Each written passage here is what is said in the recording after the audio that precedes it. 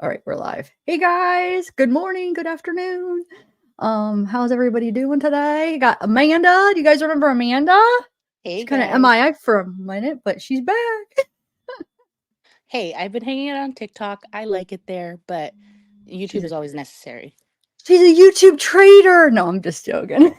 I want to start TikTok. I mean, I have a TikTok, but I should start doing lives. But yeah, we could collab on that. But Yeah, a no, lot of people really like it. It's an easy platform to follow, so we like it, and we'll be referring to it a lot today. There's a lot of stuff going on TikTok about this case, so yeah, I saw that.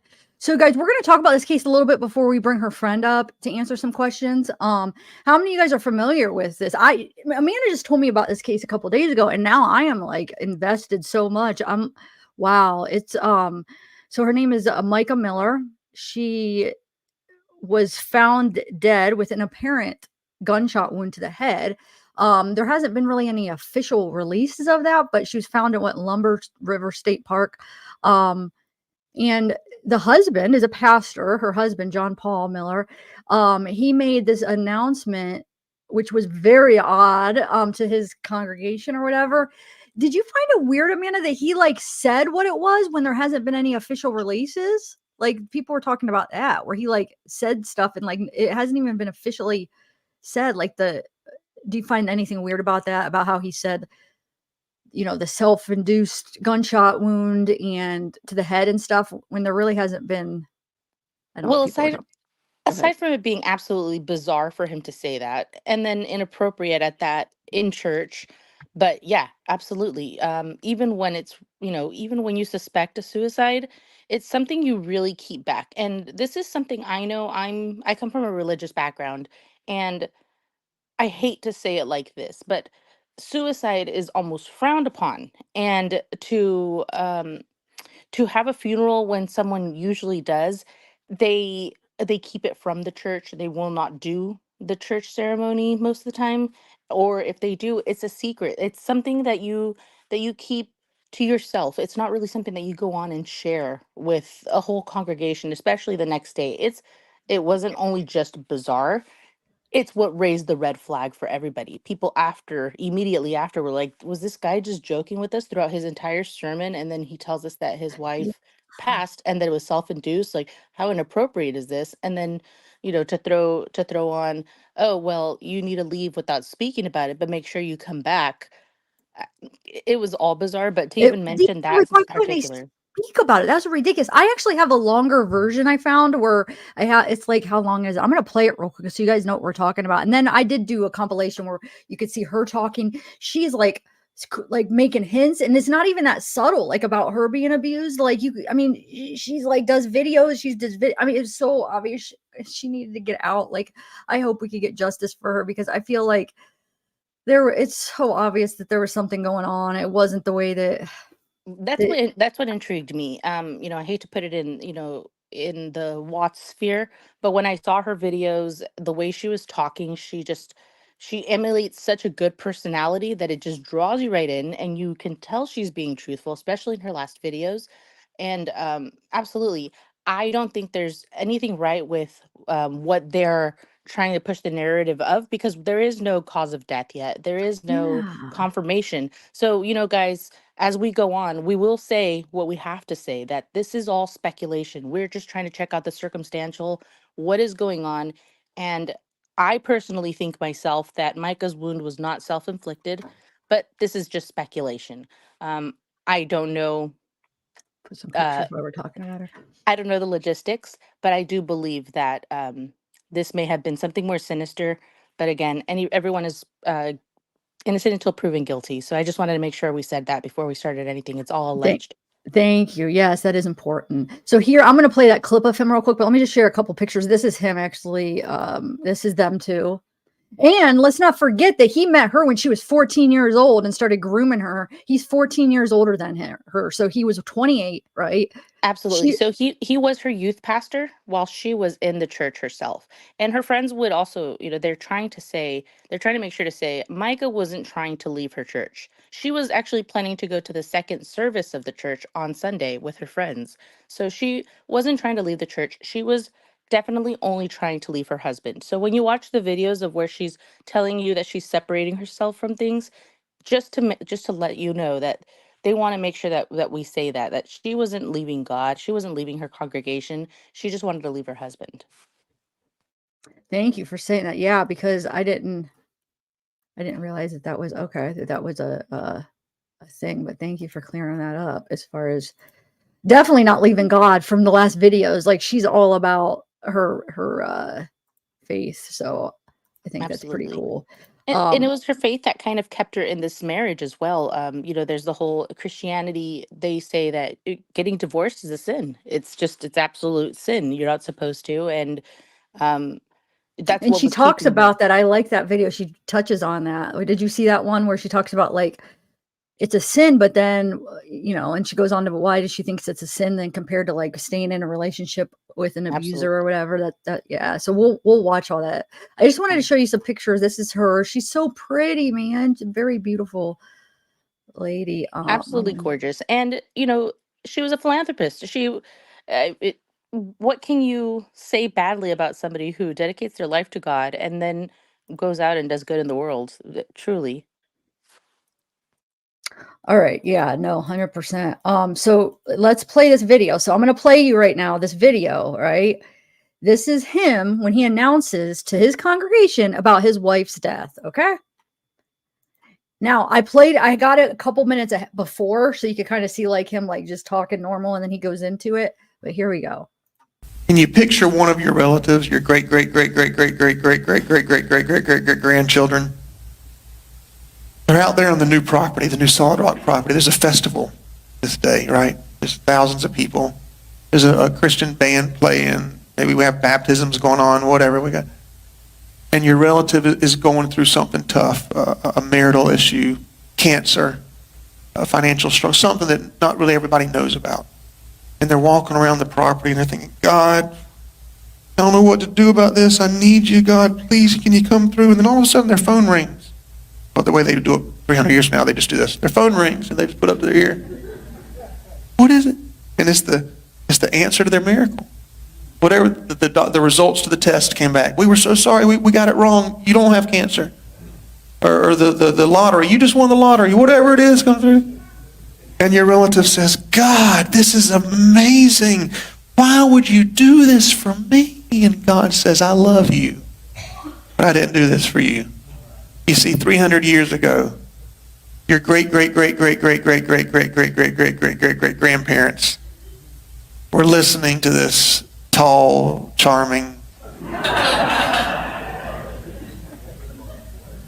humble pastor. And he told them that if they'll give their life to Christ, that God won't just take care of them, he'll take care of the ones that come after him. And so I love you, but I didn't heal you for your sake.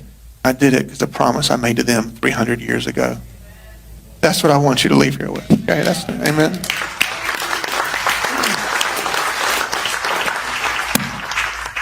We're not going to do an altar call today. Instead, I'm going to have you stand up and I'm going to make an announcement. And after the announcement, I'm going to ask that you leave church quietly and don't talk about the announcement here in the building, please, if you can, so y'all can stand to your feet. Before I make the announcement, I also want to say that my request to you is that you will continue to come to church and serve and give for the next little bit, because I don't want to have. I'm taking a little bit of a break, and I don't want to have to worry about the church. My break may be a few days, a few weeks, I don't know. I got a call late last night. My wife has passed away, and it was self-induced, and it was up in North Carolina, and we're gonna have a funeral for her next Sunday here at 3 p.m. And so it's all I can. Yeah, I'm just kind of going on adrenaline right now. So y'all pray for me and my kids and everybody. And she wasn't. Y'all knew that she wasn't well mentally, and that she needed her medicine that was hard to get to her. And so I'm sure there'll be more details to come. But just keep our family in your prayers. And I'm going to let Pastor Randall, my bishop, he can pray. I'll get him a microphone. He'll pray out. And if you have anything you want to share as well, I appreciate it. Come on, let's pray. hard to get her medicine? When is it hard? Like, I don't buy that. That like some of the stuff he said is ridiculous. Like, oh, it's hard for her to get her medicine. Where was she out in the rainforest? I mean, you know what I'm saying? What do you mean hard to get her medicine? Shut up. Like, he's freaking. It makes me mad. And then they I can't talk about it. Like, why? You're telling them this is their friend that they've, go ahead, Amanda. What? I actually recoiled. Well, I cringed when he said that. Because technically she hadn't been with him since February. And also later on, I'm sure you will show the clip when he says on the news station that they were together almost every single night, and that they were. Oh, it was in her obituary that they were Obituary, together yeah. almost every single night, and that they were best friends and they would talk for hours and stuff. But technically, she was separating from him. He hadn't seen her. How would he know if her medicine was easier or hard to get to her or not? I think what he means was, whenever I put her into a mental institution, when she starts acting up, what I think is acting up, she will not take the medication that they give her afterwards. And this is because she herself told her Oh. friends, I'm not crazy. I'm not trying to take this medicine. Like, I don't need this. Good point. That is probably what he's talking about. Okay. And they're probably trying to make it like seduce her, like not seduce her, like sedate her. You know what I'm saying? Give her all this medicine to make her like a zombie, probably like antipsychotics and saying she's crazy and she isn't, right? Is that what I don't know I, like what they were trying to diagnose her with, but man. it definitely seems like an abusive trait, when something happens around somebody and you trust this person and then later on they go and use it as a weapon against you. It definitely says something about them. When someone's suffering with mental health, the last thing they need is for their mental health to be thrown in their face. Um, and Yeah. let's just say he was putting her in there without her actually needing it. That makes it even worse. She's not going to take this medication, because if she does, he would have later said she stopped taking her medication, not or and maybe she did take it for a while, and when she did stop, he's using this against her. Well, she had mental health issues and the medicine was hard to get to her. um but just saying that all together in church, Yeah, distasteful. The it next day, is. it was just absolutely horrible. And then what you said, don't talk about it as you exit, but please come back next week and continue to Yeah, contribute. yeah, he made sure how great is that? He made sure, like, I'm worried I'm gonna have to take some time off, but make sure you keep contributing and keep coming back. I don't want to have to worry about this now. I don't have to worry about you guys keep giving your donations and helping us support money in his pocket, I'm sure. Well, I'm Like, gone for days, maybe weeks or months. yeah. All right, Yeah. I'm gonna And play this oh, go ahead, what, Amanda? oh, I was just going to finish off by saying something, but I completely forgot, so go for it. I'm sorry. It's okay. Aw, if you think of it. Okay, this is a compilation, it has like a news clip, it has that part in it again, but just like a short version, I could skip over it. I found the longer one, that's why I wanted to play that. Oh, I But did remember, so I don't sound like a spaz. Um, that technically, because he's saying all of this stuff the way he's saying it, it's making him sound like he's closer to her than he is. That's also what I find weird. yeah. And what we're trying to prove here is his inconsistencies, versus her consistency.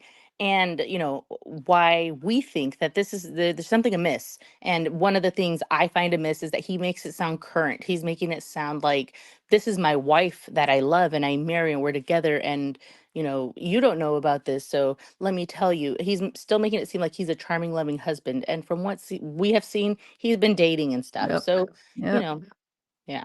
So go forth. Suspected death of a local pastor's wife. ABC 15's Mike Owen has been working for you to learn more about the life and death of Mica Miller. He joins us now live outside their church in Market Commons. So, Mike, what have you learned today? Mica's friends tell me that she led women's ministry and worship right here at Solid Rock Church. While the death investigation is ongoing, her friends can't believe she's gone and they want answers. But her husband tells me she had a long struggle with mental illness. Mica Miller died last week in the Orem community. The investigation into her death started at Lumber River State Park on Saturday. The Robeson County Sheriff's Office says they're actively investigating how the 30-year-old died. Her friends remembering how she lived her life. She had a heart for missions. When she went to Africa this time, she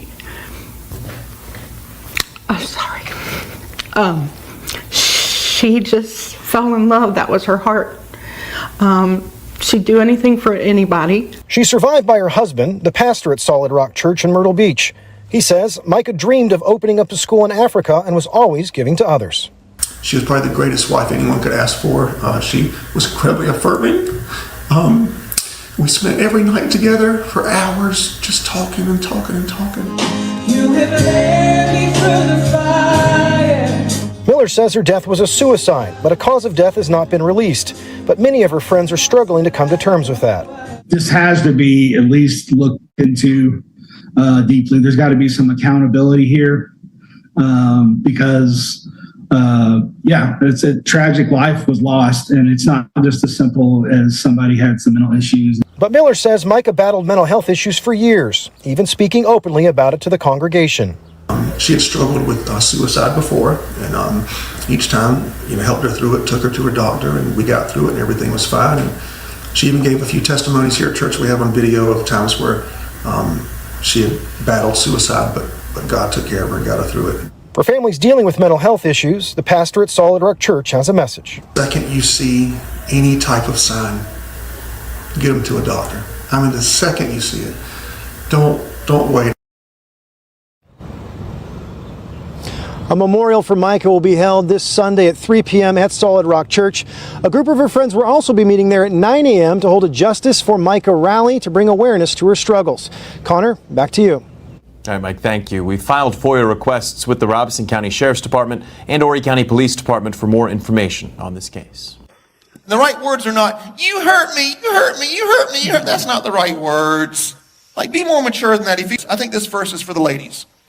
Because I've never had a man come to me and say, so-and-so hurt my feelings, and I just need to tell you all about it. No man's ever done that. I mean, can I tell you everything you did? No man's ever done that. Men, we either just don't talk about it or we punch you in the face and then we're friends afterward. Last year, my wife, they went to Africa, had a wonderful trip, amazing trip, and she came back with the idea to start a school in Africa. And 6 weeks ago, she goes in the hospital, gets out, and just leaves. Just completely leaves me, leaves everything, drains the bank account, and goes. And guess what? While you're talking bad about me out there, I'm building a school in Africa for over 100 kids to be able to be fed. I'm just doing that. It's always about what I'm preaching about. God is so good to do that every single time. And while you're saying that, you're sitting there talking to your congregation about your wife. Like, how wrong is that? There's like, he's not done. There's more. Go ahead. What? I mean, there's something so off about this man. Yeah, like, who does that in a sermon? Yeah, right, Sarah? What? I don't understand. So these are just clips. I found this. I didn't put this compilation together. Somebody did. It was like on Twitter, but I was like, man, we got to share this because this is very telling. All right, I put the compilation, this whole compilation, but just this part of the clips with him. I should say. I'm going to preach about getting rich, strong, healthy, and finding a hot wife that loves Jesus. That's what I'm going to do. Weird. He's married at this time. It's a really weird idea. Okay? He's married at this time. They're still married. And he says, finding a hot wife that loves Jesus. You're still legally married. Like, what piece of crap says that? Who says hot wife as a pastor on stage? Yeah. Dude. A lot of women have. It's so weird that women have this. Christian women think, well, I need somebody to talk to about these people that hurt me. I need somebody to talk to. Oh, you just want to talk about somebody else. That's a demon actually right there. When my wife went in the hospital, I looked at her phone and I counted over the past 2 years, 18 people who had texted her and said, if you ever want to talk about your husband, you can talk to me and say anything and I'll keep it confidential. If you could go back in time, you would have said this. Or if I see them again, I'm going to say that. And it starts festering and gets bigger and bigger. By the time you're done, you want to shoot them with a bazooka, right? And all they said was, "Are those? Did you intentionally wear those shoes with that dress? Oh, I can't believe it!" What you did? What? Say what, sir? Women gossiping makes you want to pull out a bazooka? Yeah, right. This is that part where I'll skip through this because this is the part we just watched. I found that longer version, but okay. So the next is, I think it's going to be, this is pictures that came out with his supposed alleged girlfriend that he was seeing when he was still married to her. And there's some things about her husband had died, and there's some suspicious of him possibly being involved, which we'll probably get into that a little bit later too. But Yeah, so there's a couple pictures that this was after her death, right, Amanda, that they took these pictures? I did want to mention that we are unsure, or I am unsure when the pictures were taken. I had heard that Oh, on okay. several sources on, Facebook and stuff, that this was a few days later. But now I've heard that they could have been beforehand. Either way, it's not right. The man is wearing a wedding ring on a date. Not right. Oh. Okay, so here's some Facebook videos of, and these are all from March of Mica. These are all like recent. Did you notice that she did those all in March this year? Did you notice in the Facebook? I did notice. And I want to ask her friend, is there, because we're not her friend on Facebook, are there more videos? But if there aren't, and that's where they start, that makes it very, very telling. Yeah. Hey everybody, I just want to let you know that I'm alive and well, and life's been kind of crazy the couple past weeks, months, years, but I've kind of had to keep my circle really small for the past couple weeks just because I'm going through a lot and it's hard and it's my cross to bear. It's the thing that God has put in my life to deal with, and I don't want to bring a lot of people into it. I'm so thankful to God for a strong family and the friends that God has put in my life to be there for me at this time. I just wanted to share that my heart and my prayer is that the church would stay strong, that y'all would stick together, because the church is God's people. It's not a man, it's not a person, it's not me, it's God's people, the bride of Christ. And there's a lot of really good people in the church that that I just hope would continue on, press toward the calling, run your race, stay encouraged, stay in your word, keep worshiping. Like I can't wait to worship again with everybody. But for now, I'm just worshiping with me and Jesus to God. And I don't think God would be pleased with me if I just jumped right into missions and women's events and creative directing and worship leading and stuff. I think when your world is shook up, you need to take a pause. And I can only pray that more people will take a pause and I'm trying to get my priorities straight right now. And that's making sure that my heart doesn't have any unforgiveness, bitterness, resentment, just forgiveness and hope for the future and peace. Because you can't put a price on peace from God. So thank you for all your prayers and support. Know that I have to keep my circle really, really small right now. I'm used to having a really big circle, so it's hard because I want to reach out to everybody and tell you how much I love you and I miss you. But this is the best way that I know how. So I love you all. I miss you. Thank you for your love and support over the last couple years. And some of you, up to 18 years walking with me as my friends. And for right now, I've just had to put everything on pause to get myself right. And I think God's happy with that. So keep praying for me. Thank you. And I love you. I'll be praying for you. God bless you. Bye. And I mean, if you want to say anything, just start talking and I'll pause it. But how like sad is that? Like her first thing where she's like, "I'm alive." Like that is so like watching it now. That's so, what's the word for it? Eerie. Yeah, it's like, oh my God. I just want to say, I, for one, want to say, like, this woman is absolutely beautiful. She radiates such a good, like a good vibe. Like, she just seems like such a good person. And in the midst of everything that's going on, you don't even have to really read between the lines. You know what she's saying? She said church isn't about one man, and she's not talking about God.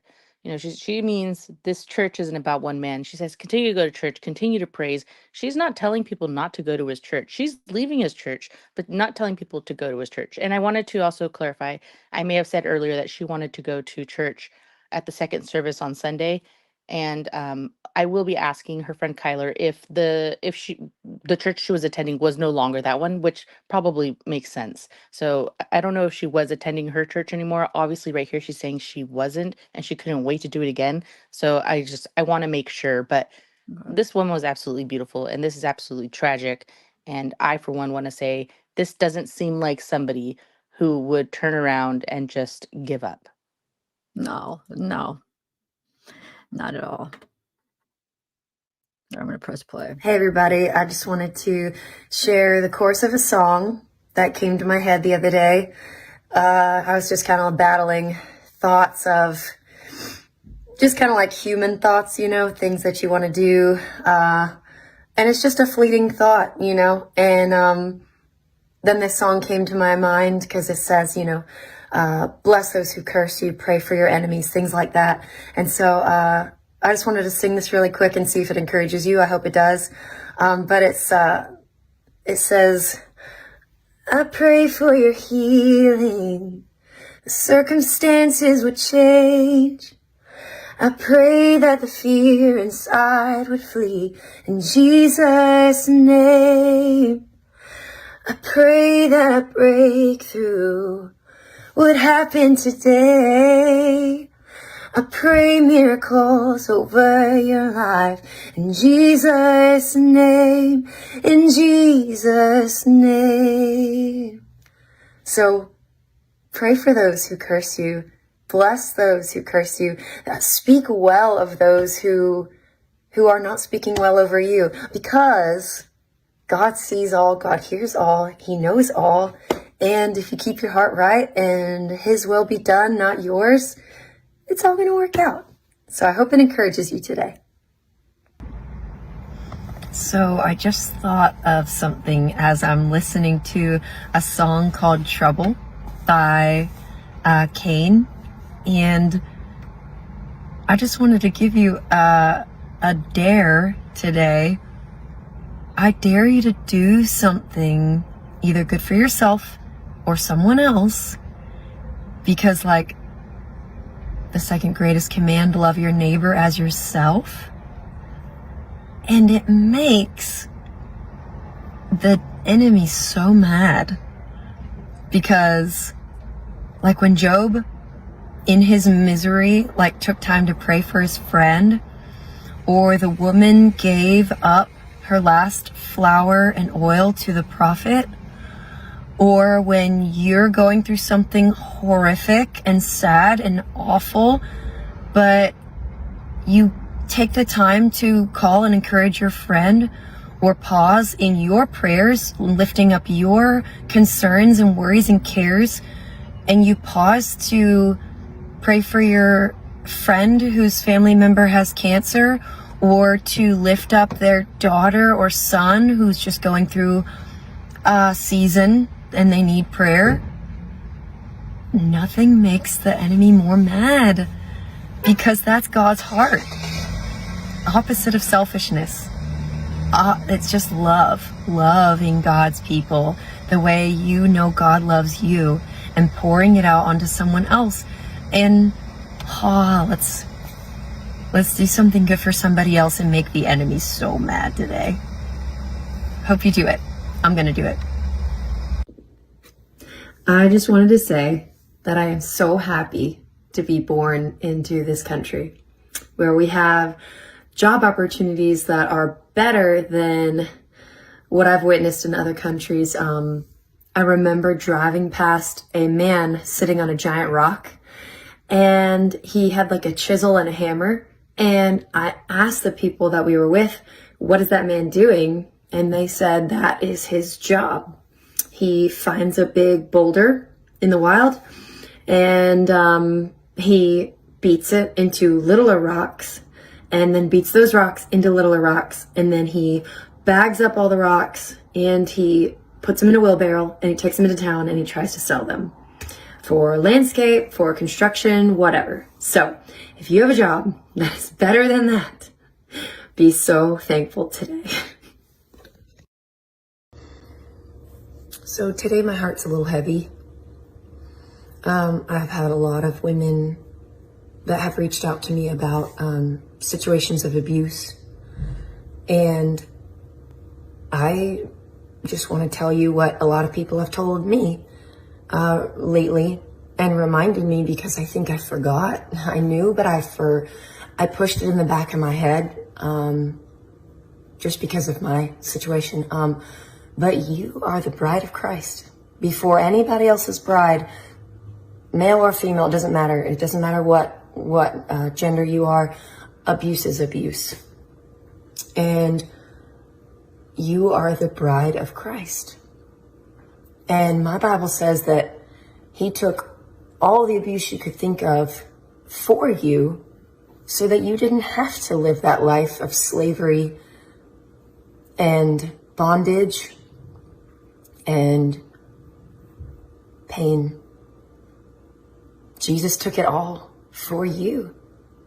So you don't have to stay in a abusive relationship, whether that's sexual, whether that's somebody forcing you to take illegal drugs, or alcohol abuse, or physical abuse, psychological abuse, making you think that this is all your fault, or you're a bad mom, or you're a bad wife, or you're a bad husband, or you're not giving it your all when you know you are. God hates divorce, but why? According to everybody I've asked and the scriptures that I've found, it's because it hurts people. But does abuse hurt people? How do you think God feels about that? So I want to remind you, like a bunch of people have been reminding me lately, that I'm God's bride first. And even an earthly spouse who's a good spouse, when they know that their bride is being hurt, just imagine what an earthly spouse does. What do you think your heavenly spouse does when you're the bride of Christ and he sees his bride going through abuse and hurt? What do you think he thinks about that? So, encouragement in all this is, you are the bride of Christ first before anybody else's. And he's got you. And he sees you. And he loves you. Okay, so the end, I put like some music and stuff. I'll play that at the end of the live. But yeah, that's just wow. It's so sad. Like I made just seeing notes. everything right there. I made notes because she had a few videos and there were some poignant points in her videos. First of all, she is not being vague, No, she's not. That's the thing. She's not. but she is graceful. Yes. So she's holding herself back. And again, like I said, somebody that comes from a religious background, Roman Catholic, but I also went to Christian schools. I sang worship, and the song that she sang at the beginning was strictly for her husband. And I can say that without a pinch of a doubt. There's no speculation in that. She was singing him a song of forgiveness and telling him, I'm not going to talk bad about you. I'm not going to hurt you. I'm not going to condemn you. I'm going to pray for you. And at the end, she said, she didn't say pray for your haters, but to that in verbatim. But that's essentially what she's saying. She's not going to pray for the people that hate on you. She's going to pray for the people. I mean, I'm sorry. She's going to pray for the people that hate on her instead of doing anything else. And she'll sing for them. And I'm just like, that's a strong thing to do. Wow. Like that's Yeah, that's big. I of didn't you. even I didn't even catch that. That's interesting observation that you think she was saying that to him, huh? Oh, I can absolutely Interesting. tell you, she was singing Okay. that for him. That's what she was Wow. saying. See, And that's then wow. That shows you her character right there. and then in this last video when she's speaking, A lot of people have mentioned that she throws in, when she's mentioning people, she goes, "Why your awful wife or husband?" She threw in husband, I think, so it didn't seem like she was only talking about, him speaking to her. But the words that she used in these videos to describe the situation that she was going through was horrific, sad, and awful. And she said, abuse is abuse, and it's not slavery, bondage, and pain. It's not sexual, forcing you to do drugs, forcing you to drink. It's not psychological abuse, and it's not physical. Those are what she was saying in these last few videos, that she was making sure that she would point out, so later on people can't say she didn't document this abuse. Because as we go on, we will be showing, I'm sure you have the screenshots, or if not, we will be speaking to her friend that knows firsthand knowledge that she had said, this man may do this. He may kill me and make it look like I killed myself. I'm not sick. I don't need to be in a mental hospital. I don't need to take medications. I'm not sick, and this may happen. And as sad as it is, she was documenting it all and using all of these words and all of these videos. And there's 4 or 5 videos, um, and there's one more of her baptism that she just recently had. And if anybody knows what a baptism is, it's Oh, uh, you're letting was Jesus save you. I'm sorry. was that her baptism? I didn't include that because I couldn't make out who that was. That was her baptism? Yeah, I Dang have it. Oh it. no, Okay, I have it too, yeah. but I was like, I don't know, is that some random, was she taping it? I couldn't make out who that was. Okay. All So right. it was her baptism, and in the comment section someone says, "Was this your second baptism?" And she said, "Yes, because I do not have good memories with my first." And he said, "With what's going on, I'm glad you're moving forward." And she was basically saying, "Yes, I'm happy to be going forward." I have the text as well. I'm so happy to be moving forward, so on and so forth. And this was one of her last posts. She was trying to be reborn. She wasn't trying to hurt herself. She wasn't trying to end her life. She was trying to enter a new life. And if you're religious, you know exactly what she was doing. She was cutting ties with her past, washing away her sins, and restarting again. Because from what I understand, he was making her do some of these things. And that's something, I'm not going to give him a label, but that's something that bad people do when they're doing bad stuff. They will try to force you to do them. So then later on, they can say, well, you can't talk badly about it. You were doing it too. Yeah, no, that's hang on. Now that I see that's where that picture was taken from that's on her Facebook too. Duh. Where she's all wet. That was from that. Okay. You want me to play this? Yes, play it.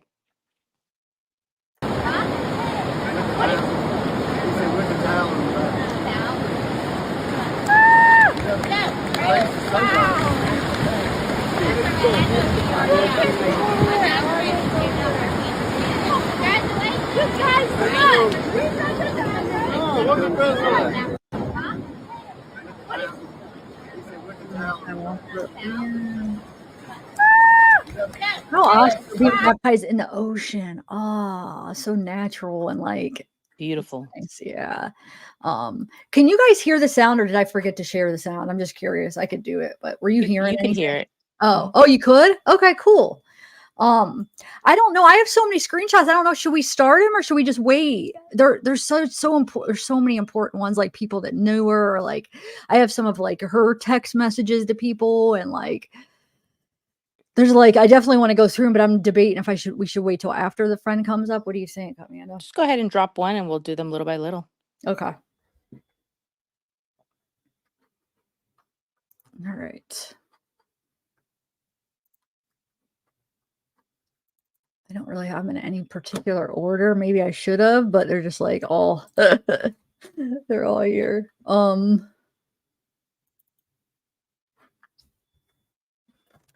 Okay. What's this one?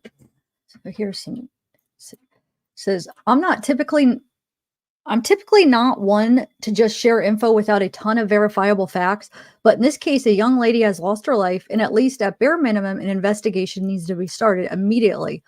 I know this preacher. We went to the same school growing up, and I know his father to be wrought with controversy and criminal activity, which we'll end up talking about his father too, is something else.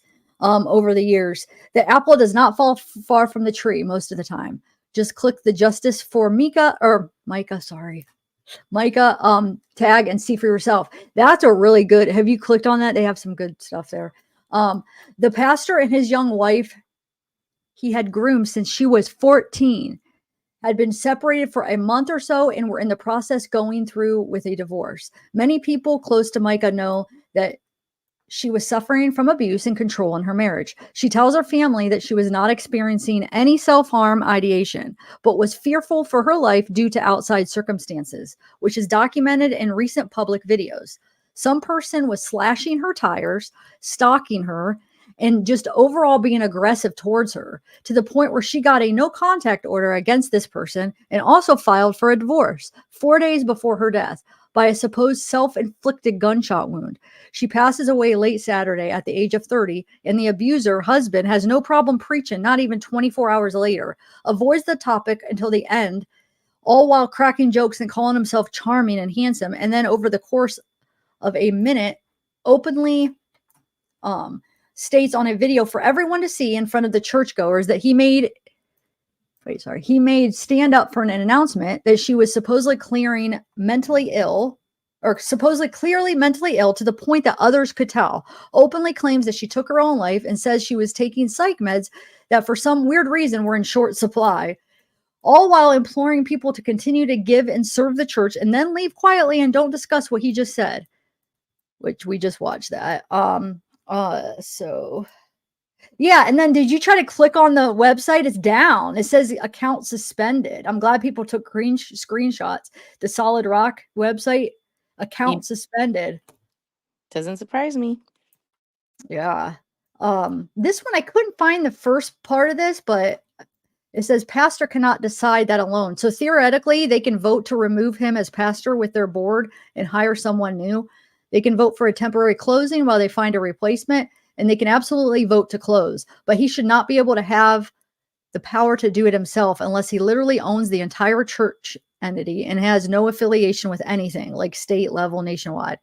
Somebody says, I live here. The church is not closed. They just did this to stop all the reviews being left about this. There's a protest planned at 9 tomorrow, which that was today. I watched a little bit of it. But did you see that, Amanda? The protest earlier? I did. And I had heard that JLR had confronted her husband and asked him if he had killed her, and he just slammed the door and drove away. Whoa. Wow. So yeah, they're talking about the page being down though. This, so they're saying they don't know if he just like stopped it or whatever. And then we have Justice for Mica was a great woman who served and loved God as my wife, Angelita Lasalas, said, and that's her mother actually, says she did not deserve to die like she did. She didn't deserve to be physically and mentally abused or tortured like she was. Stand up for her if you know something. Please let us know. Justice for Mica. Now I have a question. Do you know if Abel, is that her father? Because he's the one married to her mother. Is that her father or is that her like stepfather? Do you know? I do not know, but we can ask. Okay. So somebody posts, I had a friend named Mica Miller. She was a good singer, great heart, great energy, very sweet, humble, naive. She was 25 when I met her. I'm tired of nonsense. JP Miller is a fake. I've seen him public and behind closed doors. I don't want to do this, but if supporters of Solid Rock, which that's the church or place that he is the pastor for, at Market Common want to give me some kind of info behind closed doors that I'm wrong, you are welcome to. But this is tragic and truth needs to come out. If this becomes just another covering some preacher, well, that's a damn shame. Grow up, people. Your church can survive, but all signs point to the truth and the Holy Spirit always uncovers it. Mica Miller was always kind to me. And to be honest, I have stories I can tell about how she was mistreated by her husband, even in front of me. She was barely 30 years old. I don't believe she took her own life, but I don't have that proof. What I do know is that crap happens a lot in ministry. Sure, come along, but don't have an opinion, especially if you're a woman. I tagged JP in this if he wasn't a coward and deleted it in recently new Facebook. He deleted his new, keeping up pretenses is a full-time job. I know I'm calling people out, but it's for a reason. The madness has to stop. Mica was a product of religious narcissistic abuse. Prove me wrong, I dare you. I think we have somebody backstage. Did you hear that? Hold on. Yeah, we do. It's Kyler. Let me, Kyler. Let me move this. We'll finish those later. Oh, Kyler. Okay, we're gonna bring up Micah's friend Kyler. Welcome, Kyler. Thank you for coming. How are you? They good. Thanks for the invite. I'm doing all right. Hi, Kyler. Under these circumstances, I am really sorry to be speaking to you, but I'm glad that you are speaking out. And like I told you when I first spoke to you, girlfriend to girlfriend, you are doing the right thing. Thank you for making your post go viral. This is what she would do for you. Yeah, I hope so. I do. I hadn't talked to her in a long time, but that doesn't mean I don't care and wouldn't want justice for her. And as someone who has big reach and even bigger reach now, which is crazy, but It's good. I just wanted to help get the word out, and I can't believe it's gone as viral as it has. I was not expecting that, but I'm glad that I can use my platform for good. And so many people are so comfortable speaking to me and trust me, because it's an honor to be trusted with experiences like this.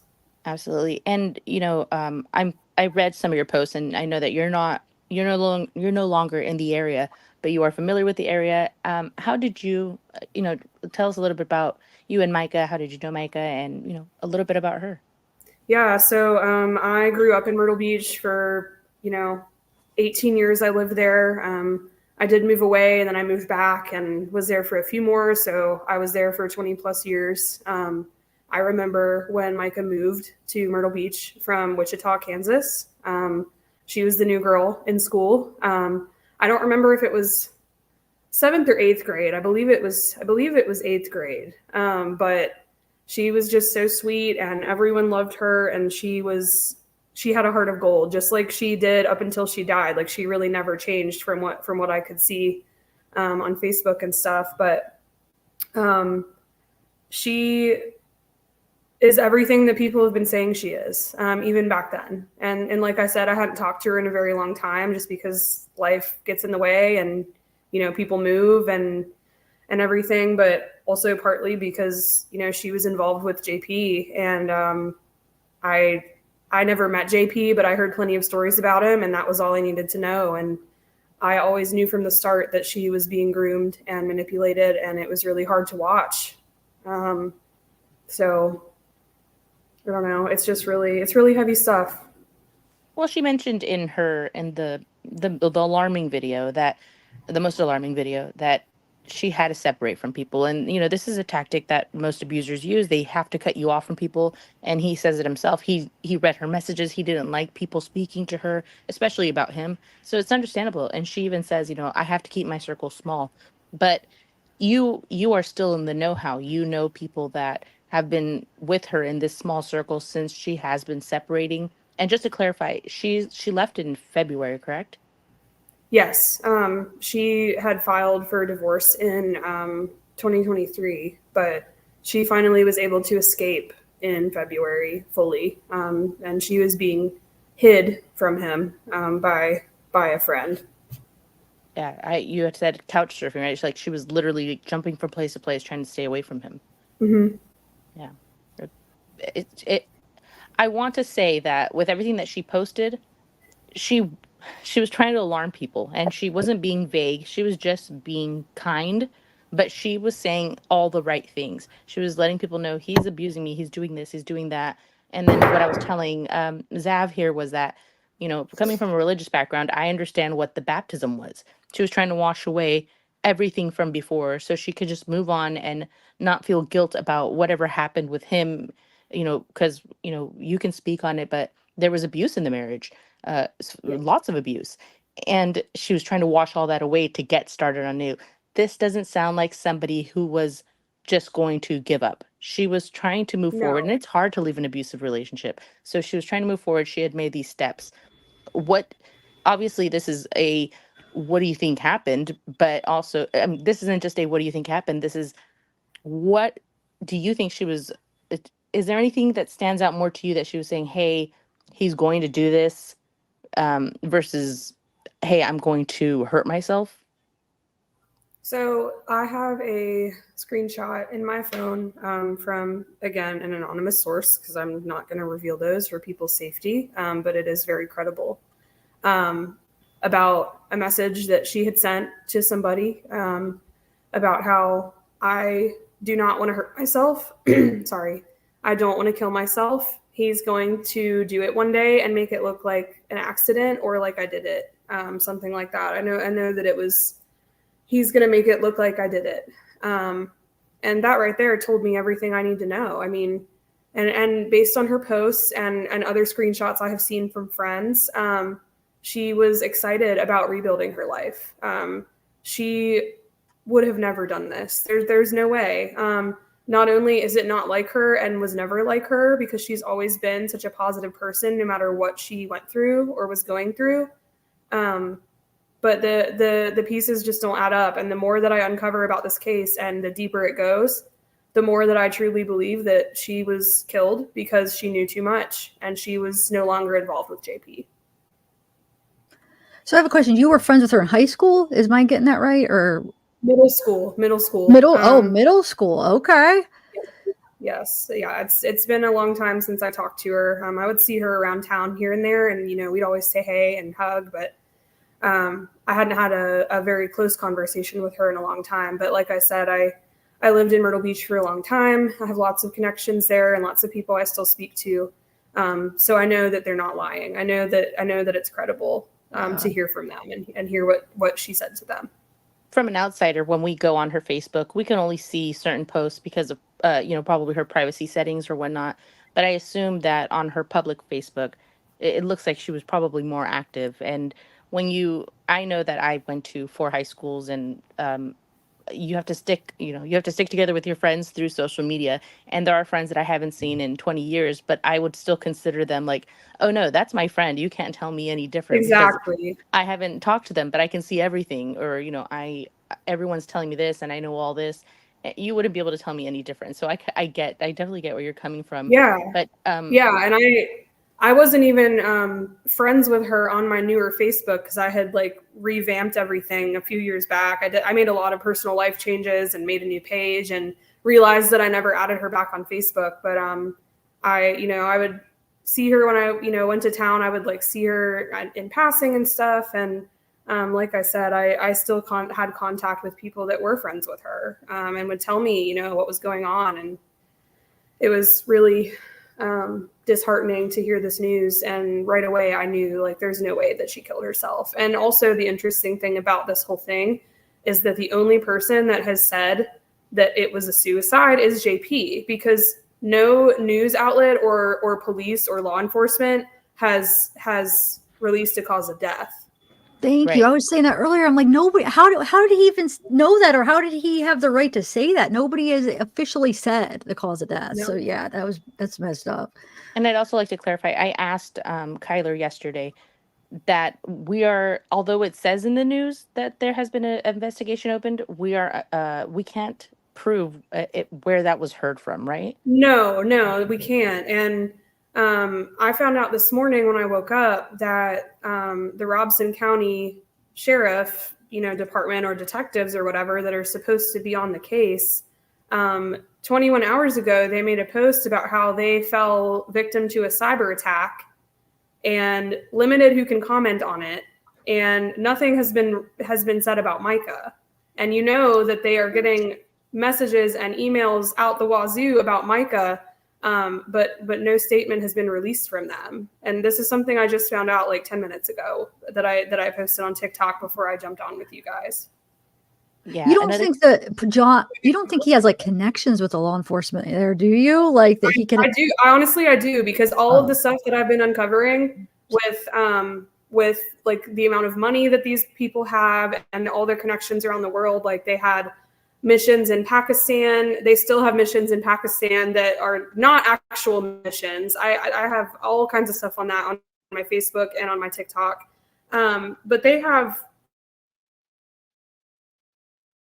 and I would not be surprised if a small department like Robson County, who I have been told by numerous people now as well who live there and have seen crimes happen there that there is a very toxic good old boy system in place. So it would make sense that someone would pay them off to not speak about Mica or not even investigate altogether. So. And I was afraid of that. That's concerning. Dang it. They better look into it because there's too much. There's too much point into it. Yeah. There's too much. And I have, as of last night, I had a private investigator message me that I'm not going to name, but they were interested in contacting the family for to assist with this. And they said that they have experience taking down corrupt law enforcement as well. So Nice. I did put them in contact with the family. I'm not sure if the family has decided to utilize them yet or not, but they have been put in contact with them. So I really hope that something comes out of that as well. Yeah, I hope that too. Did you see the protest outside the church this morning? I did. So, It was really, really beautiful. yeah. And I wish I could have been there, but circumstances are I don't live there anymore. And also for my safety, I wouldn't have wanted to attend either. For sure. And I wanted to mention that if we ask anything, feel free to say, I don't feel comfortable answering that just yet. Because I am going to ask like just a few things that obviously you may or may not know, but just questions that I've been asked. Sure. Friends in true crime are saying, are we sure at all where he was on Saturday? Was he nearby? Because the way he made it sound was, oh, she was in North Carolina. He made it sound like it was so far, and from my understanding, it's only about 50 minutes away from Myrtle Beach. So, obviously we don't know everything, but where was he on Saturday? So I have not been able to confirm where he was. There is speculation that he was apparently in Charleston at a ball game. I also heard that he was like questioned and like cleared, but there's nothing about that anywhere either. So it could just be rumors. I don't think that he is stupid enough to actually kill her like with himself. I think if anything, he probably was not there and he hired somebody to do it, or someone in association with him, hired someone to kill her. I really don't. I don't believe that I think it's probably true that he was there like in Charleston. I think that's probably true, but I'm not convinced that he still didn't have something to do with it. And if you're saying, he was questioned and cleared, so this is all alleged, what we're saying that, it may or may not have happened, but Correct. everyone that knows her is saying this is not right. Everyone's saying that she has no connection to Lumberton where she was found. She does not. But I was told by the family, Mica's family, myself, that they do not have family in Lumberton. They have no connections in Lumberton. I've been trying to somehow connect the Millers and even possibly Troy Taylor to Lumberton, and I have yet to find any connections, but I'm still digging. Do you know if law enforcement has spoken with any friends and family that were speaking to her in the days before? I'm not sure. I haven't been able to find anything on that either. Yeah, because that's a big question.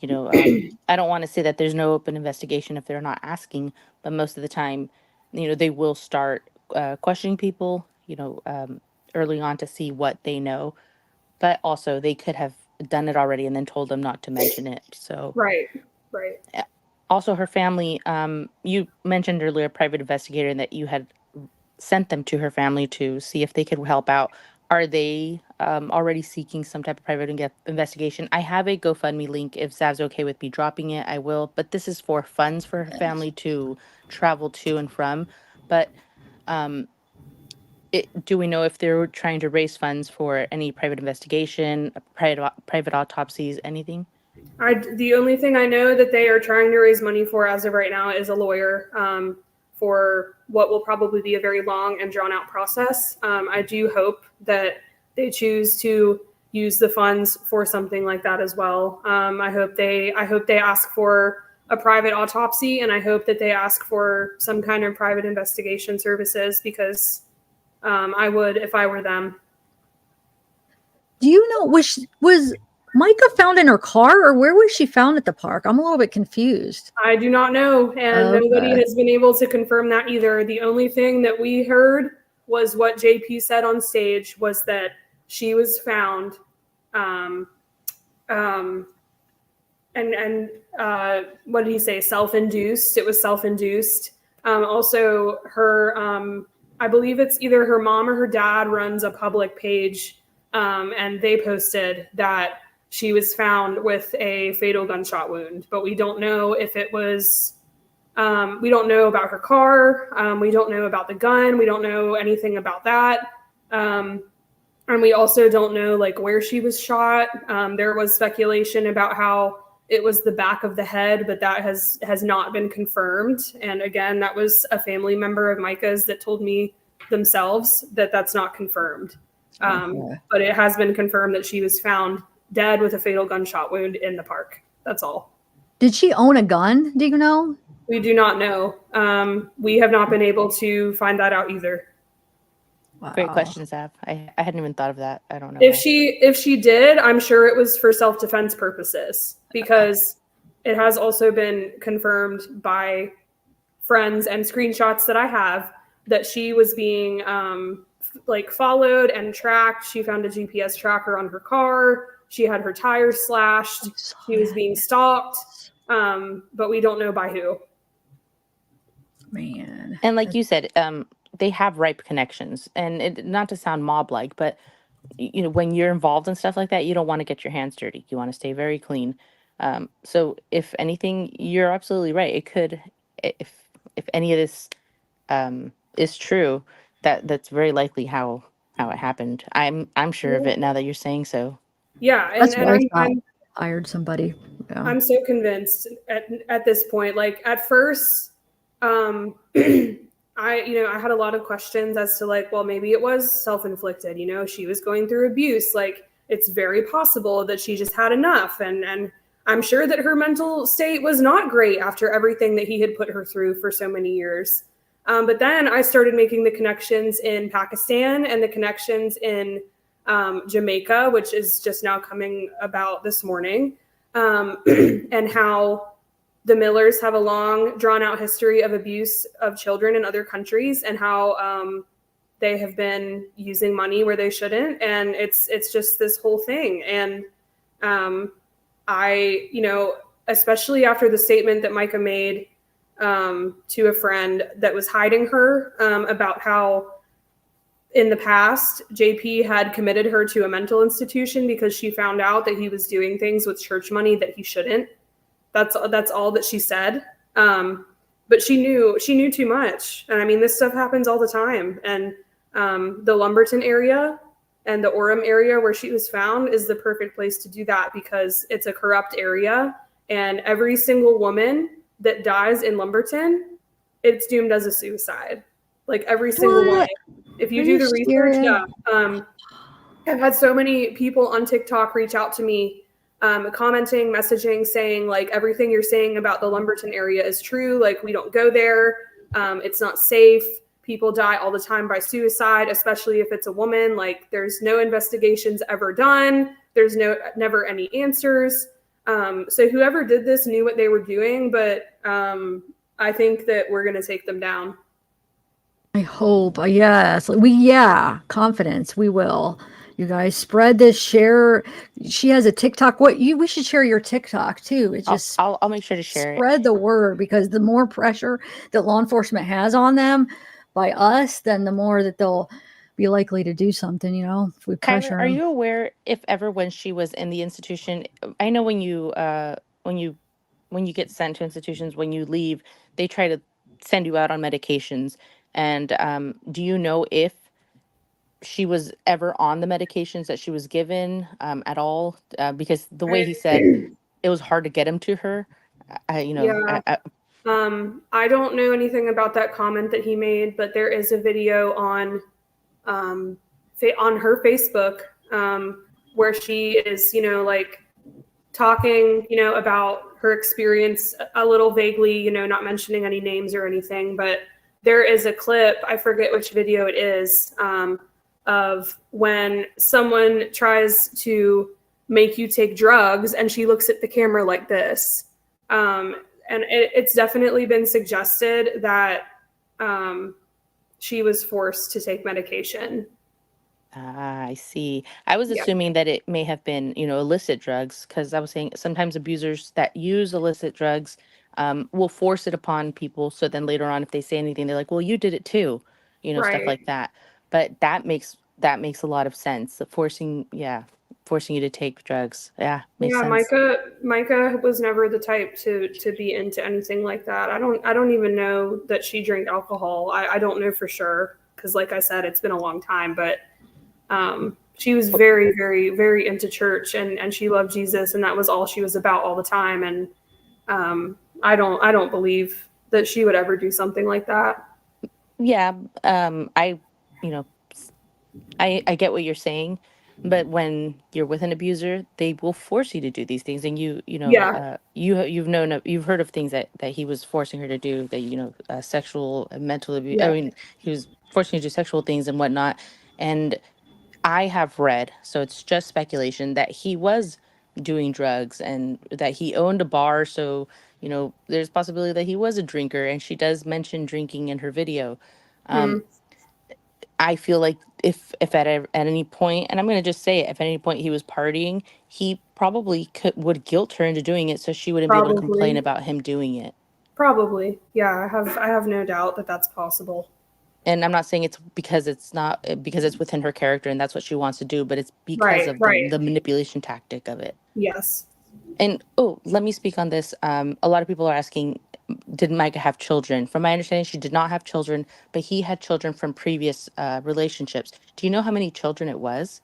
He has 5 children. He has 5 children. And the age range? I do not know that. I know the only thing I know for sure is he has an older son that is over 18. I don't know how old, but he, in January of this year, served time for domestic violence against his wife. He hit her over the head with a glass bottle. This is all public record. To my knowledge, he's either still in jail or he's out. I think he's still in jail. Don't quote me on that, but I've read so many articles and stuff. It's really hard to keep up at this point. But yeah. I have an article on that Sarah sent me. I wasn't sure if that was because why does he have a different last name than his? Because his first wife had a different I don't know why the kid has the different last name, but Okay. I have confirmed that that's his son. Okay. And was she raising any of the children? Like, were any of them at least small enough for her to have raised on her, as being a full on mom? I do not know for sure because there was never anything, on social media. I never went to that church, but to my knowledge, she had at least some interaction with the children. Yeah, I'm and unsure. Article here. I'm unsure how the custody split is. I do know that JP's ex, Allie, has been very quiet, and I'm assuming it's because she wants to stay far away from him, and I don't blame her. And those of you watching this, especially if you understand how it is to get away from an abuser, please be respectful of that. Don't contact her or anything. There's no need to do that. right. Thank you. Yes, I agree. Yeah, I just, I believe it was in your post that she, this is a sensitive subject, and I hate to bring any of this up. I really do. But we have to kind of just touch on it all. Micah, we were saying she was groomed because she met him as her youth pastor in the church and eventually married him at 23 years old. I'm unsure if she was married beforehand, but a lot of people are saying that they started dating while he was married to his wife and may have even been his babysitter. That's correct. She was their babysitter for a time. I'm not sure how long, but also even more disturbing thing is that Allie looks a lot like Mica, just an older version. He has a type. She looks just like, she looks like Mica in 30 years, you know? And so the fact that he went for a younger woman that looks like his wife is even more disturbing. And I didn't know that until yesterday. Yeah. Wow. He mentions that something about a young hot wife while he was on stage giving a sermon. So we were touching on that earlier. He's just so distasteful. One more question about Micah. Was she married previously? I don't actually know that. I don't think so. Because I mean, she was really young when they started dating. And so You don't I'm think not so? sure if she was married previously or not. But I don't believe so. I'm And only asking because if someone knows and wants to correct me, please do. Like I said, it had been a long time since I spoke with her, but I don't think she was. that's to clear up just a rumor, or I guess now a rumor that I had seen online. Can you talk a little bit about what you know about the restraining order, the protective order, if she had filed again for divorce? Yeah, so the details on that are a little fuzzy for me. All I know is that a few days before she died, he had knowledge of the no contact order. I know that she filed for divorce originally in October of 2023. I heard that it was apparently like dismissed or something. I don't know how that even happens unless, you know, you're in a good old boy system in Horry County, like has been very prominent since I've been there, you know, living there and stuff. But all I do know is that he had knowledge of this no contact order days before she died. And so, she was trying to stay no contact with him, and she mentioned, having to stay away from people and whatnot. But it had been mentioned that she was planning to go to church on Sunday for the second service. Was she already attending a different church? She was attending a different church. So that comment about meeting people at church, it's a different church. It's Yeah. a church in Little River. I forget the name of it, but it was where she had been baptized again. And, you know, she says on her Facebook herself that she did not have positive memories of her first baptism. Yes, I had read that. Put this That up she, lower. that she had mentioned it was her second one. Yeah. Go ahead. I just thought I'd put that up for some visuals. Yeah. Go ahead, Amanda. Sorry, I didn't mean to interrupt you. Great questions, though. Great questions. Trying to think of anything else that I wanted to ask. Let me see. I had a list that. Have you spoken to her mom at all? I have not spoken to her mom or her dad. I have spoken to one of her sisters briefly, and I believe her sister-in-law. I forget if it was her sister-in-law. There's a lot of them, so it's hard to keep track, and I've had so many messages, but I have spoken to family, just not her parents. Are they? Her mom is with her dad. It's not the stepdad that's been posting. So she has a stepdad and a bio dad that have been posting. Okay. That we had wondered that. Yeah.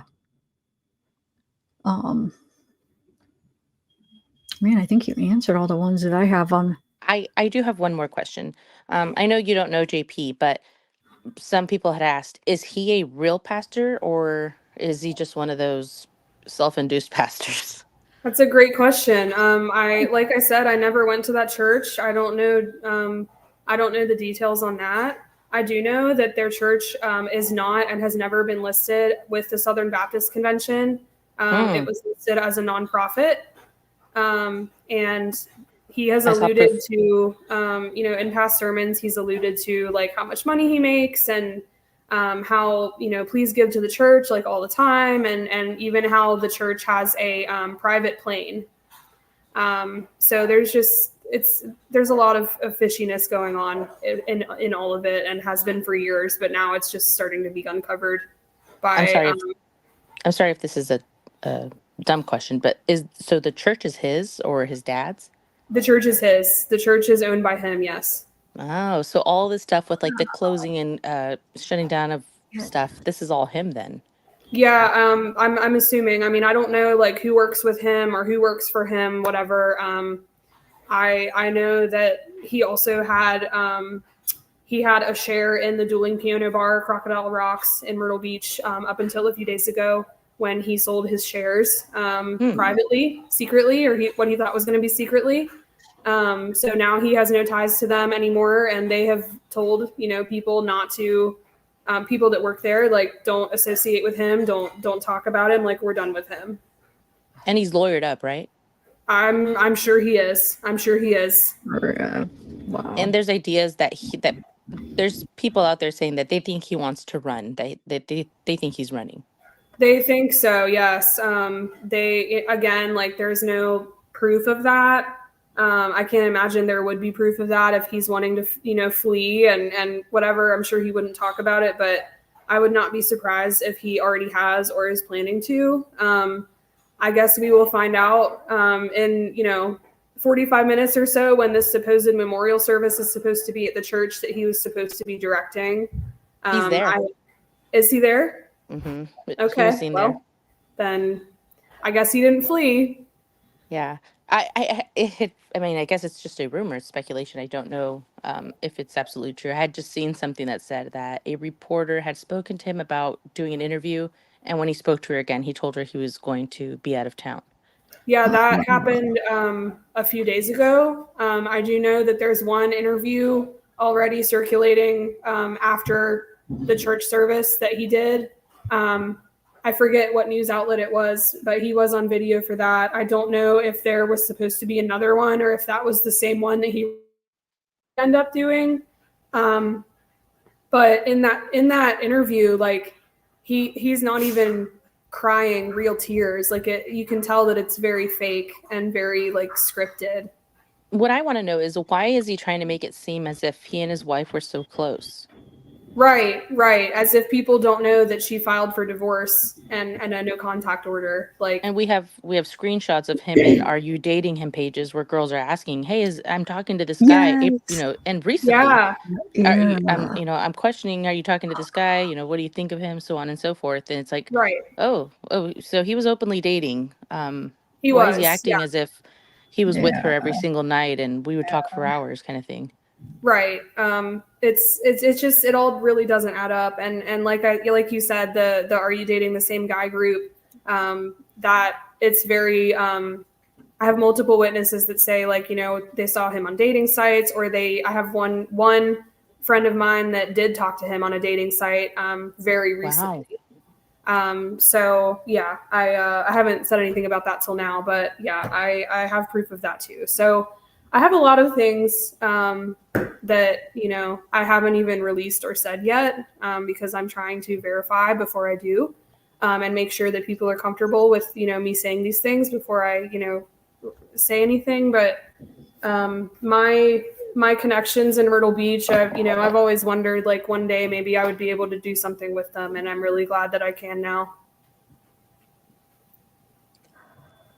I'm flabbergasted because I'm reading the comments that people are saying, and they're mentioning, when he was giving the sermon before he made the announcement, he was actually cracking jokes about being like, just and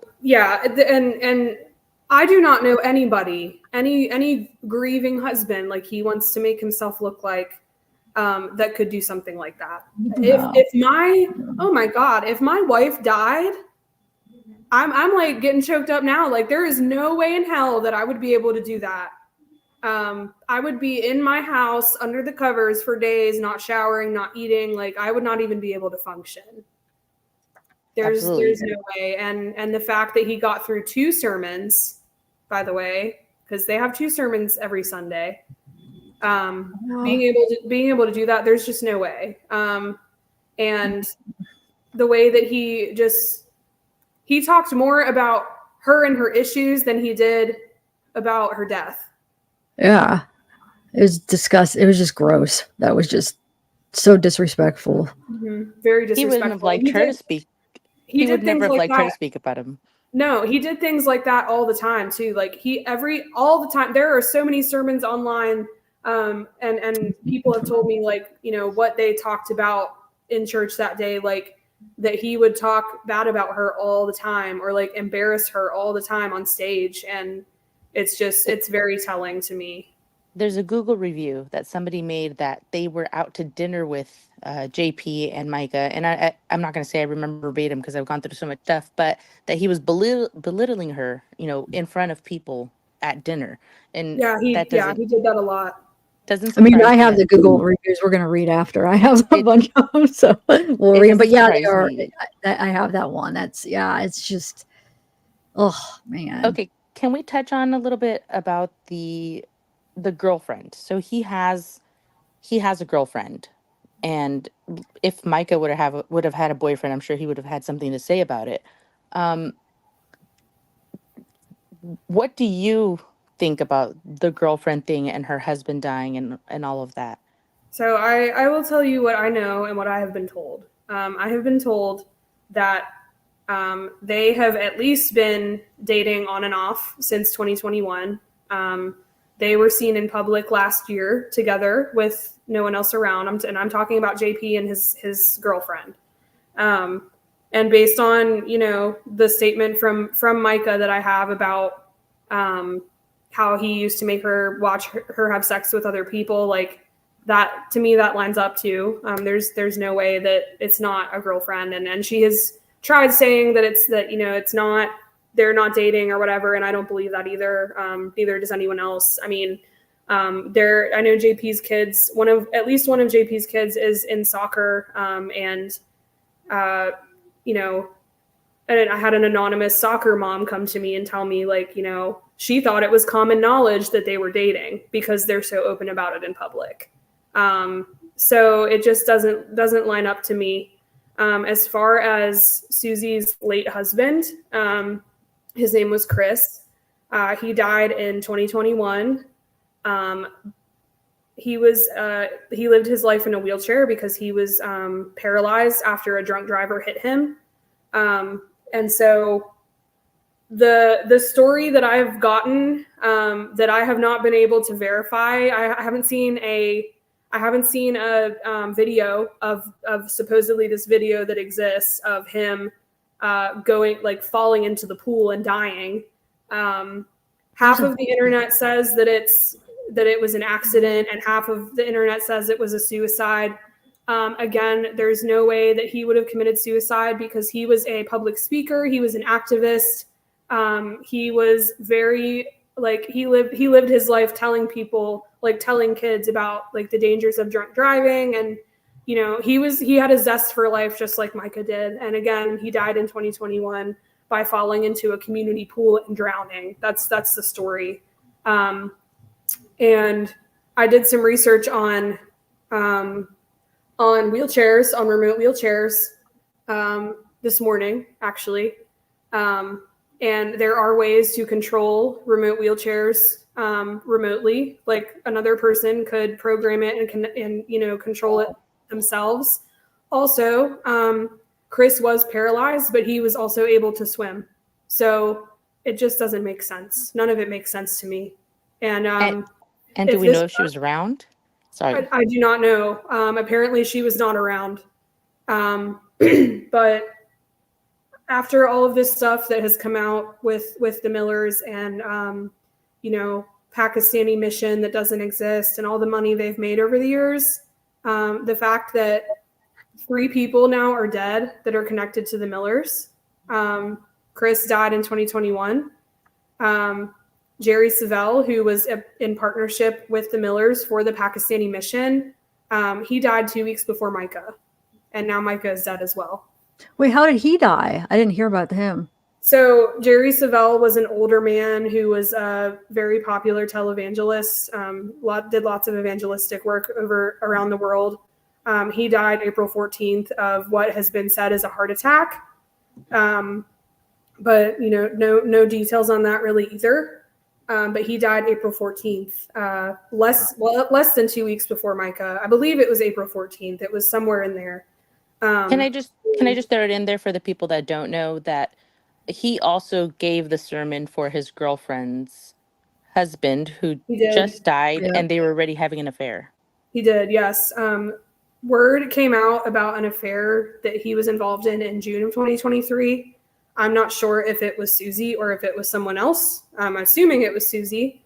But people knew that he had an affair in June of 2023, and a lot of people left the church after that.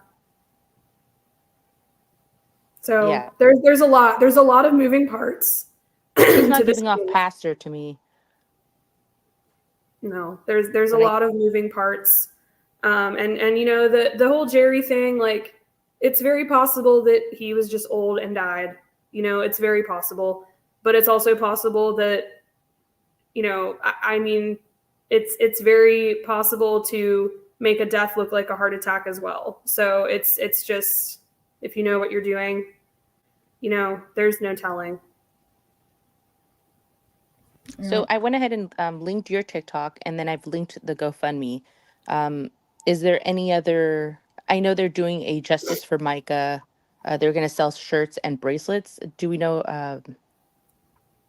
Is there a link for that one? Do you know? I don't have a link for that yet. I'm hoping that I will be able to find it because I want a shirt and a bracelet. But yeah, if you want to give to the family, the best way is to that GoFundMe.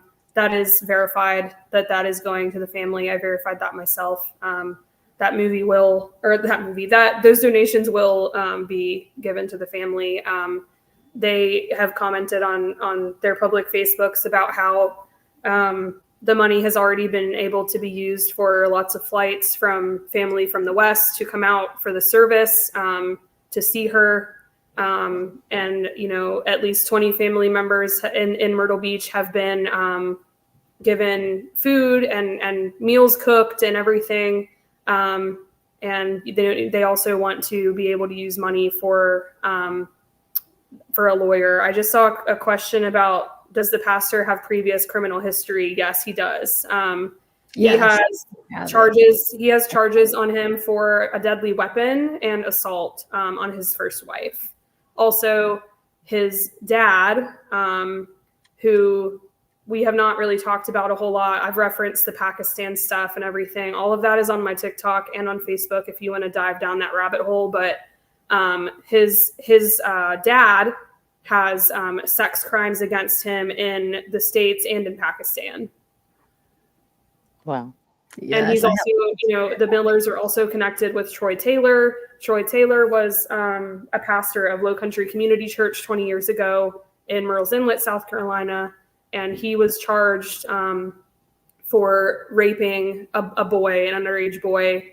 I have several messages of victims that have come out about abuse for him 20 years ago, and they never got justice either. So there are a lot of victims tied up in this. Real victims that have not gotten justice.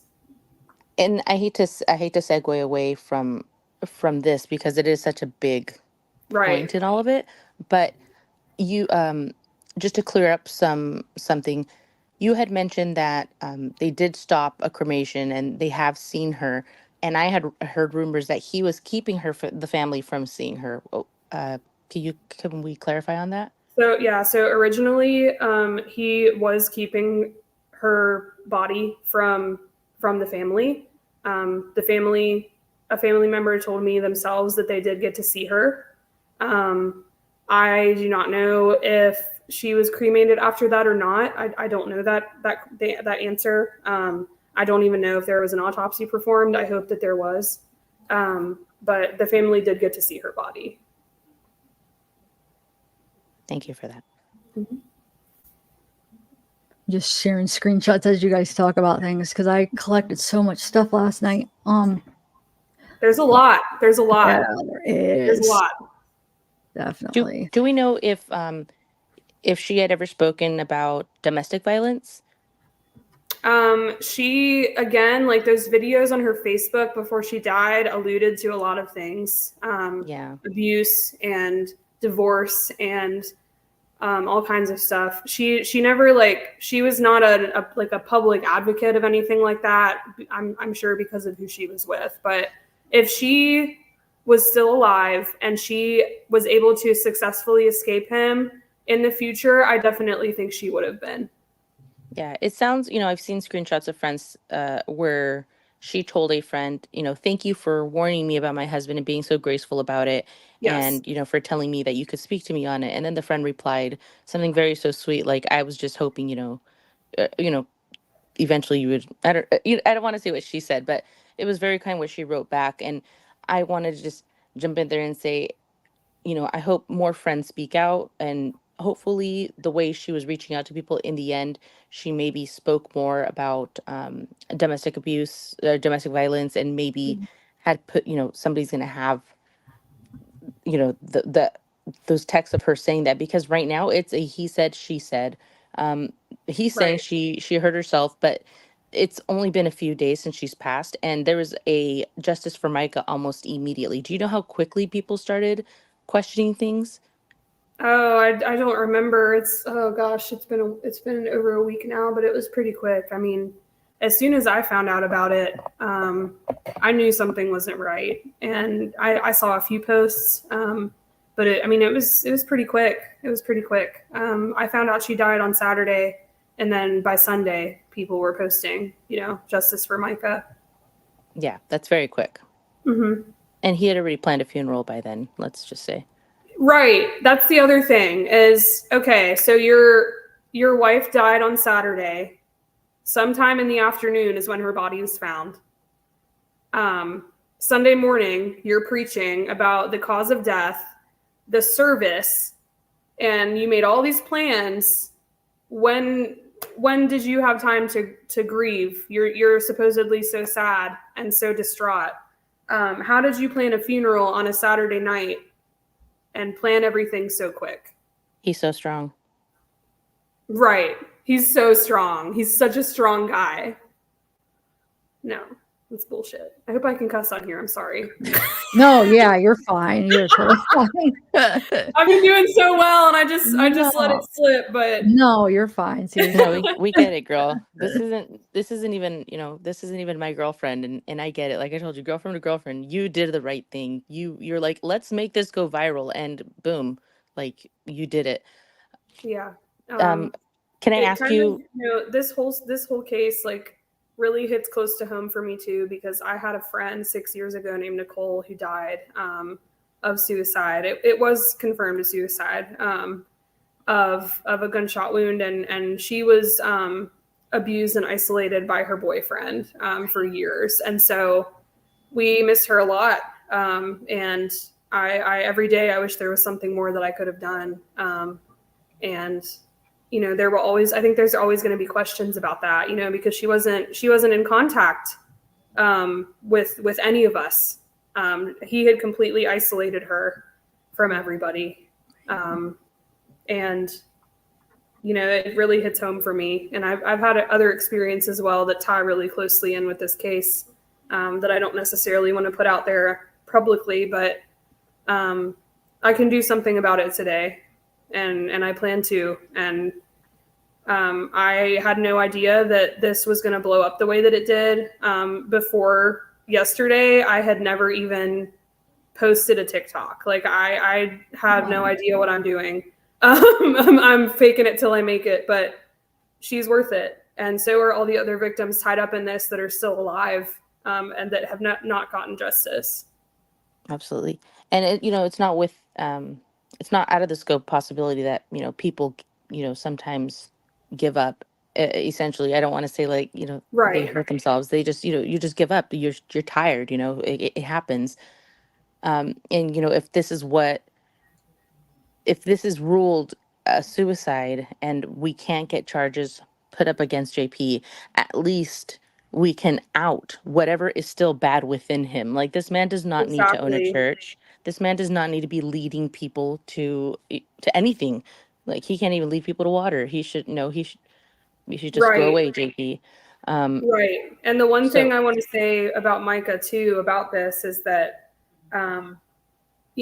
I don't think that she would have it any other way. Now that she's gone, I think that she's definitely like looking down and is really proud of everyone and what they're doing. And I think that it would make sense that someone like Mica, who has passed away, like that something so good would come out of it, because good things do come out of tragedy. Every time there's always something good, and this is a lot of good. do you have a favorite? Do you have a favorite memory with her? I do. So I'm going to try not to get emotional, but when she moved to Myrtle Beach, we had a friend, a mutual friend that owned a pizza restaurant in Myrtle Beach. And we went there for karaoke and we sing karaoke together. And I remember a conversation that we had with her about how we had experience, because she was a singer. I'm also a singer. So we had common ground there from the start, and we both sang, and we just had such a good time. And we had a conversation about how, we had experience of other kids like being jealous and being mean because they were jealous, and how like she said, like, it doesn't matter, like it just doesn't matter, like it's okay, that people have good, like, different talents, and I just like hearing good singers. It doesn't go that deep. Like, everyone has a gift, and this is our gift, and I just love it so much. And she was just always such a positive person, and it was a really positive and happy memory with her.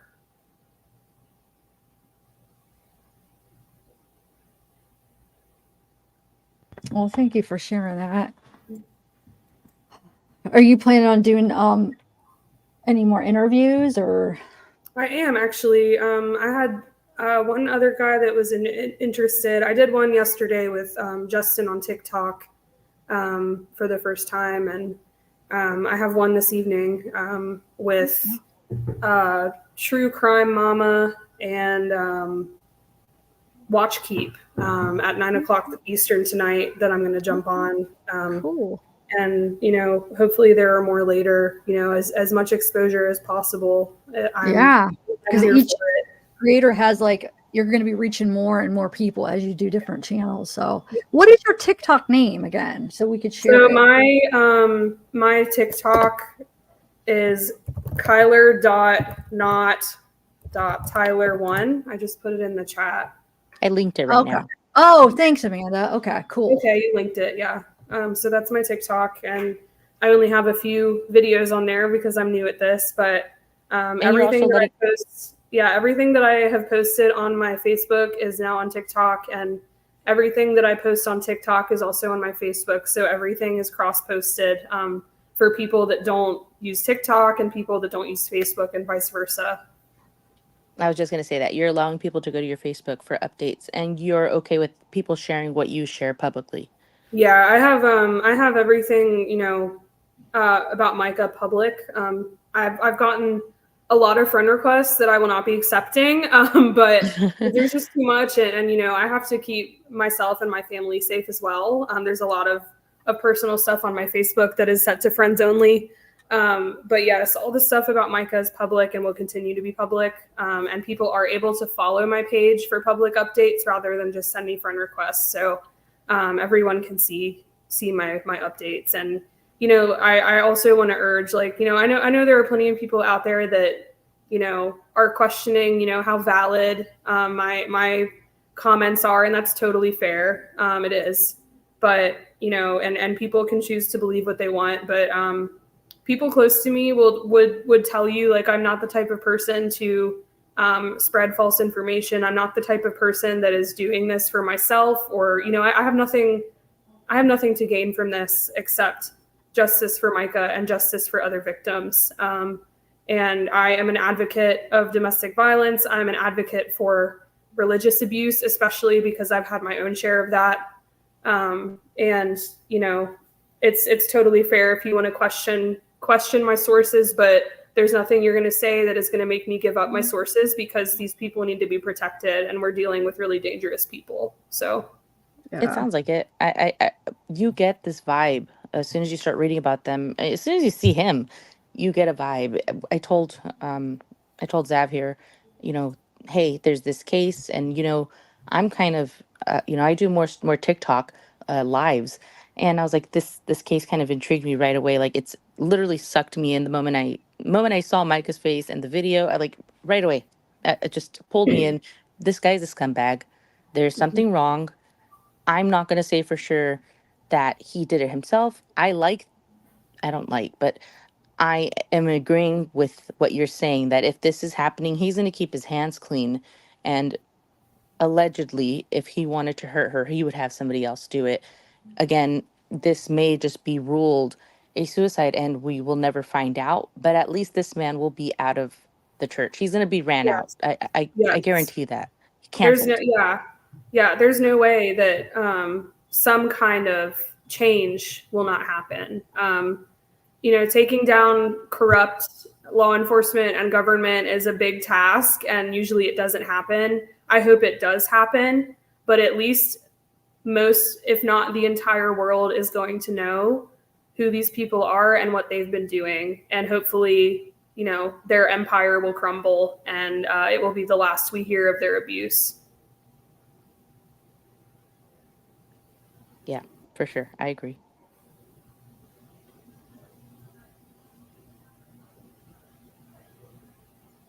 Mute. I'm on mute. Sorry. All the time.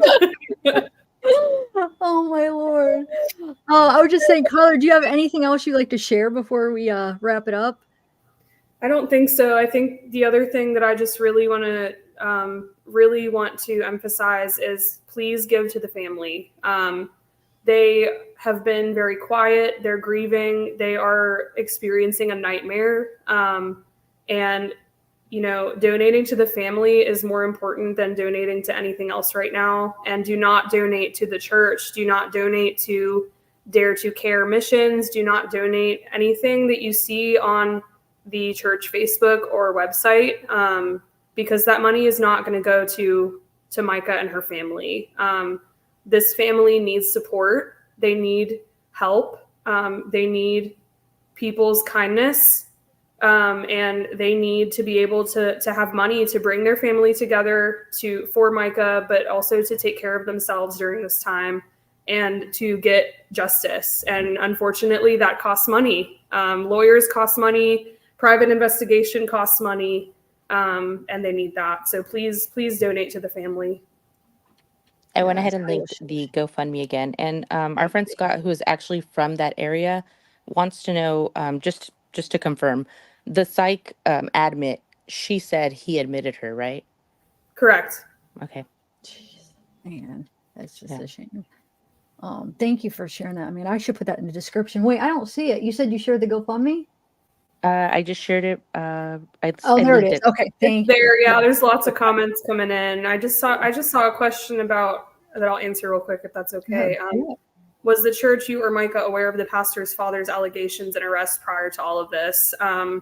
I was not aware of that before Mica died, but we touched earlier on how Mica apparently knew that JP was doing things with church money that he shouldn't. I don't know specifics of what she knew, but I can only imagine that it was all of this. And he has a plane, right? He does. He preached 7 or 8 weeks ago now about a plane that was being donated to the church and how he was going to fly out of Myrtle Beach and wave to all of his haters.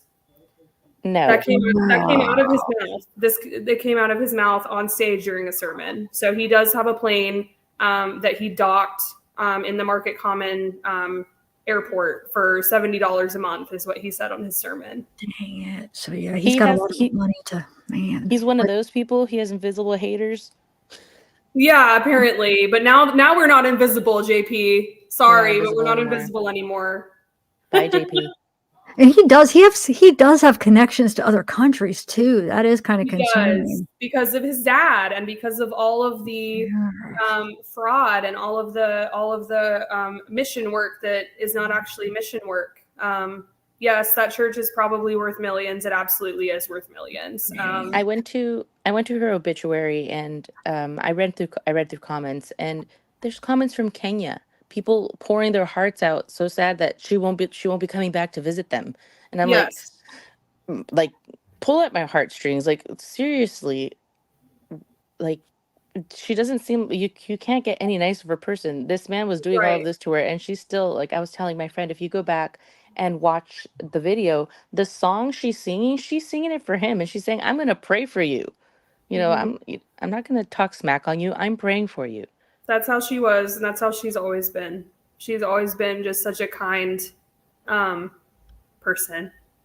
and she was trying to get out, and we all know that that is the most dangerous time for a woman. And everyone's saying this isn't right, and we're not saying, hey, he did this himself. We're saying we're just trying to find justice for Mica, whether it be for her mental abuse, physical abuse, SA abuse, whatever. Let's find justice for her, but also let's get down to the bottom of this.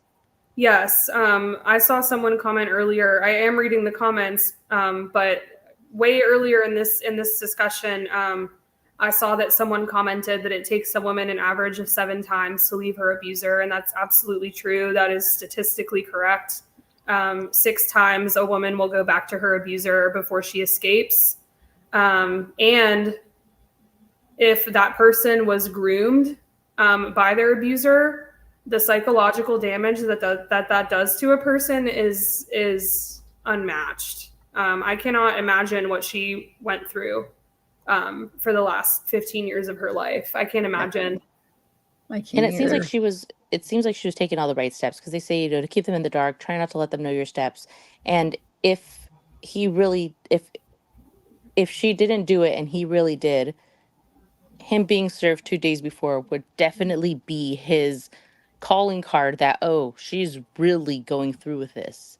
Yes, and let's also, we haven't talked about this either, but let's also make sure that people know that JP is diagnosed with bipolar disorder.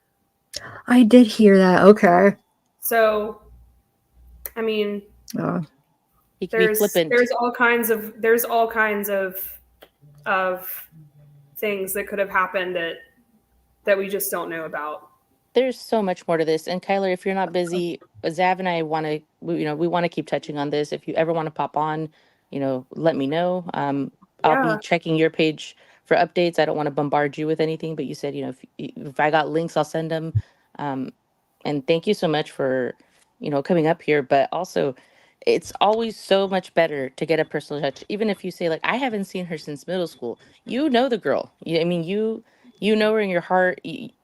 There's some people that you never forget. Like I said, I have friends that I haven't seen since high school, since middle school, and you can't tell me that they're not my friends. Like, right. I've lived in 2 other cities before now, and done a lot of traveling, and I have a friend who is a missionary in France, and do I talk to them every day? No.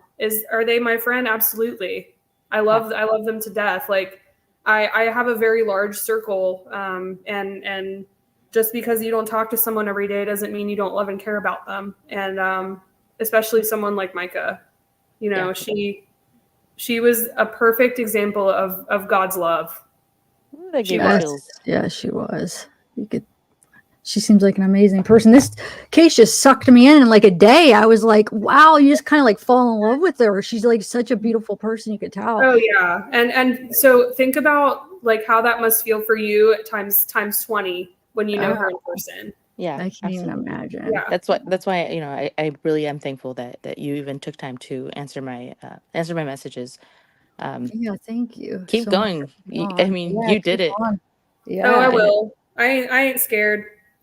I'm never scared. I really appreciate all the comments and messages I've gotten about staying safe and everything. But on the subject of God, I feel like God has called me to do this for her.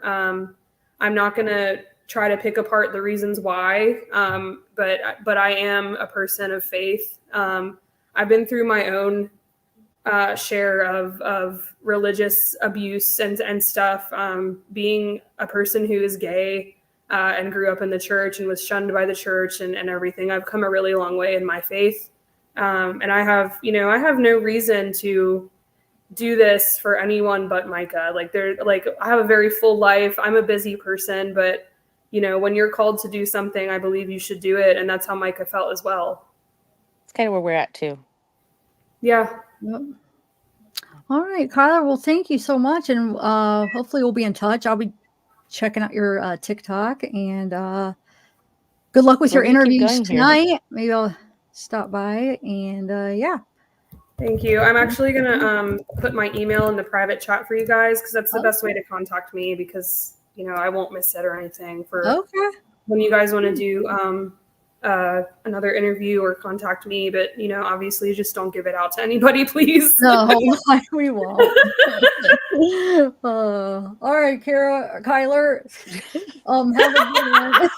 I've been called worse. Where did I even get Kara from? That's not even. I think I was looking at Sarah in the chat, and then it would. I don't know. There's no. I've been called worse. Usually I get called either Tyler or Kylie, and then I can see Kylie. But then also, Her TikTok is Kyler, not Tyler. So right, exactly. And in writing, like when people see Kyler, they think I'm a man, and I'm absolutely not a man. I actually do identify as non-binary, but I'm not a guy, so it's just funny. I've been called worse, and I've been called other names too. So I think I may have even put Zyler a few times. Yeah. That's kind of cool. That's better than Kylie, or nothing against Kylie's, but You probably get that a lot. I can see people like saying Kylie a lot. I mostly get Tyler, especially in person when I'm introducing myself to people. I'm Kyler. Oh, hi, Tyler. No, that's not what I said. Alrighty. Zyler, yeah, at the end of the day. All right. We're gonna keep playing. We're gonna keep playing videos. I'm sure stuff that you've seen, but we're gonna keep going on. If you want to stay in chat, we'll welcome you in the chat. I'm gonna keep dropping your link for TikTok and the GoFundMe as we go on. If there are any additional links that you find while I'm still on, send them to me a messenger, and I'll keep in there and I'll put them up. All right, right. cool. Thank you guys so All right, much. thank you. Have a good one. We'll be in touch. Bye. Thanks. All right, Amanda, that was good. God, she's so sweet too. Man. So informative. I love it. I love like personal touches, because you can't get past that. Like there's nothing like knowing somebody and saying this isn't right, because we can say it all we want. We can scream to the top of the roof, but like when you have somebody saying, no, I know their character, I know personally from other people around them that this isn't what she was Yes. going for, and then what she said it herself. All we're trying to do is create the reasonable doubt, or the reasonable doubt, like what I'm trying to say. Sick of true crime, reasonable. No, but I guess it would be. This is a very important case, guys, because he is so powerful and has a lot of money, and we cannot let him get away with this. If allegedly, it needs to be investigated. You guys saw her videos. That was not somebody that was thinking about taking her own life. That was somebody that was being reborn and starting a fresh life. You know what I'm saying? There's no way. You will never convince me she did this. I'm sorry. I believe so too. And also, I'm not gonna pretend like people don't get tired and just give in one day. But she doesn't seem like she has so much light behind her eyes. But not just that, like the conviction of getting away from him. I don't think she would want him to win in that way, if that makes any sense. Yeah, it does make sense. Yes. Jeremiah Ems is saying, why wasn't the pastor removed from the church for adultery? It's his church. Yeah, his church. So he's going to get away. Like he has some power and some pull on some things. So that's why it is important to share this and to get the pressure on law enforcement, because the more pressure they have, they need to investigate this. And I hope they do. Man. That's kind of like concerning that she said in Lumberton, that's like a place where it's like corrupt. And then that's where the investigation is going to be, right? Since that's where she died. Of course they're going to. Yeah, dang it.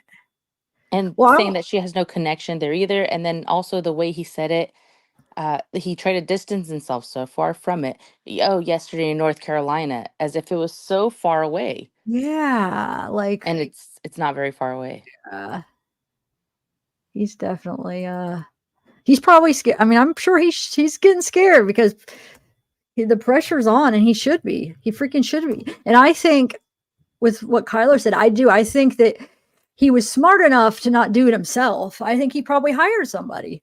Allegedly. Maybe a good friend or somebody, but that could be a good thing, because then you have to depend on two people to not be weak. You know what I'm saying? He could buckle under pressure, whoever he hired, if he allegedly, hired somebody, than if that person ends up talking, or if there's more than one person involved, like that there is a team. I don't know. Who knows how it was set up, but I probably would think that he probably didn't do it himself. I'm guessing because he I probably agree. wanted to make sure he had an alibi, right? Allegedly, if he did anything, I agree. Yeah, allegedly. Let's read some of these screenshots though. Like I said, I have a bunch, and then as I'm reading, we could chat. There's not in any particular order. I was up all night last night. I got like maybe a little over an hour of sleep. I know You you got me played. hooked, Amanda. Like I am so invested in this now. Like this seems like so important I know we because went over the clips of his videos. yeah. Are there any more, or can we replay those at some point? Because I kind of want to go over the cringiness, like of what those news interviews, like the. Oh yeah, we'll go over them. Let's read a little bit and then kind of interject it with a couple videos. Yeah. And I Yeah. think I have another clip of some of his sermons too. And then we'll go But back to hers as well. The one where yes. yeah. Yeah, we will. Okay. We'll do that. So this one I just kind of cut off I don't know where the beginning is, but because some of these were like in groups and stuff, but it says thought it was common knowledge that I was told from an anonymous soccer mom. Let me make this bigger.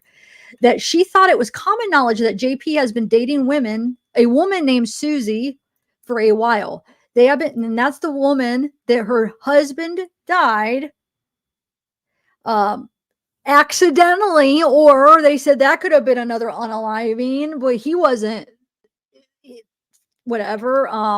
He wasn't planning on doing that, like suicidal. We've already said it. So, but he wasn't, so it's like, and then he So I was guess dating her at the time. And like you said, he did. I have that clip somewhere where he gives like the sermon or whatever what would you call it? The memorial or whatever for his death. He talks yes. about it. Is that Yes. called Oh, sermon? Is that called a sermon?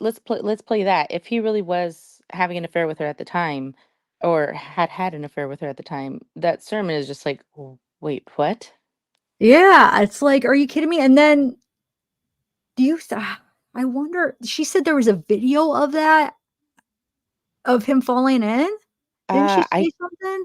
She did say that there's an Mhm. alleged video of him Oh, falling yeah. in.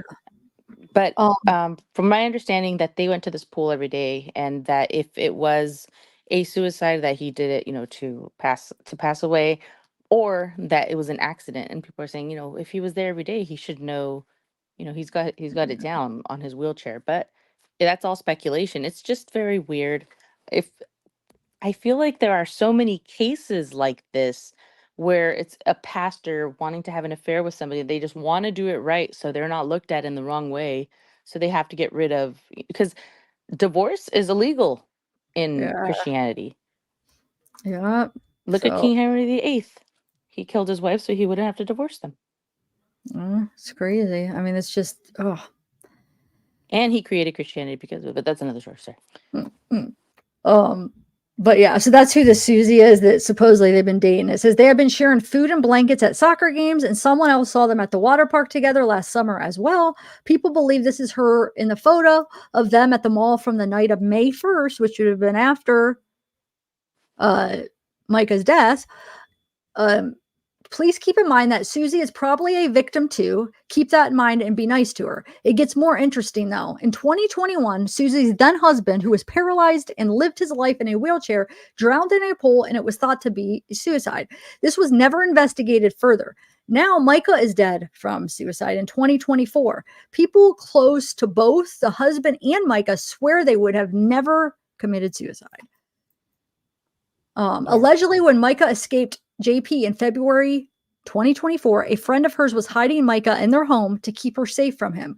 Mica has told this friend that JP used to essay her and make her watch him have sex with other people. She found out he was doing things with the money from the church that he shouldn't, and he then put her in a mental institution because of it. And this is what Kyler was just talking about. She ran to her friend and that ended up hiding her and told her, I am not mentally ill. I am not sick. I don't want to harm myself. He is going to make it look like I killed myself. He's trying to frame me. One day I know he's going to do it. This statement has thankfully been given to police as of yesterday. Hopefully that'll help. Oh, wait, I didn't mean to.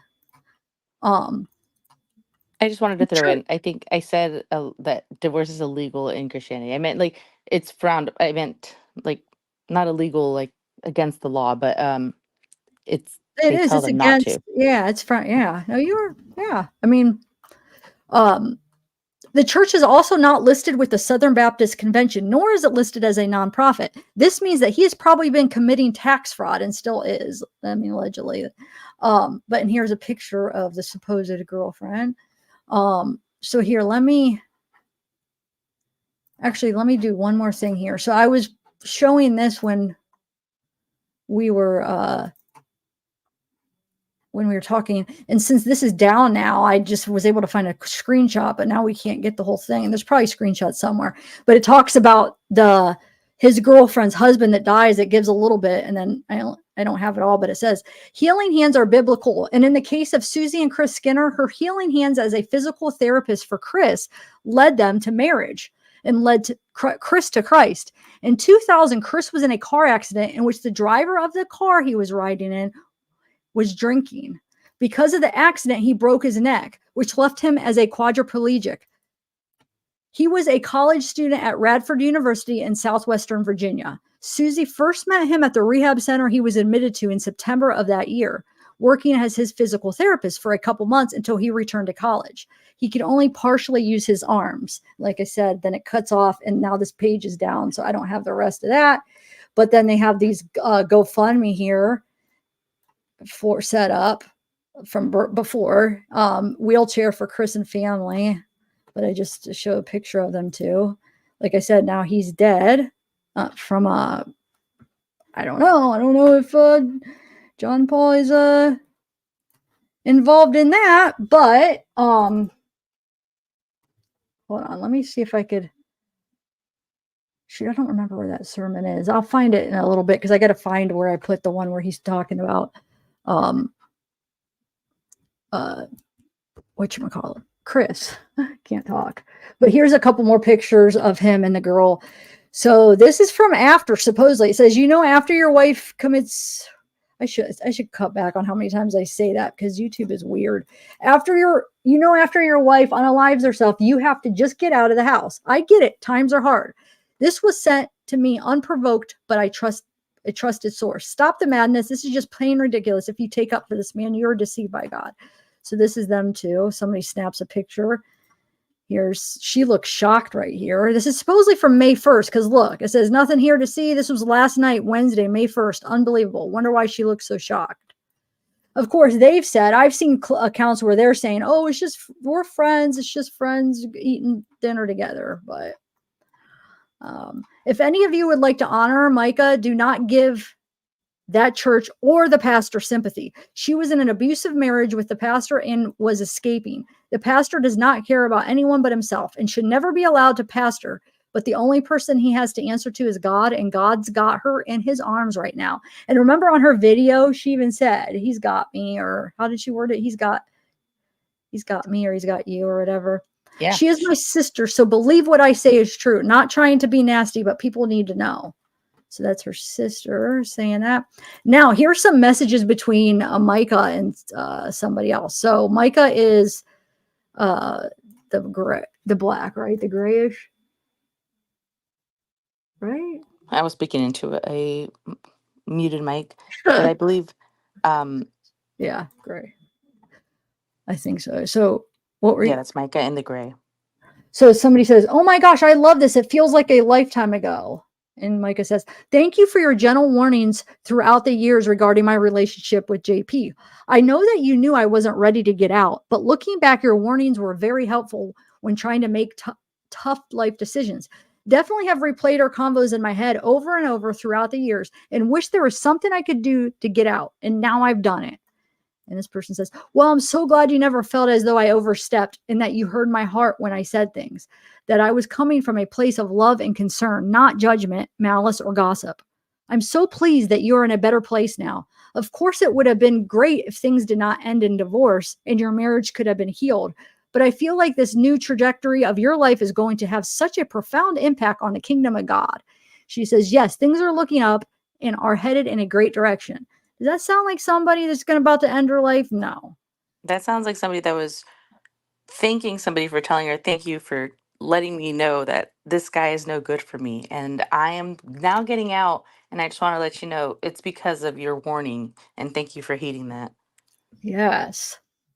Um, So somebody says, this man, John Paul, gave me a major creep vibes when he came to my business a couple years ago with her and two young boys I'm guessing were his sons. He was very controlling, and the kids were actually scared looking when he reprimanded them for talking. And this woman did not say a word. He did all the talking. It was a very odd interaction. Also, the Camp Now kids at the Market Common and School Faith First Academy, located in this church that are run by pastors Matt and Melissa Johnson, is very odd and not run right, and they are not qualified to run it either. They do not provide a safe place for children. Matt was very sketchy and odd, and I would even say psychotic and jumpy. I never went back around this church camp school because of how weird the interactions were with everyone. I came into contact with the Rock Solid Church in Myrtle Beach, South Carolina. Now this one goes this way. So this one is Myrtle Beach pastor announces wife's death after sermon, says unaliving, but locals are finding evidence that suggests otherwise. So Lumberton, North Carolina plays a part in this. 3:00 p.m., 5/4/24. Someone was arrested from the church today. No word on a name yet. So I don't know if that's true. People, I don't know if that's a rumor, but they were saying that was yesterday, right? That supposedly somebody is arrested, but I haven't been able to confirm that. Did you ever hear that, Amanda? I was not able to confirm it, but I didn't really search for it. I guess I didn't search a ton. I mean, I tried to Google it, but I don't. Let's see. It says no word on name. Even though this case is new, there's so much information coming out. I will try my best to keep things on topic and not confusing. I urge you to read until the end. It's going to end up being a huge case. There are a couple of deaths involved, but we are here mostly and most recently for Mica Miller. Victim, Mica. Husband, John Paul, J.P. Miller. Father of J.P. is Wayne Miller. When Mica was 14 years old, she lived in Myrtle Beach, South Carolina, and started attending youth group at Solid Rock Church. It was there that 28-year-old JP started grooming her while he was married to his wife, who he shares 5 children with. His charges when he was married to her, and I have like his background in it: knowingly damaged property 2 times, aggravated assault with a deadly weapon, possession of liquor by minor 2 times, possession of consumed liquor by a minor, possession cannabis same night as the minors, contributing to the delinquency of a child, domestic battery, bodily harm. This is her husband, or her, I would like to say ex-husband, right? She was divorcing him. Domestic battery, physical contact, assault and battery of high and aggravated nature 2 times, being on premises after warning or refuse to leave. And then we have the go ahead. I just want to jump back to, I know age gap couples are a common thing, but not when you meet them when you're 14. Yes. Their babysitter. That's Like, you do different. not marry the girl that you met and you were her pastor when she was 14 and made her your babysitter and then marry her within 10 years. Like, it's That's not totally pastor different. stuff. Yeah, because I mean, that's like a power age. Yeah, it's just not right. It's like the teacher thing when teachers that date students that are 18 and they're like, but they're not a minor anymore. It's like, but you were put in a place of power. You were put in a position of trust. Yes, and that's exactly. He was her. What do they call it? Like what do they call him? Her youth pastor. Youth pastor. That's what it's called. I couldn't think of the term for some reason. Youth pastor. Yeah, that is so freaking messed up. And then it's like imagine all the damage you could do, all the manipulation. She's just trying to learn the world. She's young. She's easily she's naive. She's vulnerable. She's easily manipulated because she's younger and he's an adult and she looks up to him. And then he uses that to freaking abuse her. And I don't even mean physically. I mean physically too, we find out, but you know what I'm saying? He's using that. And then she ends up marrying him. And now he's got her stuck. You know what I'm saying? Can you imagine what that would do if you're with somebody, you're 14 and then you marry the guy and he's somebody like that? I mean, but you're like stuck, like not just kids, because at some point they become yours. Not just kids, but like by a church, you're like bound to them. There's hundreds of people that count on you for your chaste to your husband, or you know what, not your chaste, to your devotion to your husband. And here she is saying, I want to leave him, and people are forgetting that he was supposed to be somebody that gave her good advice, and somebody that uh, was supposed to make her make good decisions in her life, not marry the man who uh, was they had an adulterous affair. Not It's not the guy that made you submit yourself to an affair. It's not that man. He's not good for you. They forget all about that stuff. And uh, also the fact that he was married when he was with her already sets the precedent that she knew that this wasn't going to be okay. And that's kind of why she's saying, like, all these people were warning her and she didn't know what to say. They were probably like, hey, he's not going to do well by you. He's not going to. And he said, how many messages? 15 messages that he just read himself of people saying, you can 18. talk to I me think he about your said husband. 18, but still, yeah. Yeah, no, it's messed up. I mean, yeah, I mean, don't think if somebody is cheating, you're the mistress, don't think they're not going to do it to you. You know what I'm saying? If they're cheating on somebody to be with you, chances are they're going to end up cheating on you. You're going to end up being the other person. Even in that, I mean, there's so much more to it than just that with him. But I'm just saying, like, yeah, it's crazy. All right, so yeah, it says they got married when Mica was 23 and JP was 37. So they didn't get married till, she was of age. JP is the owner of the church Solid Rock. And I wonder if this is just on Reddit. So I don't know. Take it with the grain of salt here. Like, do you know, was she 23? Is that for sure? When they Amanda, got married? Yeah. Did you hear 24, that? right? Oh, okay. So yeah. From local, what does it say? Solid Rock. And from local reviews, ran off a lot of people. Oh, he ran off a lot of people. How do you say that word? He had how do you say that? I can't pronounce Can you make that. it bigger? Oh, you guys can't see this?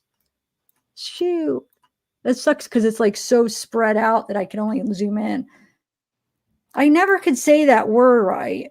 And then I'll look it up and like I always forget how to say it right. But anyway, his views would verbally attack people and everyone feared for Mica. He verbally, financially, mentally, physically, spiritually, and sexually assaulted her through their marriage.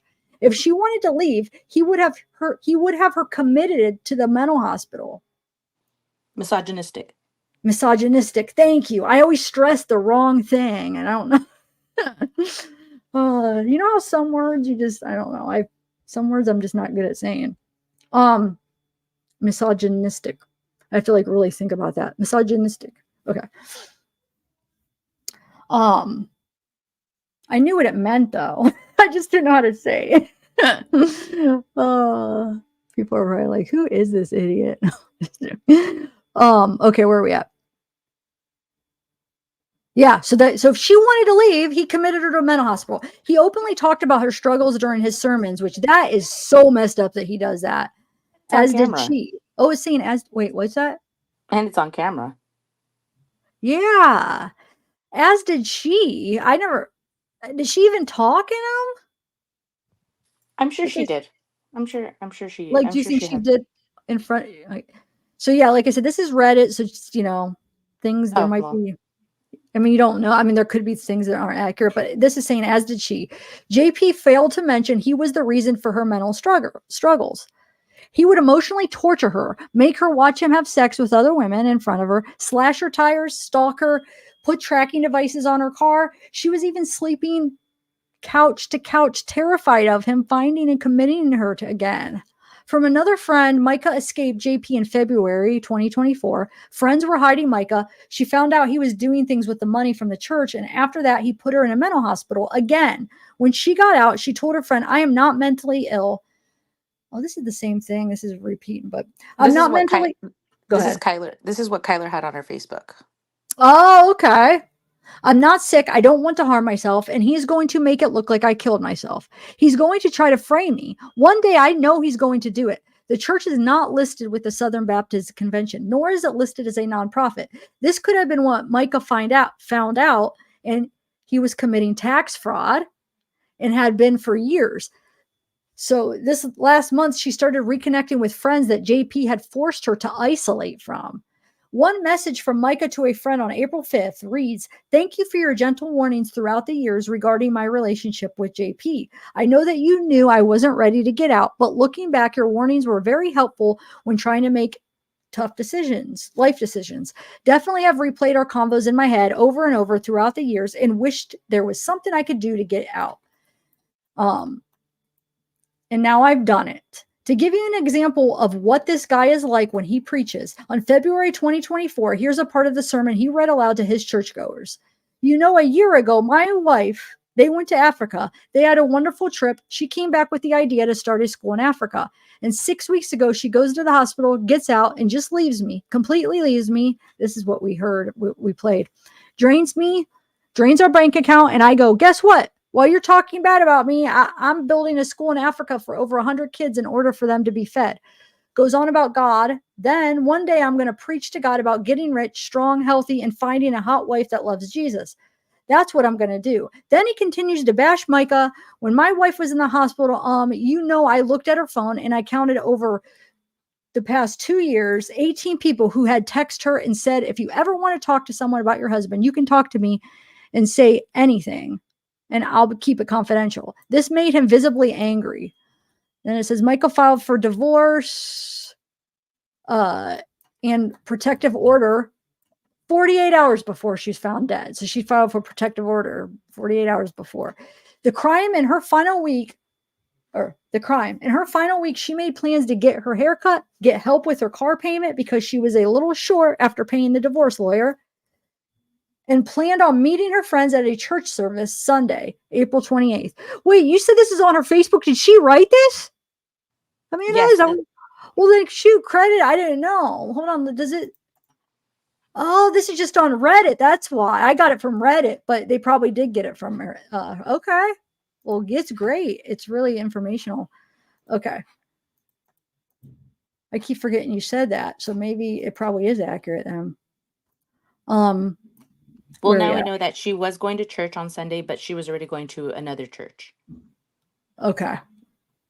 Where did I just go? You were, get her haircut. So this is interesting. Yeah, she said she had plans to get her car payment. She's a little short after paying for a divorce lawyer. Planned on meeting her friends at church. April 28th on Saturday.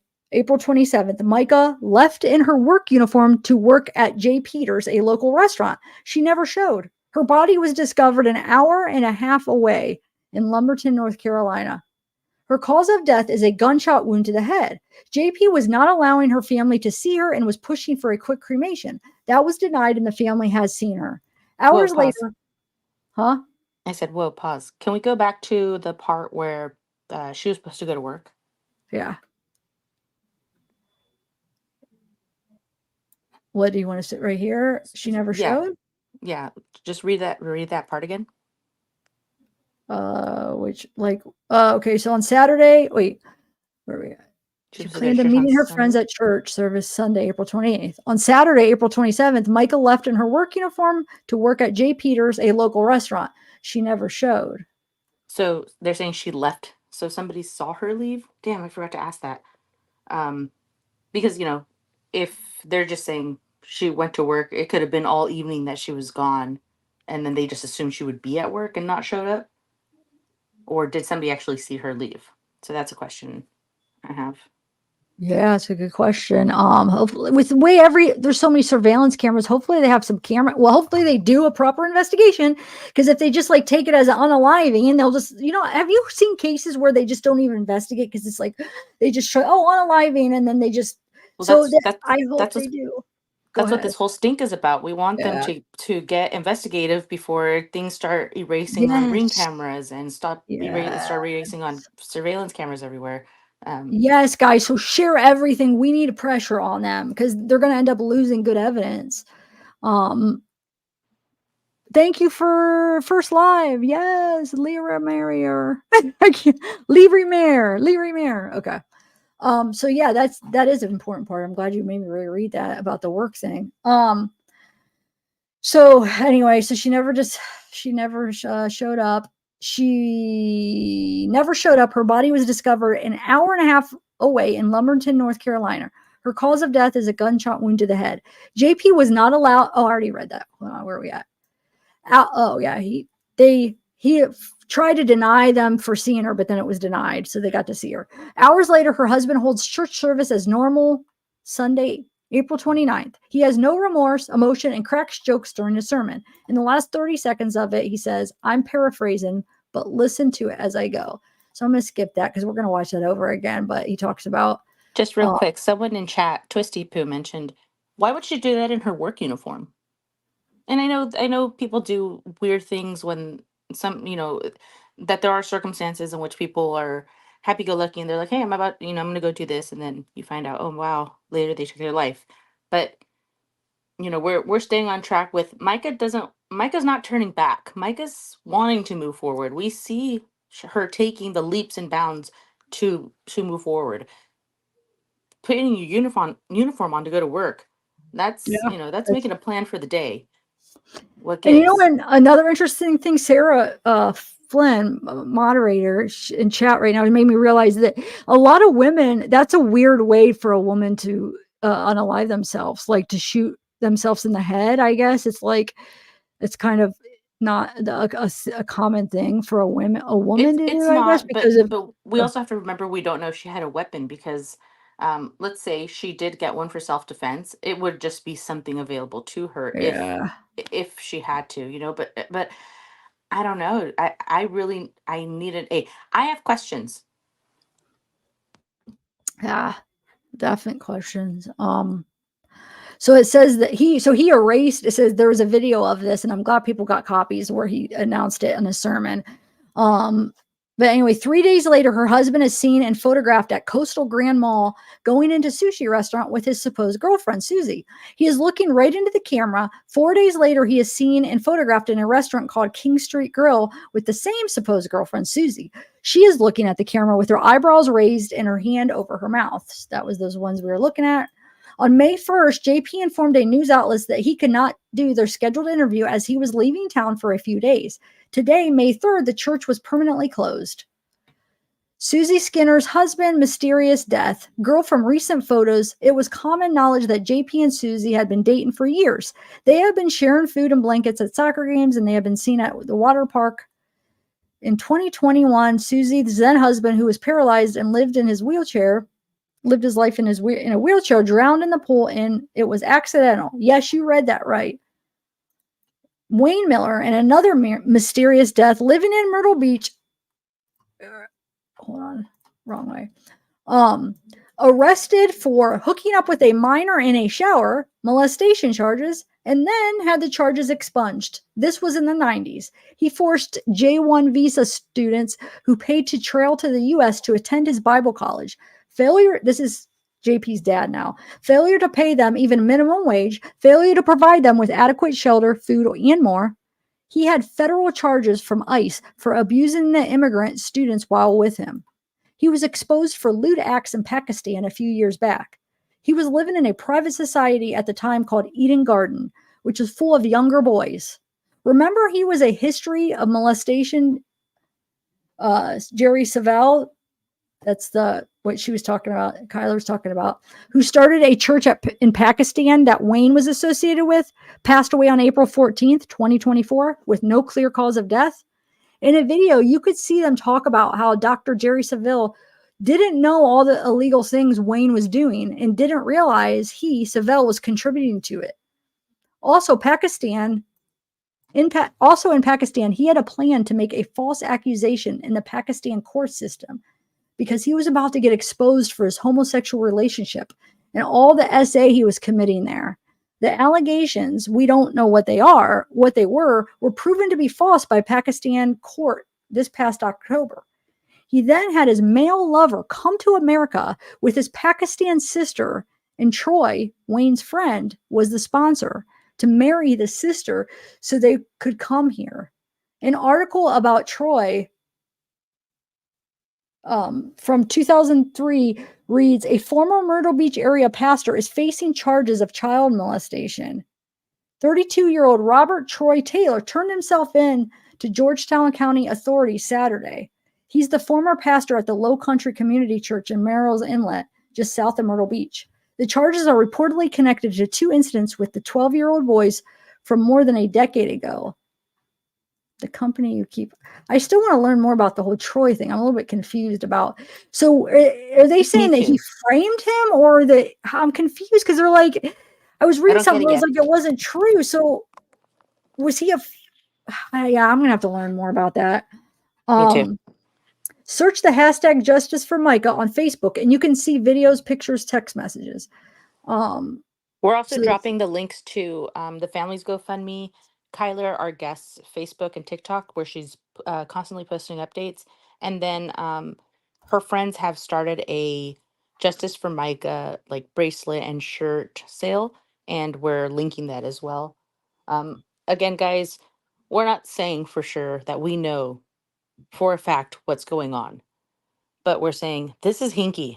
This doesn't sound right.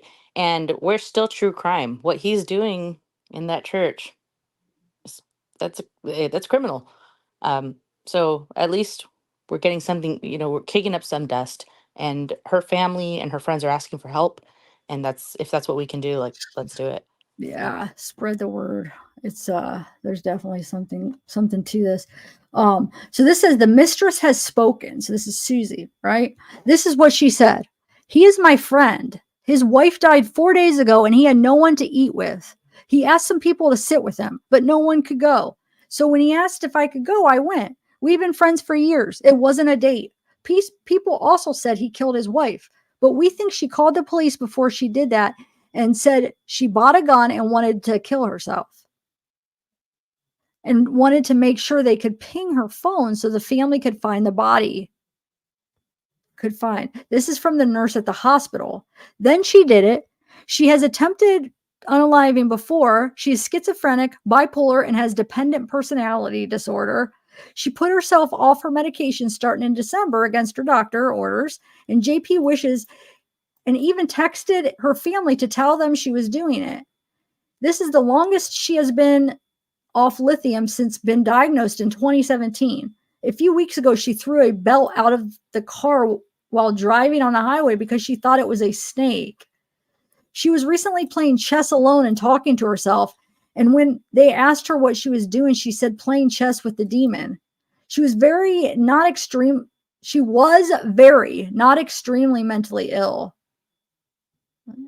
And the people who post things like this on social media haven't spoken to her or JP in years. They were part of his first church that ended in 2015. So none of that is what people make it look like.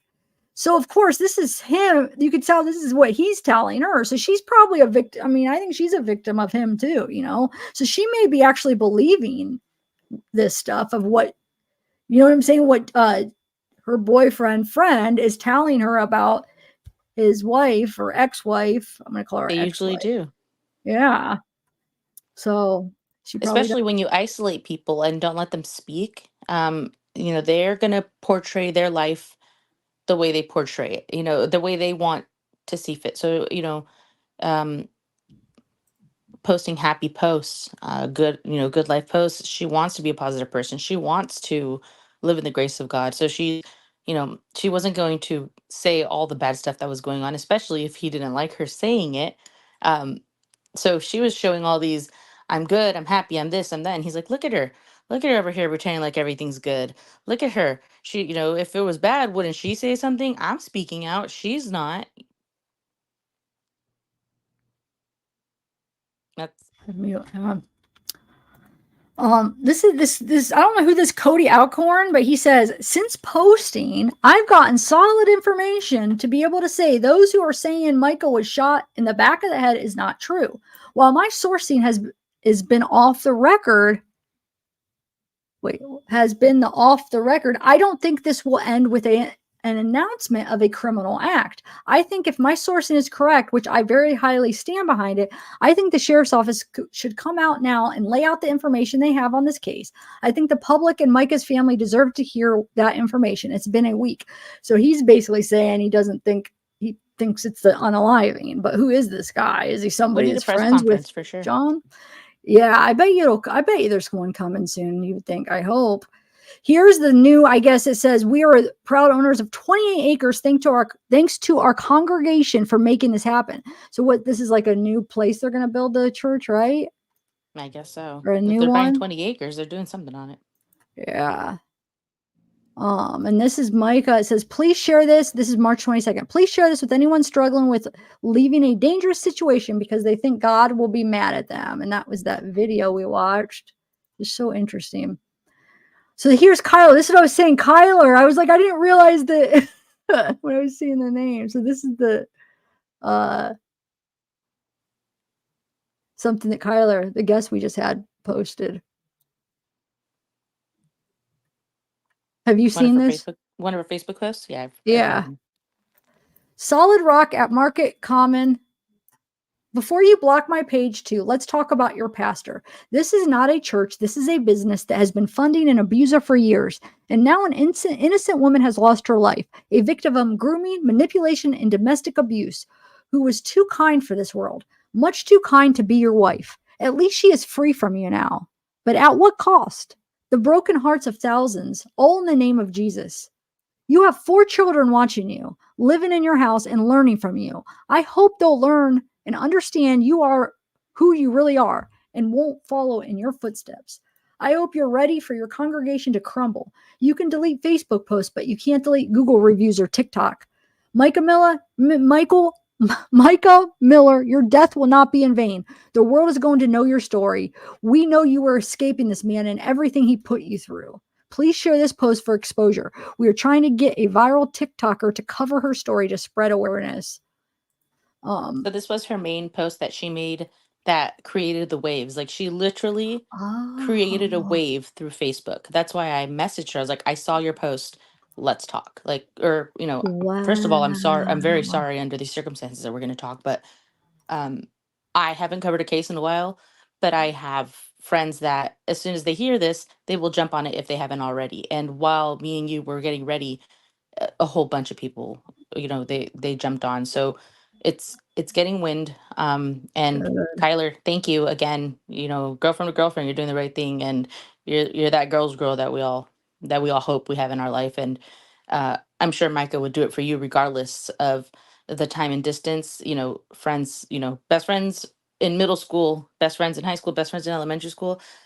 I don't mean to be corny, but they never really leave your heart. And it's tragic, but she said, I have a reach and I'm going to try, and she did. And here we are, justice for Micah. At least let's find out, to keep this guy out of churches preaching to people. He should not be preaching to people. Yeah.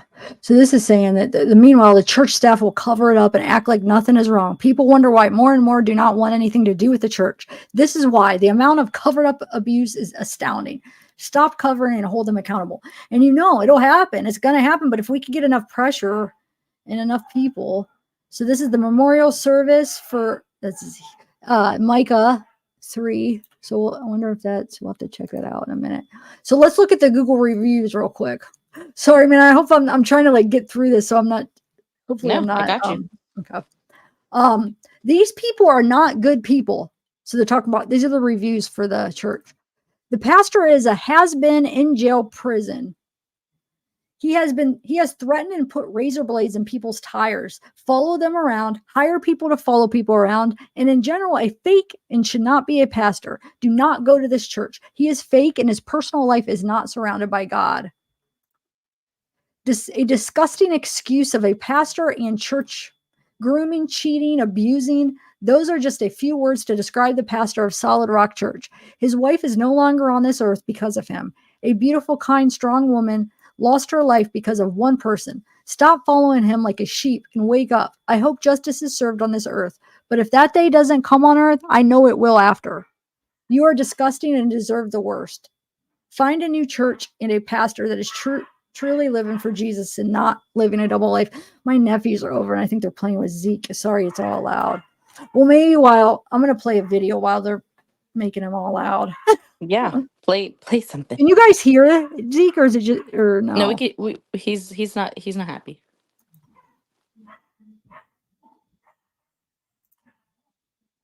Come on, guys. They're annoying me. The videos? Okay. Oh, the No, Z, they're, oh, I just shared, hold on. They're, just like messing with him and he's being all loud. All right. Someone so said let me to interview your nephews. What's that? Someone said to interview your nephews. They could. Hold on. Let me, which one is this? All right. I think this is one that's just as a clip. I forget what, I haven't played this clip yet. I forget what it Rich, is. strong, healthy, finding a hot wife that loves Jesus. That's what I'm going to do. I'm just kidding. When my wife went in the hospital, I looked at her phone and I counted over the past 2 years, 18 people who had texted her and said, if you ever want to talk about your husband, you can talk to me and say anything and I'll keep it confidential. Why the heck does somebody want to hear what somebody else says about their spouse? And 2 of those 18 were men. I thought, what? And I was thinking when I read that, I thought, Mark Cassidy, he's one of our elders here, and Jackie, she oversees our New Testament discipleship. Could you see Mark calling another woman and saying, you know what, I just want to tell you some things about my wife I don't like? Or could you see Jackie calling a woman or a man, either one? No, if someone wants to call you and say bad things about somebody else, that's a demon talking to you. And the only way to respond is with the word of God. Because see, demons love words that line up with what they want. They cannot stand the word of God. So if anyone calls you and says, listen, I need to tell you about what my husband's doing, my wife, you say, listen, here's what the Bible says you need to do with that, because that's a demon. So there you go. Okay, I feel much better already. What? Preaching about A friend of mine. Yeah, I don't know. I don't know why. I guess that was that's in my clip. Sorry, we already watched that. I Wait, thought that was going to be something different. What was what was the quote at the end of that clip? It was a quote by him. Yeah. Rich, strong. It was, if you ever want to know what I'm going through in life, it's always what I'm preaching about. Actually, that's very telling. That is, yeah, it I think is. you blushed. Wait, what? I said, I think I saw you blush. Like me? Yeah, for a second, maybe not. Like, just I don't know. I thought that was very telling what he posted right there. Wait, me blush like on something he said? I'm confused. Yeah, right now at the end, like not blush like in a good way, like I don't know. Oh, I think I just got red. I don't know why I'd be blushing on that, but I got maybe red. I don't know. I get red like really easy. Let me see how many more I have. Oh, we're doing the Google reviews. Let me just finish these Google reviews. I gotta find that sermon. I watched it yesterday, the one where he talks about Chris. Hopefully I'll be able to find it easy. I sent it to you. It was in a TikTok by Oh. Okay. I'll send it to you. I'll send it to you in do you want to send it to Messenger or messages? Yeah, do Messenger. Okay. That'll be good. Well, let me just read a couple more while you're doing that. Because I mean, these screenshots, they're really interesting. Am I reading too fast, guys? No, you're fine. I know sometimes they end up overlapping, but okay. So here is more of the Google reviews. So this one is, as I sit here writing this post, I have tears in my eyes. I am saddened and heartbroken that my former pastor's wife has died. It didn't have to happen, especially in this manner. This beautiful young woman had a love so strong for God and a voice to match. She was young enough to be my daughter, but she was my sister in Christ. You will truly be missed, Mica, but I will see you again in heaven. God must have needed another angel. I pray for everyone, Mica's family, her friends, the church, and the pastor. You need help, JP, and I hope you will seek it. You preached on Sunday and you didn't even mention the death of your wife until the end of your sermon. I watched your video online because someone who was there at Solid Rock told me you had no remorse. A pastor should practice what he preaches, the Bible says. If you don't obey the word, God, please forgive me. I want to do right by you. My heart hurts. He created a church on and out of adultery and still continued to do so. JP and the church kept trying to create division between me and my husband while we were there. I was told I couldn't serve because I wasn't good enough. I had issues and that my heart wasn't in the kingdom. Meanwhile, the pastor is cheating on his wife, but I'm the one with issues. We had seen him belittle his wife in front of us at dinner many times. He was intimidated by strong, outspoken women and wanted to shut them down any chance he got. He got mad at my husband for choosing me over the church. What pastor does that? What pastor buys part ownership of a bar? It is time for his abuse to stop. It is time for people to stop covering up and covering for this man. Too many lives have been hurt because of this man, and now a life has been lost because of this man. And then here's it says, the church needs to stop telling people to go back to their abusive relationships just because God doesn't like divorce and people don't want to cover them up so they aren't exposed. This is how women disappear because people encourage them to just keep praying and keep going. No, abuse is abuse. It should not be tolerated at all. If you feel unsafe at all at any level, leave. Just because you leave doesn't mean God hates you or will disown you. God will still love you. Do not just say because the church told you to.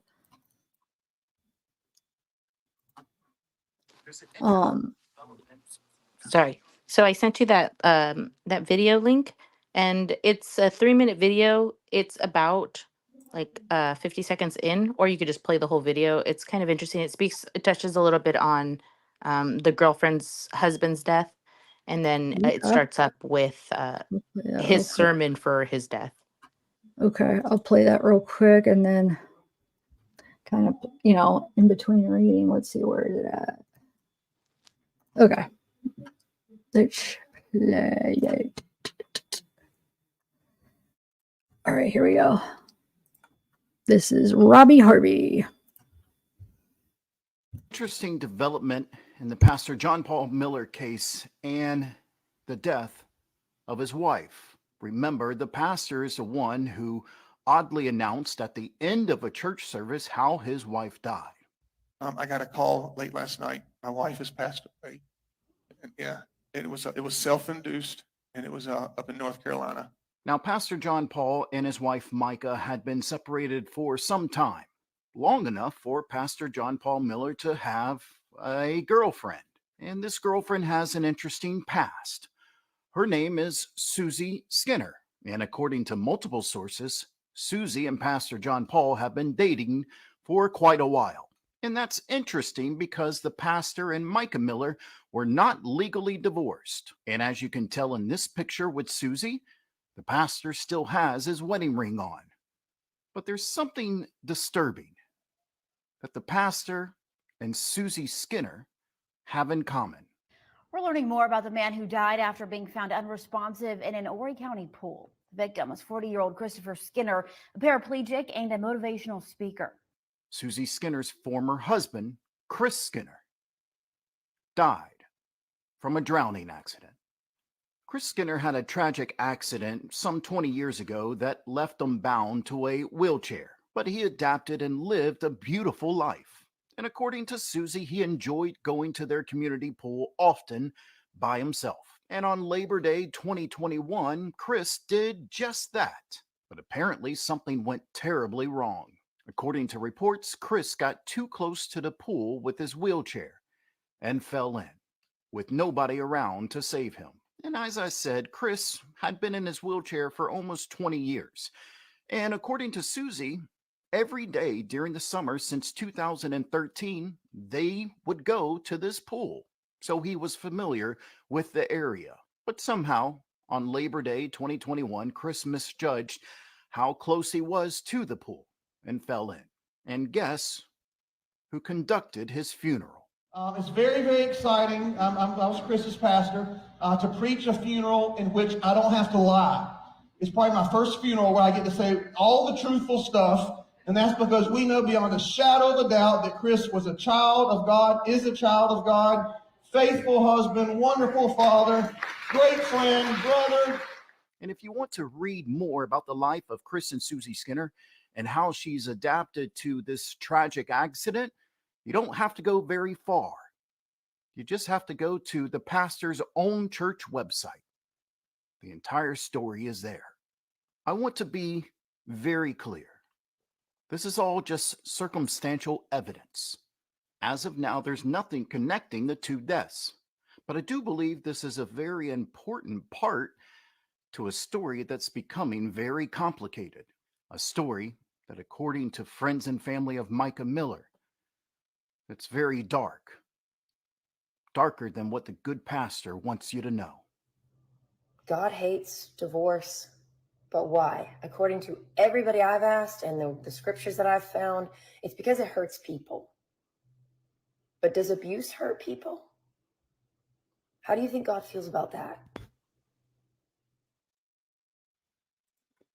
Okay, yeah.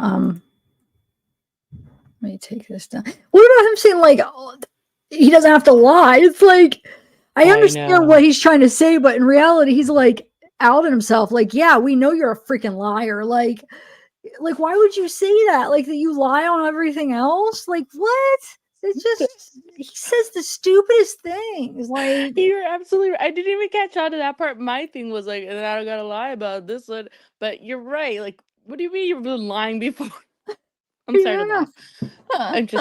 laugh. I find amusement in the stupidity of some people. Oh yeah, trust me. I see it all the time. It's crazy. Well, look, true crime. These cases, like the people. Oh my lord, some of the. Yeah, so some it's of the he's basically stuff. saying normally because I lie, y'all. Yeah, that was Yeah, just in crazy. general that it's just so weird. That's I have no words.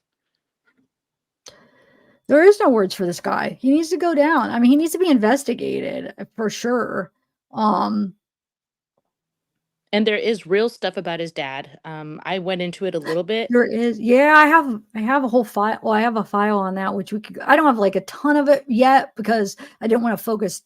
Since I have so much other stuff, I figured I could do another video and You have focus to be more on so it. careful But I with what want you to touch say. base on it. That's what I'm saying. This is going to probably be like another hour. Oh, right. I mean, don't. I feel like I don't know. Are you okay? I'm you got me. Okay. I'm Okay. good. So this is kind of cut off here, but I got some of it. So it says, yes, he snapped at me because I was trying to help balance the stage with everyone on there. I had years of experience in theater, so I was just trying to help. I have an email stating that he acknowledges he snapped at me during practice. Keep leaving those Google reviews. He's deleting them. Update. JP is not letting the family see the body and wants to cremate her. This will destroy evidence. We have to do what we can to prevent this from happening. I'm glad they prevented it, right? They said. Yep. And it says, where did you hear this? Oh my God, are you serious? I told a girl yesterday, make sure he does not cremate her. They need to do a proper autopsy. And then this one says, he still got on his ring in the picture, Brittany. I didn't know anything about it or what happened until I heard y'all talking about it at work, saw it on the news and went down the rabbit hole, and I am flabbergasted. He made Mica watch him have sex with other women. That wedding ring means nothing. Oh my God, what the? Him and many other solid rock people love doing this. Sickening. Please don't speak to the situation unless you personally knew Miss Mica. Actually, don't speak about her or him on my wall. Wait, what is this? Please do your homework. Don't speak about something you don't know nothing about. Please don't donate to the charity she was involved in as her obit asked for. It's so gross how much this mirrors my childhood. Wait, they're talking about his, right? The stuff, yeah, because that's his, he's the one that did the obituary, right? I don't know. That one's kind of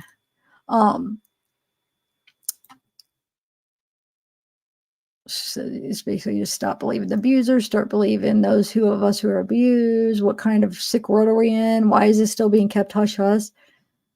Sadly, it took the loss of a beautiful member of our community to bring it to light again for me and light a fire under my ass again. But here we are. 3 years ago today, my book was being published.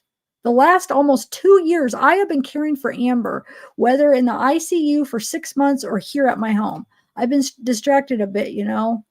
Y'all, the fire is rekindled. I'm literally sick about this. I've been physically ill. Wait, who is this?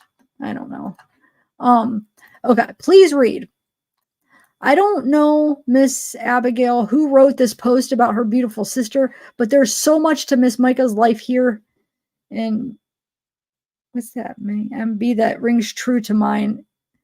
Maybe hold on. I've stayed quiet since Sunday for a good reason, which I may or may not talk about later.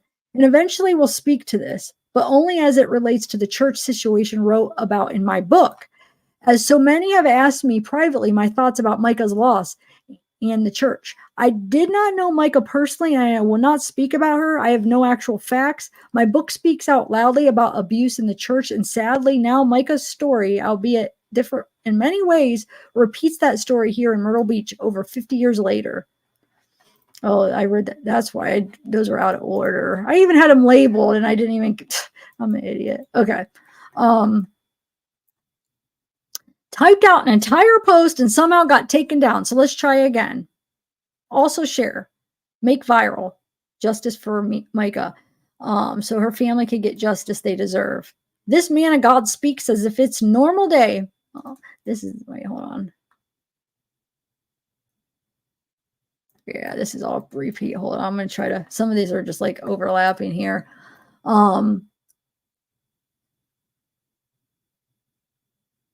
I was going to ask you, do you have her sister's video from Facebook up? Her sister's video. Her sister posted a video just about what's been going on in the day's events. No, send it to me. We can play that. I didn't see that. Do you want me to just send you the Facebook link? Yeah, we can watch that. This is that one that we were talking about earlier. Are we dating the same guy? Been talking to John Paul. I know he's newly single, so thought I would shoot my shot on here and see if anybody knows anything. Thank you. So this is March 30th.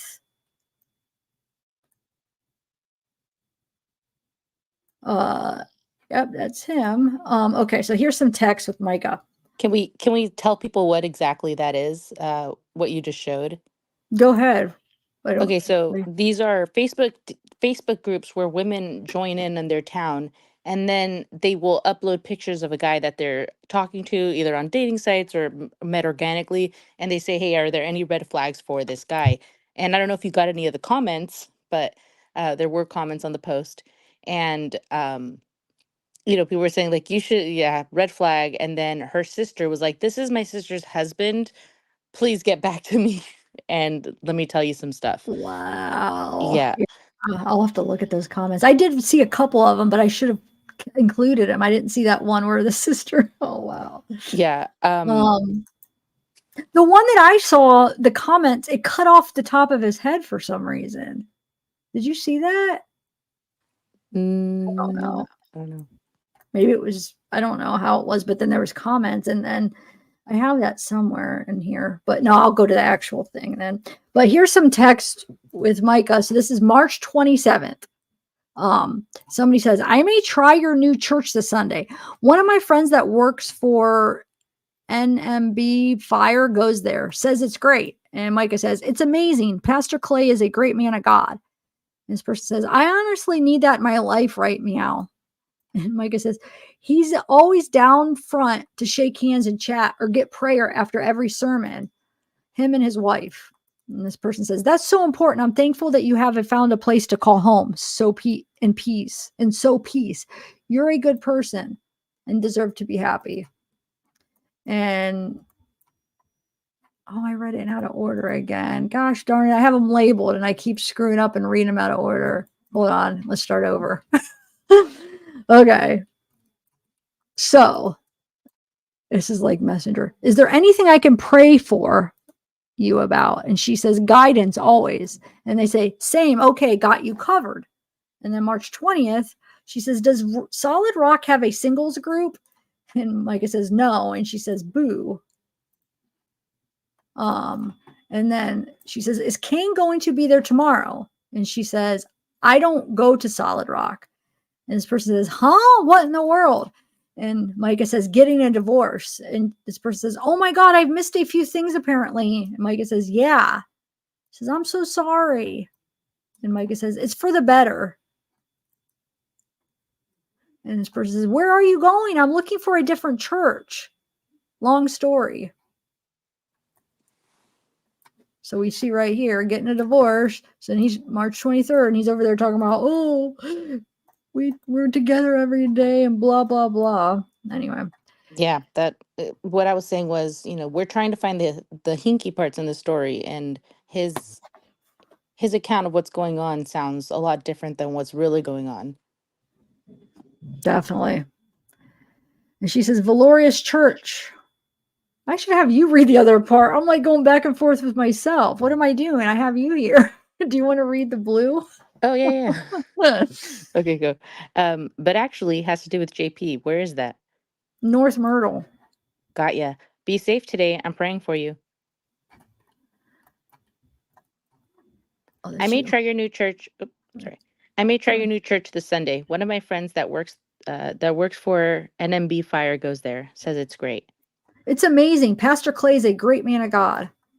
I honestly need that in my life right now. Right meow. He's always down front to shake hands and chat or get prayer after every sermon.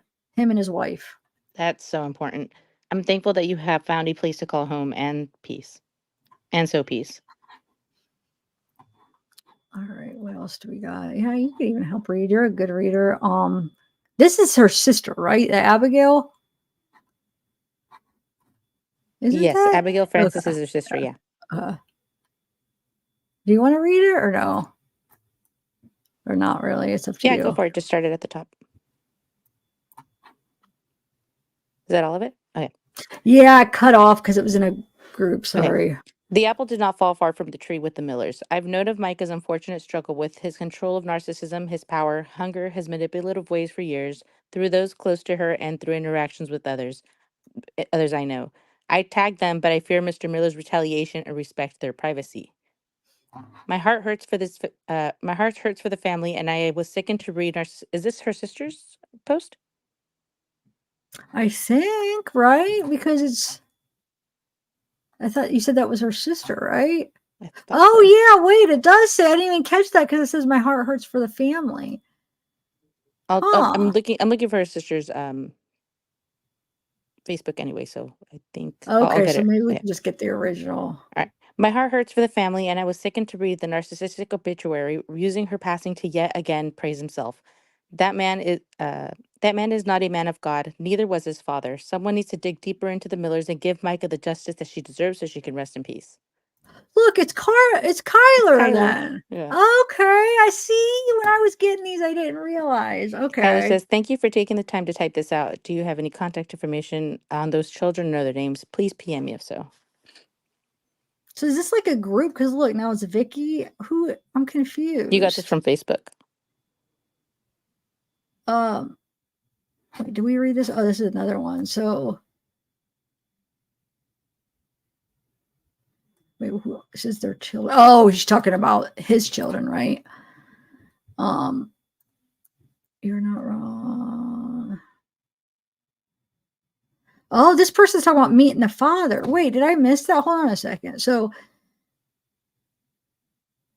let me finish this here. So thank you for taking the time. Contact information of the children. Okay, please PM me. And then they say those children are in the 30s now, and for their privacy and out of respect, I will not share their information. However, I will reach out to them and see if they'd like me to connect you together. Tyler says, that's definitely the right way to go about it. Thank you. You are not wrong in anything you are saying about his father. I first met him in 75 or 76. He started off so well, but when the wheels came off, they came off. There were rumors, so many rumors about things going on. His first wife was a beautiful woman. It really is a tragedy. And then I know he was run out of Florence, then moved to Myrtle Beach, then to Marion, then jail, then ended up in Pakistan along the way. They're talking about the father.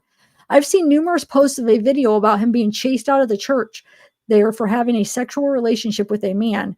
The video says he brought a young lady here so she could bring the man here, and there were always boys with Miller. He's lucky he made it back. People are unalived for that as an honor killing all the time with little to no repercussions. It's sad because when he started in the mid-70s, it was good. Drug addicts were walking in off the streets and getting saved. Then he got caught up in it and changed. I left the church before it got bad. He moved the church from downtown Florence to I-95 close to the mall to build a community. It could have easily become a cult.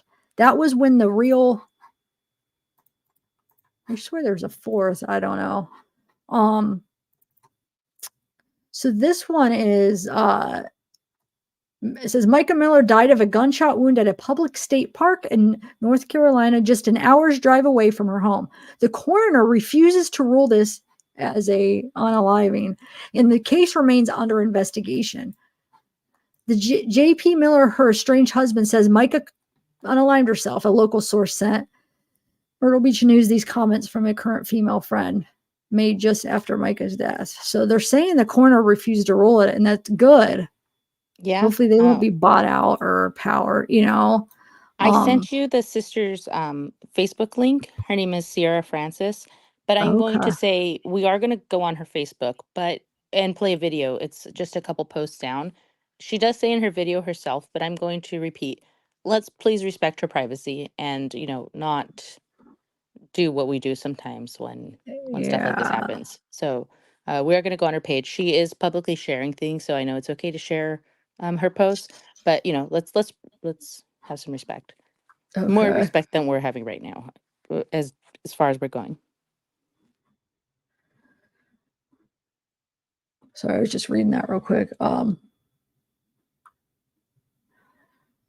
So this is saying, hold on, one more thing. I'll just finish this right here. Because this says her final week, which we read some of this. I talked to her multiple times in her final week here on Earth. She was making plans to get her haircut, getting help with her car payment because she was a little short after paying her divorce lawyer, and planning to meet us for the second service at church on Sunday. My final text with her was on Friday at 9:19 p.m. Was a woman making plans to live. What happened between Friday night and Saturday? I was so overwhelmed seeing two certain people on the news last night trying to minimize Mica by painting her mentally ill and crying like they were currently present in her life. They were not. She wasn't having a mental meltdown. When the scales were lifted from her eyes and she walked away, she was a warrior wearing the full armor of God. Okay, so let me play that real quick. Where did you say? You said it was a couple... I sent you her Facebook link in Messenger, and then it's like a few posts down. Okay. All right. A few posts down. Let's see here. Okay. Oh, I see it. All right. Cool. Thank you. Let me share my screen over here. And I really hope this is under investigation. It was on the news. I hope. That it was, but we can't confirm 100% without, the cops saying so. Hopefully they start answering to all these people getting on them, and then you already know that once the YouTubers start, the news picks it up even more. Nancy Grace already has already done a story, or like forwarded the story and stuff. So let's, Good. yeah, let's hope it Driving it. makes waves. All right. Let's see here. I was going to make this video with music in the background and try to hide how sleepy I am and how sleepy my voice is. I'm sure you guys are aware that we have not been getting sleep. We have not had time to grieve because we've been seeking justice. And my mom found out about Mike passing away. That's the first thing I said to her. She said, I'm getting on a plane. I'm trying to get money and fly out there to see you. I don't know if I'm driving, if I'm flying, but I'm coming. And I said, Mom, don't come here if you're ready to grieve, because we're not there yet. We're still in the stage of fighting. We are still fighting for Mica. We are still fighting for answers. And we are still fighting to make sure that what she started is finished. And in keeping with that, I thought, well, what would Mica do right now? And I said she would make a video. So, as you may have noticed, most of her videos had a song, and that was something that was going on in her life, and she wanted to reach more people by singing a song and just saying, hey, this is the song's lyrics, this is how I'm feeling right now, and I hope you go listen to the song and that it resonates with you as well. And the song that keeps coming to me is, oh, oh, my God did not fail, never ever failed me. Oh, oh, oh, that's the story I'll tell. Oh, oh, oh, I know it is well. Oh, oh, oh, that's the story I'll tell. Oh, wow. Man.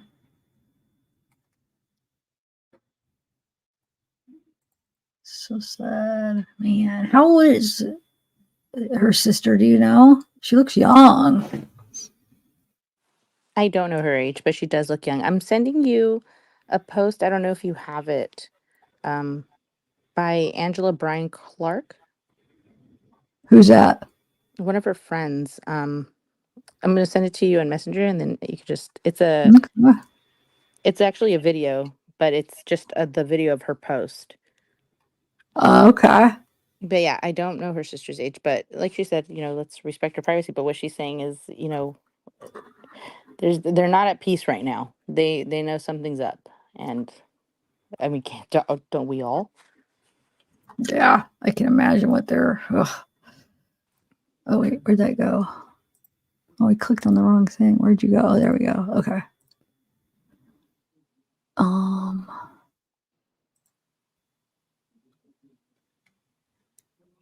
I do have that post. I'll read it because I could zoom in on my post. I have that. Who is it? That's her friend, you said? Yeah, that's one of her good friends. What is it? What is the audio at? What does the audio do in this? Just music? There's no audio. I mean, you don't have to play any audio. Okay, hold on. I have that. Because I'll be able to like zoom in and read it because I can't see. I can read it. Do you want me to read it? Well, here, I'll put it up though. Yeah, you could read it, but I'll put it up on my, let me find it real quick on mine. Just so people could read along, because I definitely have that. 1 second.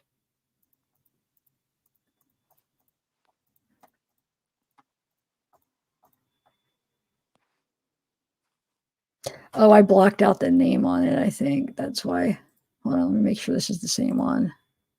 1 second. I never know which ones is like, which one should I redact? I want to do it right, and It starts as, I know this is long.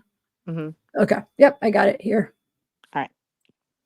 Let me share my screen, but let me see which way I have to push over to get to the next one. It'll be to the left. Okay. All right. Here we go. Let me zoom in for you. Can you read it? I have it on my other phone. Oh, okay. But you can pull it up for them. Okay. Right. So I know this is long, but it is the truth. Please take time to read. Mica Miller deserves our total honesty and support. So here I sit for almost a week, mourning the death of Mica Miller, watching, waiting, and praying for answers. I have only posted on her and how I have felt about losing someone who was such a sweet soul. I miss her and I'm struggling to wrap my head around her being gone and the circumstances surrounding her death. I will not sit here and pretend that I know exactly what happened on Saturday, but I know a lot. I am well aware in the past that Micah had mental health issues and I witnessed her struggle firsthand. But I also know that in the last few months, this has been used as a weapon to control her. The Micah I saw at the beginning of her mental health journey was not it's not the Micah I witnessed in the last month. The Micah I was seeing was a grown woman trying to break the chains of an abusive marriage. When I talked to Micah last, she was making plans, moving forward, and trusting God. Her faith was her shield. She had reconnected with people she had been isolated from, myself included. She was sorting out her new and normal, and was putting God first. And God was putting the right people around her. When we had our first meeting in years, we sat at lunch and talked until dinner time. 5 hours. We had been in regular communication since that day. I was part of Mica's church for years. We did life together during that season. Leaving that church was one of the hardest things Brian and I ever did. We loved the people in that church, but God had made it clear that we needed to go because it was a toxic environment. We endured relentless attacks from the pastor. It was unlike anything we had never experienced in ministry. In ministry, God calls us where He needs us, and instead of supporting and loving us, our entire family came under attack. There were attempts to sabotage us in our new church home, calls made to employers, dropping in at my place of business in the middle of workday when I refused to answer calls. The calls, when I refused to answer the calls more than I can count. Emails that were rants in writing. It was a nightmare for a close month. Mica wasn't just leaving a church. She was leaving her marriage. She was done. She hired a lawyer. She moved out and was getting a divorce. She left with nothing but her faith, her family, and her small circle. Oop, I fast forwarded to that part. Sorry, I had it on a video. That's why when I mess up, it's because it's the screen is leaving me. Oh, okay. Sorry. Right. She was done. She hired a lawyer. She moved out and she was getting a divorce. She was left with nothing but her faith, her family, and her small circle of friends. Was it hard? Yes. She had her tires cut multiple times, found multiple trackers on her car, couch hopped in fear of being found, and was hospitalized by her husband when it was completely unnecessary. She confided to me that she felt like an orphan in fear that no church would want her because of him. What she didn't know is that a large portion of us who had experienced the wrath of exiting that church were waiting for her with open arms. I talked to her multiple times in her final week here on Earth. She was making plans to get her hair cut. Oh, did we read this already? Yeah, I know. Maybe we It- did. Maybe it was up on the list. I already read it, but go ahead. No, I think we did. Yeah, we did read at least that one. It's okay. I mean, it was important. Let me see where it's at on my thing. If it's way up here, then we We definitely did. read. I talked to her multiple times in her final week here on Earth. She was making plans to get her hair cut, getting help with her car payment because she was a little short after paying her divorce lawyer, and planning to meet us for the second service at church on Sunday. So yeah, we read this. Okay. Crap. Why did it sound new again? I know sometimes like parts of it do, and it's like, wait. Anyway, but I mean, I have a few more that I know that you had. I was just trying to go through them to make sure that we get all of them, but also didn't realize that we had read that one. Sorry. No, you are totally fine.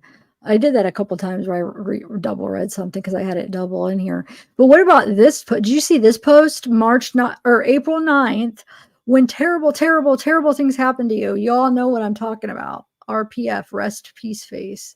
That was her post, yeah. Yeah, man. What about the obituary? Have we read that Yeah, yet? we will definitely. I know we haven't. Let's do it. Let me just read this one real quick. The Voices in Wilderness. I'm trying to find where is this face? What is this group? Because this is supposedly her parents. Is It's this like a supposedly Facebook or what? it's a Facebook group and it's her mom's, I believe. Yeah, okay. I was trying to find the group. My daughter Mica was found Saturday in Lumberton, North Carolina, with a fatal gunshot wound. A no contact order and a divorce was filed just days before this tragedy. We are devastated. Prayers appreciated. Sierra, another one of my daughters, has set up a simple fundraising link. Law fees are an obstacle for us. We are an Air Force family with very limited funds. So I got to put that in my description here. Okay. So I'm going to bring up the obituary. I saw you post a picture earlier of her and her sister, and above that picture was a post. Did you read that? No, because I did it when you guys were talking. I haven't read it yet. Hold on. Okay, so we'll do the obituary and then we'll go back to read that. Okay. I still have all these. Yeah, and that's right here. So I haven't got to that yet. So I still have this. We're almost done. I just have this, and this, and then you'll see. And then if you think that I missed something that you have, maybe you could share. But yeah, let's go to the obituary. Right here, right? Yeah. Okay. It's so weird. So he wrote it, right? The husband or ex? It sounds like he wrote it. So again, we don't know if he wrote it, but this sounds like he wrote it. And guys, this is just as cringy as his speech. Oh. And I know we played it at the beginning, but if you want to play that video afterwards of him like praising himself during the during the congregation before he gave the speech about her Yeah. passing, It about was him so praising himself cringy. right there. That makes Yeah. that correlates with it connecting to what is written in this obituary. Yeah. You want me to read? How do you say that middle name? Do you know how to say her middle name? I think it's ICI? Acacia. Acacia. Oh, that's pretty. Mica Acacia Miller. A celebration of life of Mica Acacia Miller, 30. So young, too. 30 is so freaking young. Will be held May 5th at 3 p.m. at Solid Rock at Market Common, 803 Howard Avenue, Myrtle Beach. The family will receive friends immediately following the service. Mrs. Miller of Myrtle Beach passed away April 27th, born March 7th, 1994, in Wichita, Kansas. She was a daughter of Michael Francis and Angelita Ramirez. She is survived by her husband, Pastor John Paul Miller of Myrtle Beach. I wish they would have said ex-husband, because I know it wasn't official, but stepchildren, Logan, Zachary, Eli, Asher, and Selah. One brother, Nate Francis, and his wife, Victoria. Four sisters, Anna Francis, Sarah Brown, and her husband, Matt, Abby Francis, and Destiny Barrantos, and her husband Nicholas. Michael was energetic, affirming, adventurous, faithful, loving, giving, forgiving, talented, joyous, creative, assertive, bold, determined, authoritative, passionate, hardworking, a risk taker, and much more. She and JP had been friends since 2009. They married in 2017 and spent almost every single day and night together. Michael loved her little dog, Loki. She loved doing outdoor activities like waterfall rappelling, hiking, skydiving, running, and going to the beach. Mica would take on any challenge, even if it was being a vegan for an entire year. Mica was a great stepmother, an amazing wife, and helpmate. She helped Pastor JP with the church in every way. Mica was the worship leader, graphics designer, youth leader, women's ministry leader, and pastor's assistant. She did all of this with the utmost integrity and faithfulness. Mica made the greatest of efforts to always be the best wife she could be. She truly served Jesus and her husband with all of her heart. She praised her husband after every church service, telling him he was the best preacher in the world, even if it wasn't true. She also told him he was the funniest preacher in the world, even though it wasn't true either. Weird. Mica loved her family so much. She looked forward to every text from her father or brother. She saw every opportunity to pour into her sisters. There were thousands of nights that she prayed aloud for God to always bless and take care of her family. They were constantly on her mind. Mica wanted more than anything for each member of her family to serve Jesus continually. Mica loved her ice bath, nice car, sauna, house, etc. But more than anything on earth was her desire to see people come to Jesus. Wait, what? What? She's leaving him. And what was that last sentence? Mica enjoyed her nice house. What?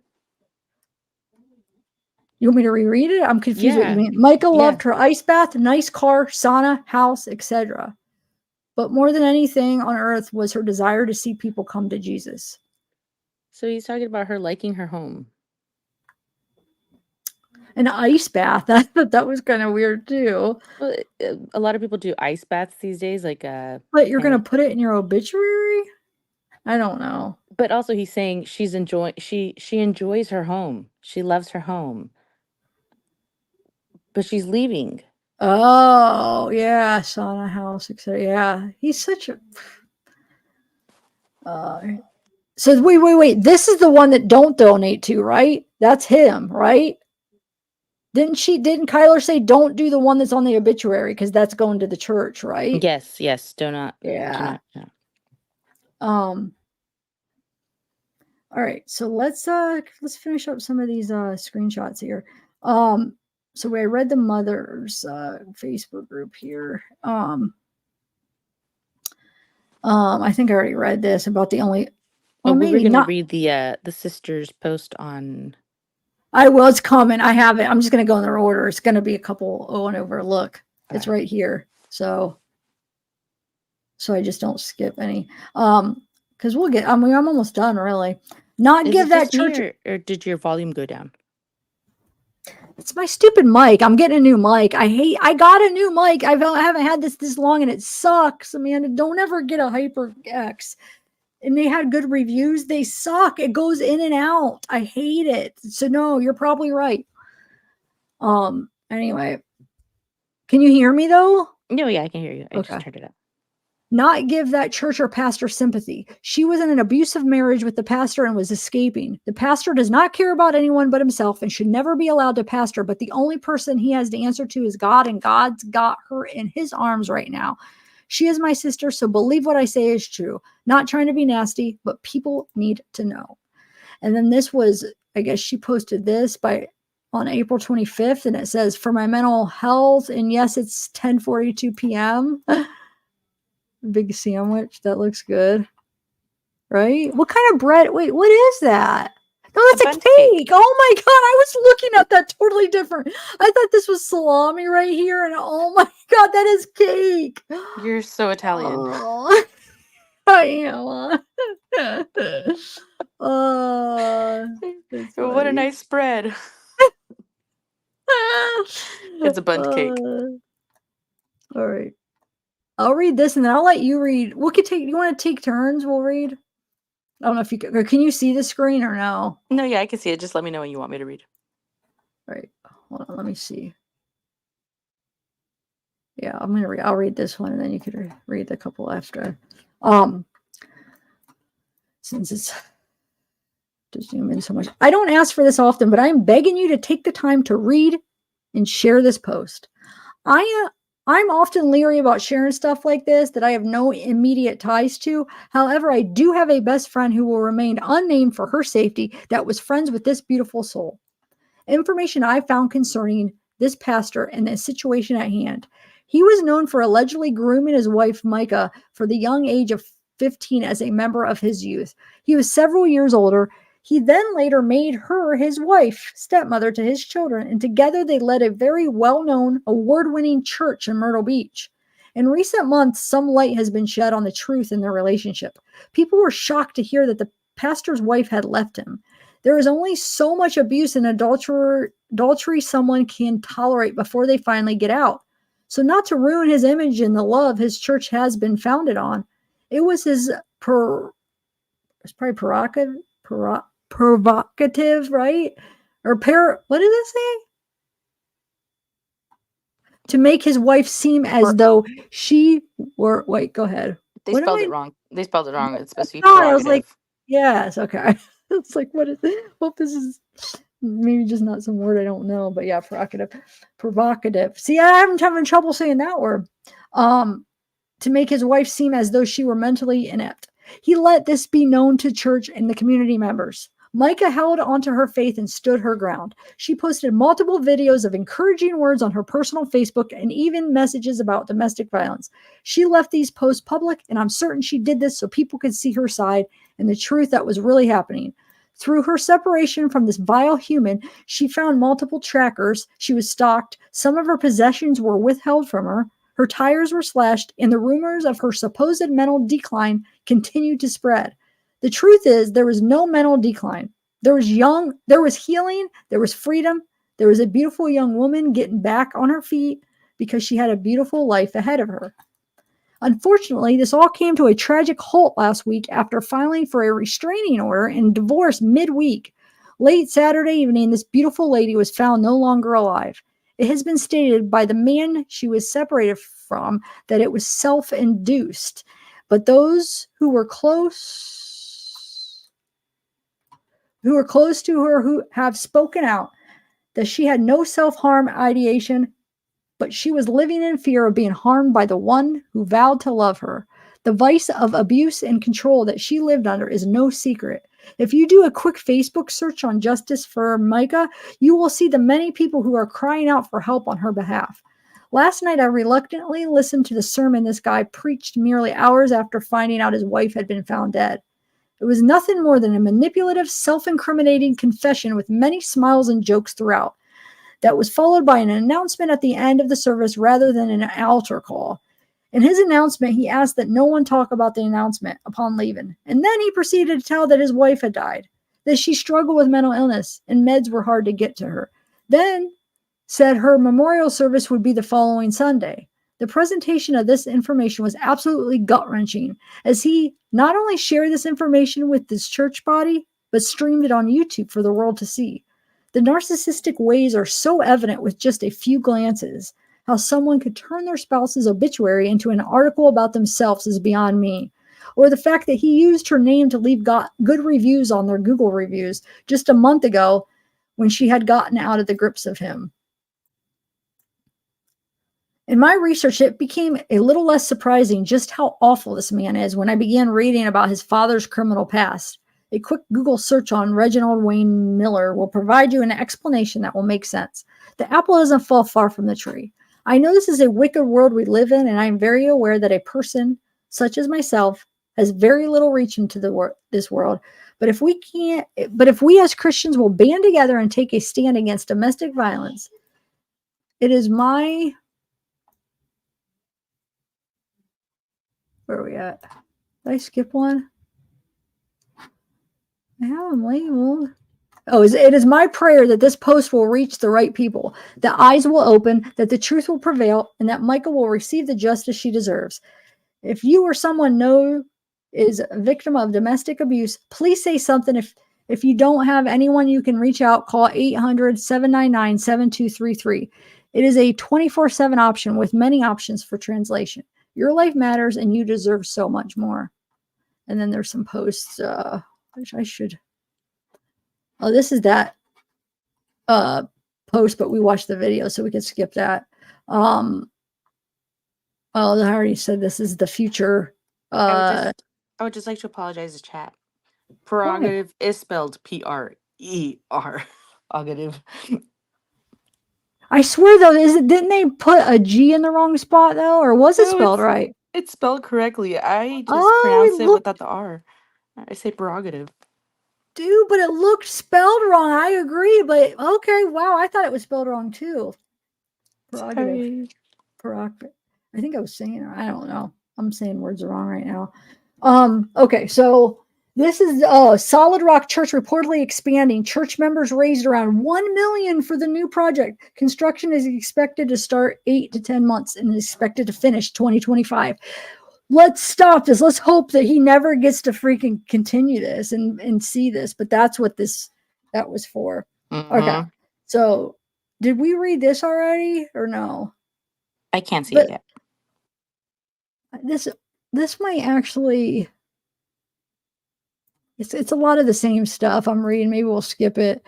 Yeah, it's just continue. It's kind of like just mimicking. It's a different post, but it's saying like the same stuff. But maybe just like the first paragraph, because it talks about update. Detective Jason Norris is over the case at Robeson County Sheriff's Office in North Carolina.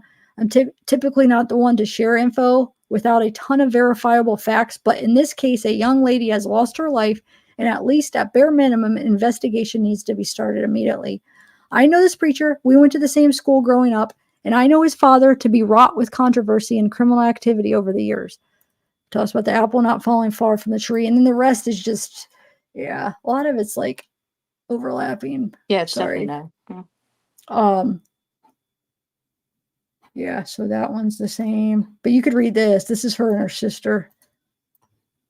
That old picture. Here, I'll zoom in so you could read it. All right. So it says, there's a lot of talk already going on, so I want to set the record straight. Our sister Mica Miller passed away yesterday. Please do not listen to false stories being shared about her. Mica was a God-fearing, joyful, loving woman who did not deserve the abuse she endured. If you hear anything about this from anyone other than her family, please question it. Reach out to her siblings or parents.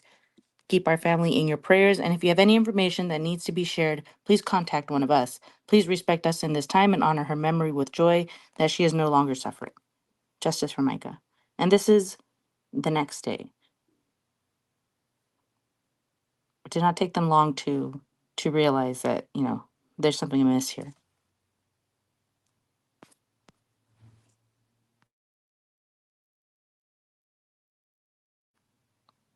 Do you want me to read that?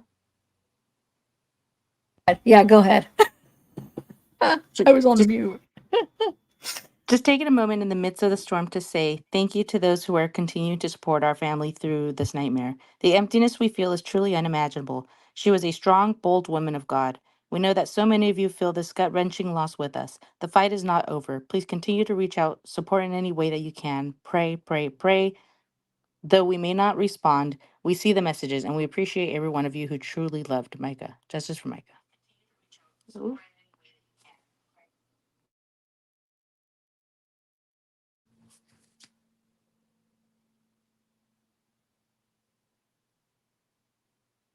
So this is the one we read already.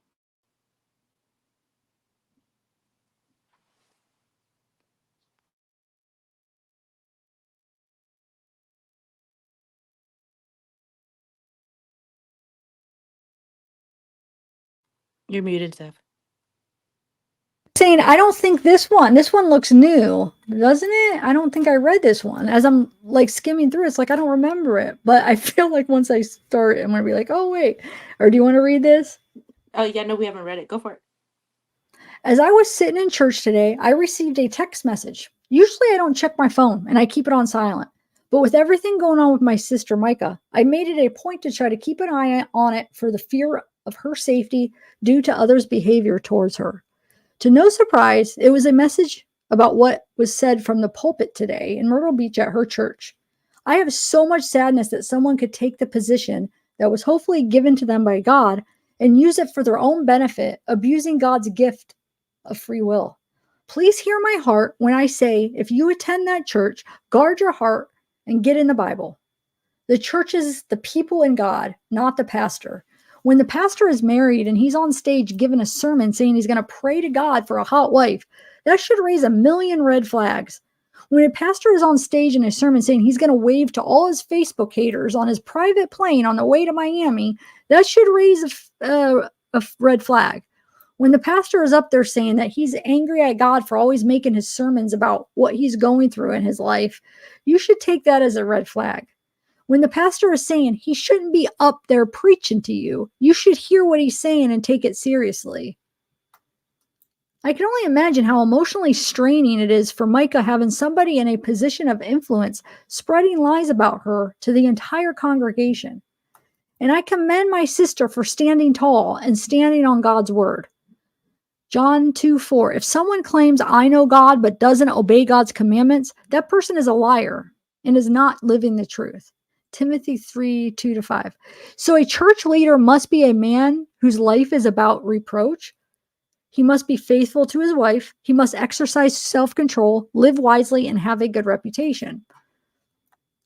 I discerned something was off, but I couldn't put my finger on it. It was very demonic, hellish, and very off-putting. I couldn't describe it. Though there were some good elements to the church, I did not return due to already having some. No, I think this is a different post, but oh well. I did not return due to already having a home church. I don't know all the details surrounding the death of Mica, Pastor JP's wife, but all I know is that something smells fishy in the spirit, and it's absolutely ugly. And if I was to give a warning to Solid Rock, it would be to rid yourselves of the virus that has caused you pain and misery, not only in the physical, but in the spiritual. You have much to gain and little to lose by self-auditing and making sure you clean house. The Father is by your side, and you have supernatural grace granted by the Lord to accomplish this. I will be praying for exposure, justice, healing, and redemption. And yet, Yeshua's mighty name, I will also be praying for speedy trials, swift investigations, and for wise and prudent judges and juries. I hope, guys.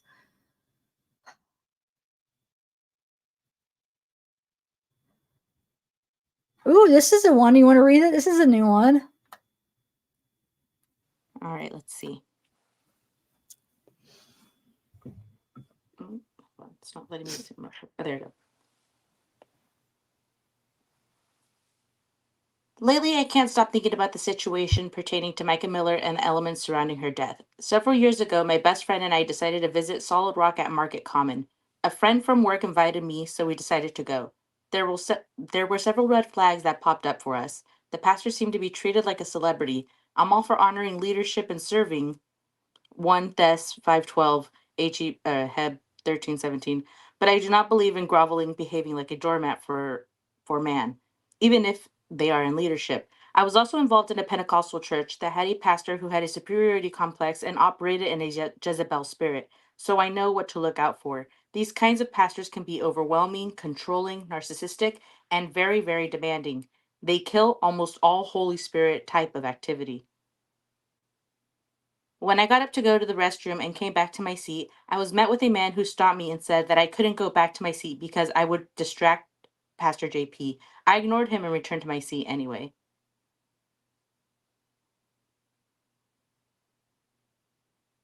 Let's go up to number 3. Oh, that was where this continued. I knew I had it in the wrong. Shoot, I keep ignoring my numbers up here. I have them to help me guide it. I already read this, but I read it in the wrong spot. You read this? Yeah, because I read it after this when it should have been. I should have read this. I didn't read what you just read, but the continuance. This is the rest of that, and I read it. I discerned some. Do you want me to read it? If you want, I read it. What do you guys think? Yeah, because you were continuing this because she got up to the restroom. It'll be better in context. Go Number ahead. 3. Yeah, I'll just do it real quick. I discerned something was off, but couldn't put my finger on it. It was very demonic. You click back. It was very demonic, hellish, and very off-putting. Oh, okay, I remember when you read this. Yeah, okay. It was very demonic, hellish, and very off-putting. I couldn't describe it.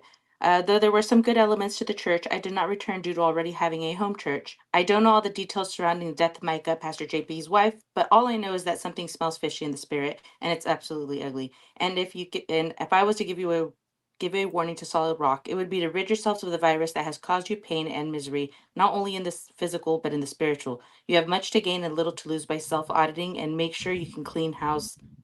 The Father is by your side, and you have supernatural grace granted by the Lord to accomplish this. I will be praying for exposure, justice, healing, and redemption. In Yeshua's mighty name, I will also be praying for speedy trial, swift investigations, and for wise and prudent judges and juries. Yeah. Okay, so let me see. A lot of these are probably going to be overlapping. Let me see. Well, I mean, yeah, this is a new one too. I mean, there's some of the overlapping, but it talks about JP Miller has been grooming girls since he was at Cathedral Hall in the late 90s and early 2000s. His father was arrested for hooking up in a men's shower, and his charges were expunged after completing a program.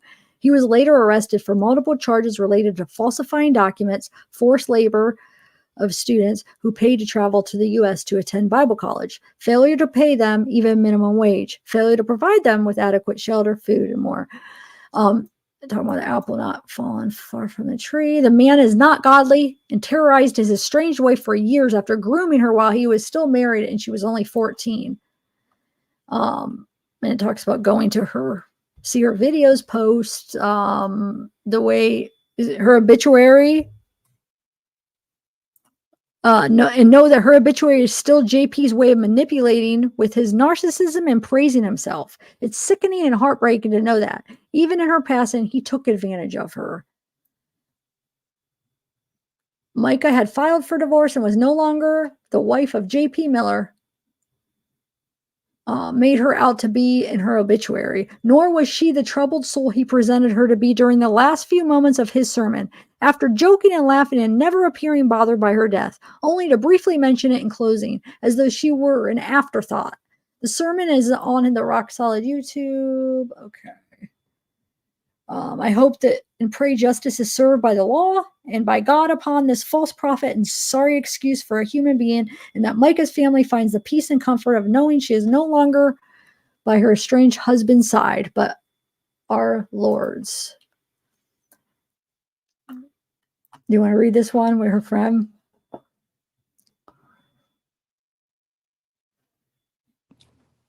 Sure. Sorry, I was on mute. Don't worry, I'm the classic. Mute person.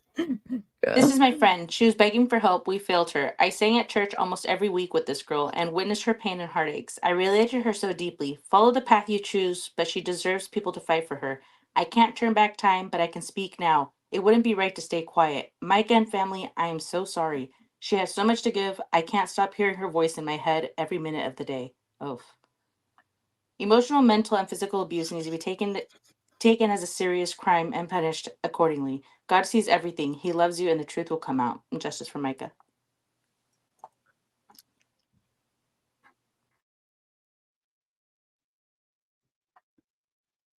I'll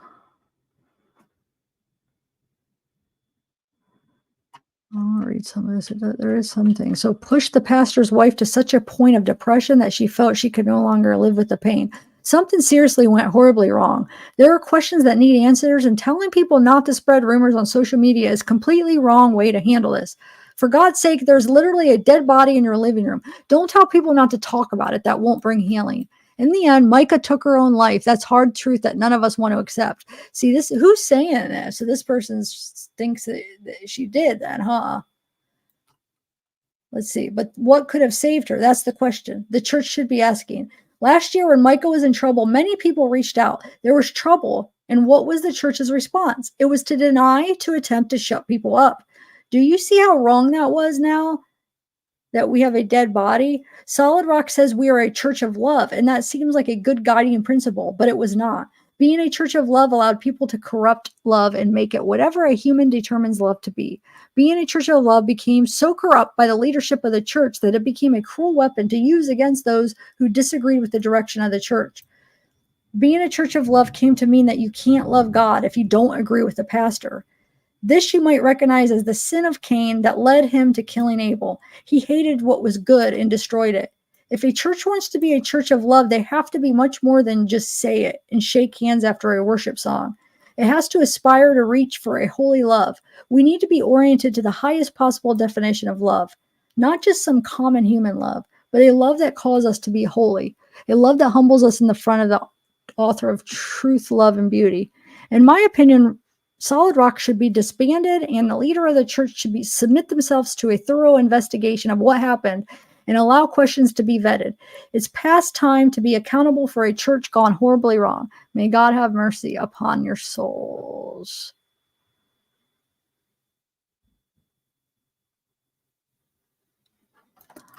Let me see how many more. We're almost done. I found the comments on his on that post online, the "Are you dating him?" post. Oh, okay. Is it interesting? Yeah, I'll read them from my end, and then you guys can just kind Yeah, of go ahead. get the gist. Also, don't want to show people's Facebook names. So this was a post put on Facebook in a Are you dating him group, and it was about a month ago. Zav, the post. It was posted about a month ago, Okay. and a girl posted a picture of Pastor JP and Pastor JP, and the comments under it were, "Is this for real? LMFAO, stay or LMFAO. Stay away from that flag. Also has some SA allegations under his name." And then under it says his wife is cropped out of this picture, and there's 7 laughing faces. And then the girl responded, "Thank you, everyone." She was an anonymous poster. And then right under her is Micah's sister. And she says, "This is my sister's husband, anonymous. You should reach out to me." And another woman under writes, "Run away." So that's just without her sister. That's 1, 2, 3 women that are telling her this guy's a skis.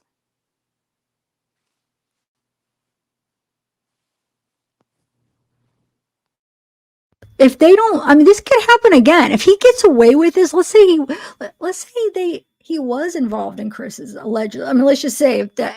So not only Chris's and maybe Micah's. I mean, if he thinks he could get away with this, he's gonna keep doing it. Because I mean, This you get reminds me this. of the Peterson, not Scott Peterson, the other one. Yeah. Yes. What's his first? I was good. Was it Michael or hold on?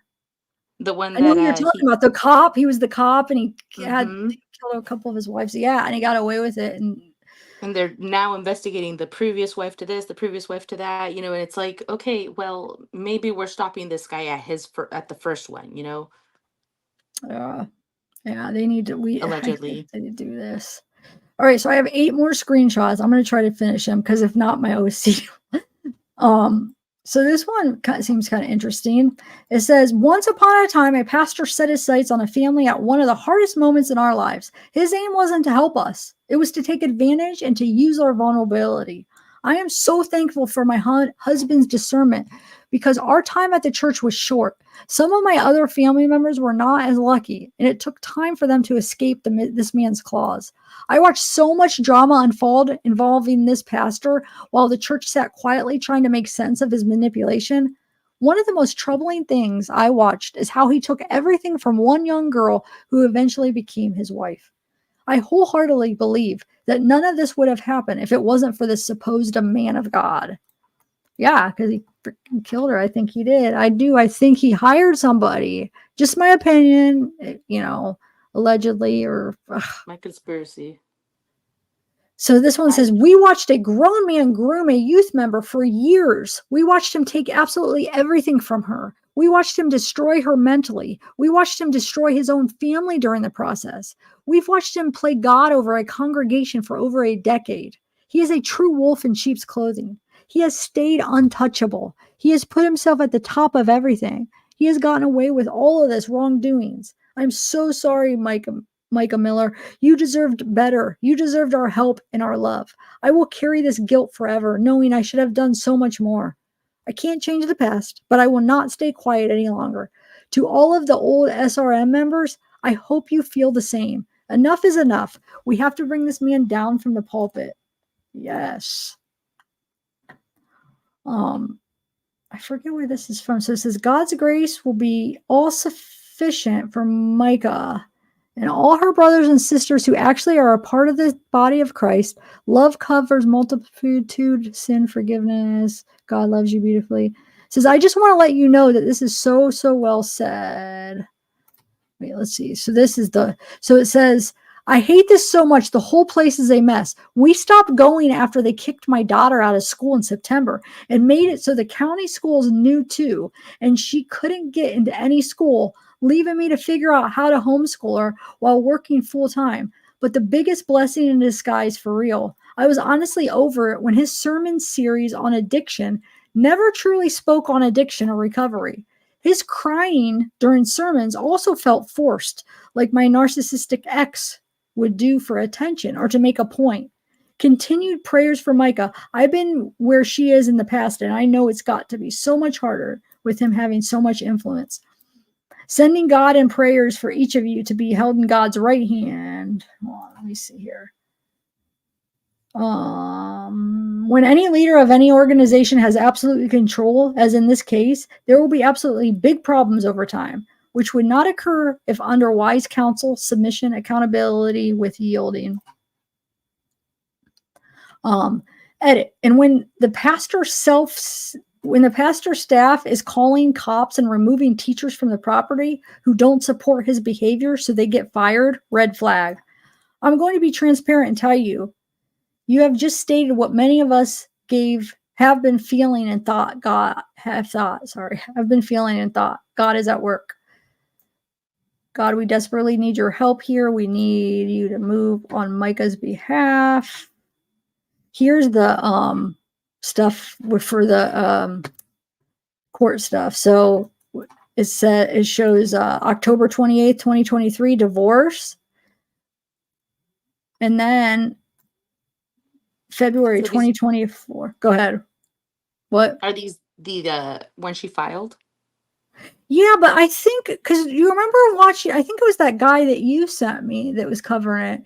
I was watching a video where they said she filed for divorce, but then she not dismissed her, or just went back and went against it and just last year. Is that what they're talking about? It got dismissed or something?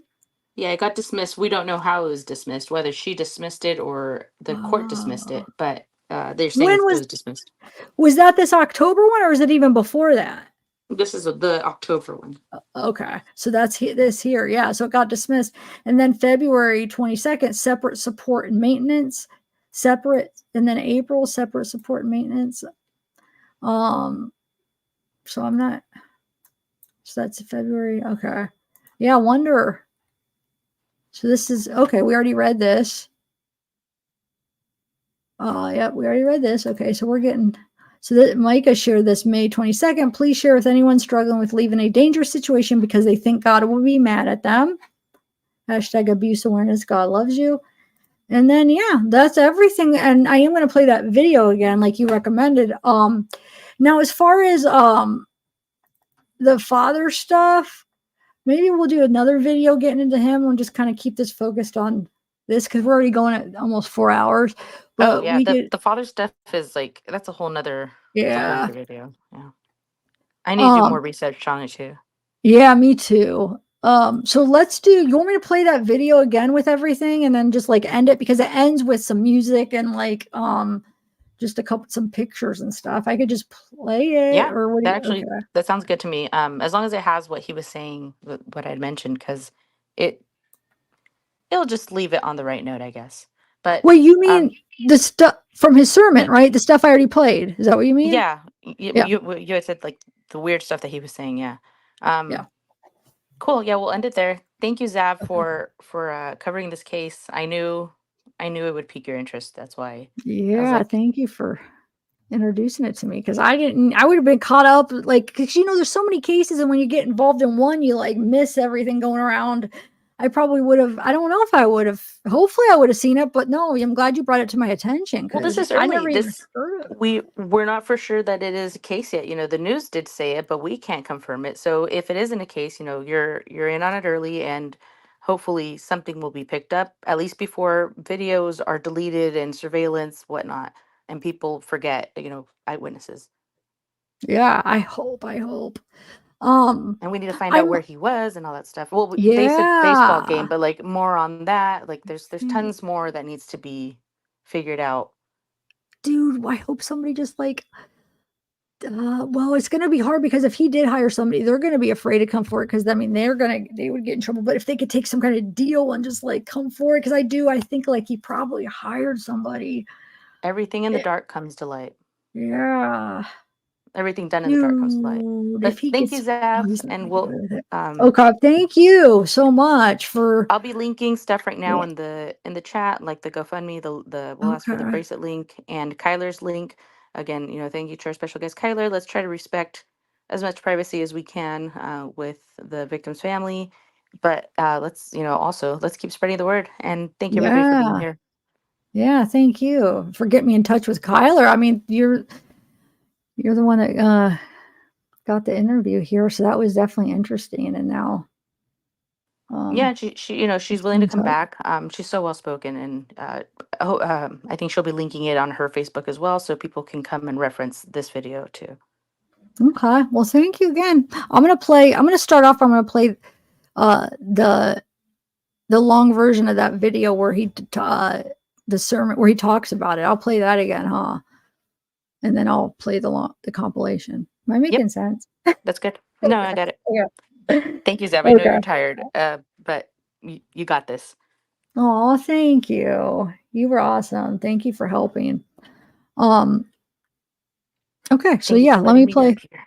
here. I got something in my eye. Okay, so I'm gonna play the lead up. There's a couple minutes to lead up to when he announces about her death. So I'm gonna play that first. Can you picture one of your relatives, your great, great, great, great, great, great, great, great, great, great, great, great, great, great grandchildren? They're out there on the new property, the new Solid Rock property. There's a festival this day, right? There's thousands of people. There's a Christian band playing. Maybe we have baptisms going on, whatever we got. And your relative is going through something tough, a marital issue, cancer, a financial struggle, something that not really everybody knows about. And they're walking around the property and they're thinking, God, I don't know what to do about this. I need you, God. Please, can you come through? And then all of a sudden their phone rings. But the way they do it 300 years from now, they just do this. Their phone rings and they just put it up to their ear. What is it? And it's the answer to their miracle. whatever the results to the test came back. We were so sorry, we got it wrong. You don't have cancer. Or the lottery, you just won the lottery, whatever it is come through. And your relative says, God, this is amazing. Why would you do this for me? And God says, I love you, but I didn't do this for you. You see, 300 years ago, your great grandparents were listening to this tall, charming, humble pastor, and he told them that if they'll give their life to Christ, that God won't just take care of them, he'll take care of the ones that come after him. And so I love you, but I didn't heal you for your sake. I did it because the promise I made to them 300 years ago. That's what I want you to leave here with. Okay, amen.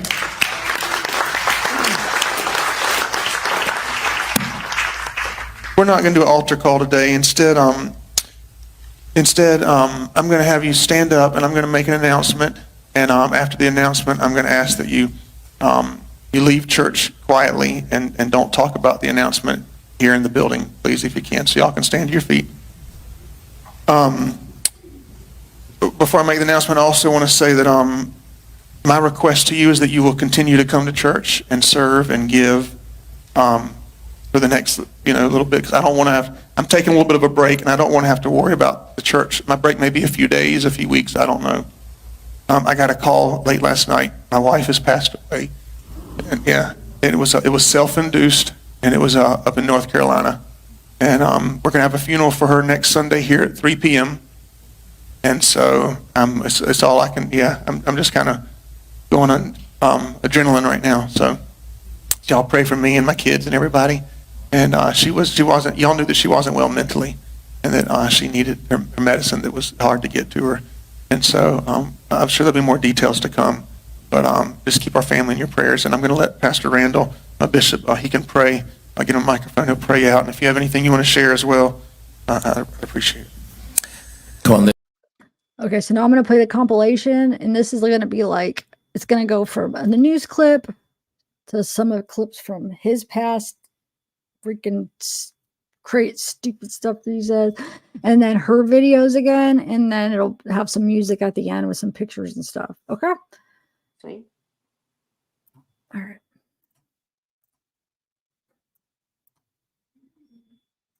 There we go. Suspected death of a local pastor's wife. ABC 15's Mike Owen has been working for you to learn more about the life and death of Mica Miller. He joins us now live outside their church in Market Common. So, Mike, what have you learned today?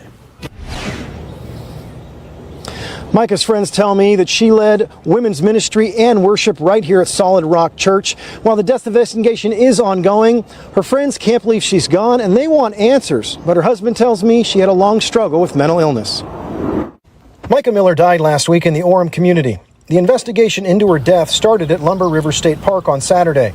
The Robeson County Sheriff's Office says they're actively investigating how the 30-year-old died. Her friends remembering how she lived her life. She had a heart for missions. When she went to Africa this time, she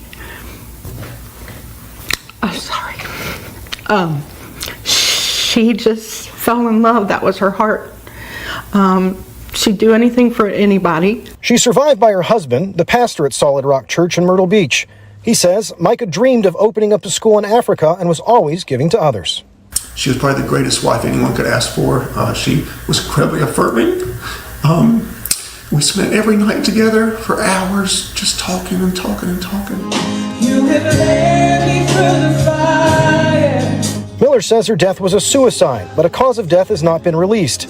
But many of her friends are struggling to come to terms with that. This has to be at least looked into deeply. There's got to be some accountability here because it's a tragic life was lost, and it's not just as simple as somebody had some mental issues. But Miller says Mica battled mental health issues for years, even speaking openly about it to the congregation. She had struggled with suicide before, and each time, helped her through it, took her to her doctor, and we got through it, and everything was fine. And she even gave a few testimonies here at church. We have on video of times where she had battled suicide, but God took care of her and got her through it. For families dealing with mental health issues, the pastor at Solid Rock Church has a message. The second you see any type of sign get them to a doctor. I mean, the second you see it, don't wait. A memorial for Mica will be held this Sunday at 3 p.m. at Solid Rock Church. A group of her friends will also be meeting there at 9 a.m. to hold a Justice for Mica rally to bring awareness to her struggles. Connor, back to you. All right, Mike, thank you. We filed FOIA requests with the Robeson County Sheriff's Department and Horry County Police Department for more information on this case. The right words are not, you hurt me, you hurt me, you hurt me, you hurt. That's not the right words. Like, be more mature than that. I think this verse is for the ladies. Because I've never had a man come to me and say, you know, so-and-so hurt my feelings, and I just need to tell you all about it. No man's ever done that. I mean, can I tell you everything you did? No man's ever done that. Men, we either just don't talk about it or we punch you in the face and then we're friends afterward. Last year, you know, my wife, they went to Africa, had a wonderful trip, amazing trip, and she came back with the idea to start a school in Africa. And 6 weeks ago, she goes in the hospital, gets out, and just leaves. Just completely leaves me, leaves everything, drains the bank account, and goes. And guess what? While you're talking bad about me out there, I'm building a school in Africa for over 100 kids to be able to be fed. I'm just doing that. It's always about what I'm preaching about. God is so good to do that every single time. One day I'm going to preach about getting rich, strong, healthy, and finding a hot wife that loves Jesus. That's what I'm going to do. Weird. There's a really weird idea that a lot of women have. It's so weird that women have this. Christian women think, well, I need somebody to talk to about these people that hurt me. I need somebody to talk to. Oh, you just want to talk about somebody else. That's a demon actually right there. When my wife went in the hospital, I looked at her phone and I counted over the past 2 years, 18 people who had texted her and said, if you ever want to talk about your husband, you can talk to me and say anything and I'll keep it confidential. Well, if you could go back in time, you would have said this. Or if I see them again, I'm going to say that. And it starts festering. It gets bigger and bigger. By the time you're done, you want to shoot them with a bazooka, right? And all they said was, did you intentionally wear those shoes with that dress? Oh, I can't believe it! You know. You guys, look, I just saw this post. I was looking through groups to see if there's any, updates. Did you see this, Amanda? Look, oh, Amanda's not here. I thought she was still up here. But look at this. Interesting, dude. So, dude, I might have to, can't stay away from this case. I might have to go live later if I find more stuff, or maybe I haven't slept. I only got like an hour of sleep. I was up all night, but maybe tomorrow. But listen, look at this. I'll tell you who could or maybe have stopped this from happening to this godly, beautiful young lady. Now I'm having to live with regret of at least going in and checking on her to see if anyone else was involved. Let me explain, because it's killing me, people. I was in my boat fishing and I went up into a lake off the river when I got to the back of the lake. Here, let me look up for this one. I'm having trouble reading. Okay. I was in my boat fishing and I went up into a lake off the river. When I got to the back of the lake, I heard a faint crying, not loud. You're wondering, could I see anyone? I couldn't because trees were blocking my view. But I really feel now that she could see me. So I just kept fishing. Then maybe 2 minutes, I heard a gunshot. I said, oh my God, no, Lord, don't let it be. So there was just enough water going through the woods to where I could float my boat through. As I was looking, I saw a little tote pack and a cell phone glasses were out of the bag. So I picked up her belongings, walked around to see if I could see anything, and I didn't. And I got real nervous. Put belongings in a boat, went to landing, loaded my boat up. As I was leaving, I saw that the laws was there, told them what happened. That's when I found out what happened. I have reached out to the family and they are getting done so wrong. I just can't believe it. But people, this is so sad and wrong. I'm not condemning anyone, but I will say this. God knows more investigating needs to happen. I regret not checking on her. You all say a prayer for me. Pray that family gets some answers. Sip. Beautiful lady. That's kind of crazy. So she's saying she was there for this? I'm confused here. So the glasses were out of the bag. As I was looking, I saw a little tote pack and a cell phone and glasses were out of the bag. I don't get that. So I picked up her belongings. Where was she? Walked around to see if I could see anything. I didn't and got real nervous.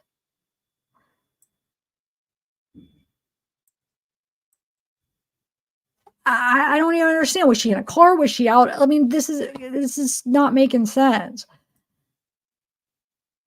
She heard her crying. Not loud or faint crying, but where? In a car and outside? Isn't that, I don't know what to take. I don't know what to make of it, but I just saw it and I'm like, what the heck?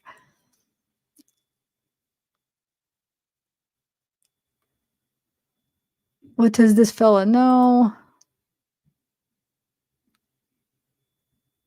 Yeah, something's weird about this.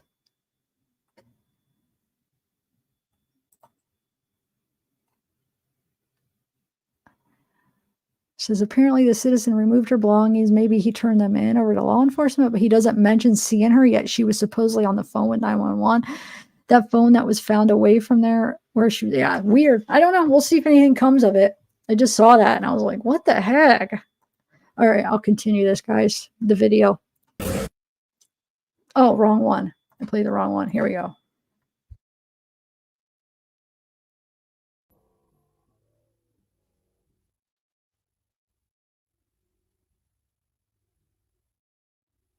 Their phone rings.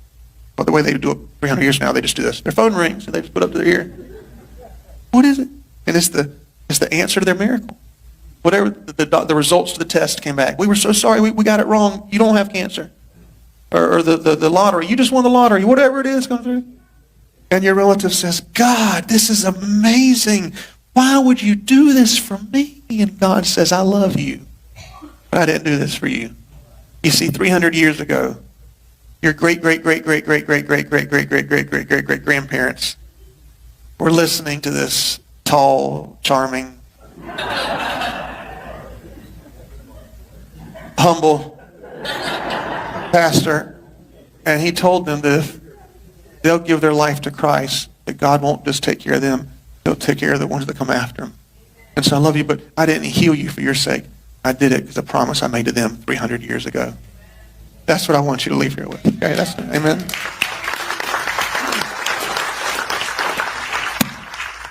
We're not going to do an altar call today. Instead, I'm going to have you stand up and I'm going to make an announcement. And after the announcement, I'm going to ask that you leave church quietly and don't talk about the announcement here in the building, please, if you can. So y'all can stand to your feet. Before I make the announcement, I also want to say that my request to you is that you will continue to come to church and serve and give for the next little bit. 'Cause I don't want to have. I'm taking a little bit of a break, and I don't want to have to worry about the church. My break may be a few days, a few weeks. I don't know. I got a call late last night. My wife has passed away.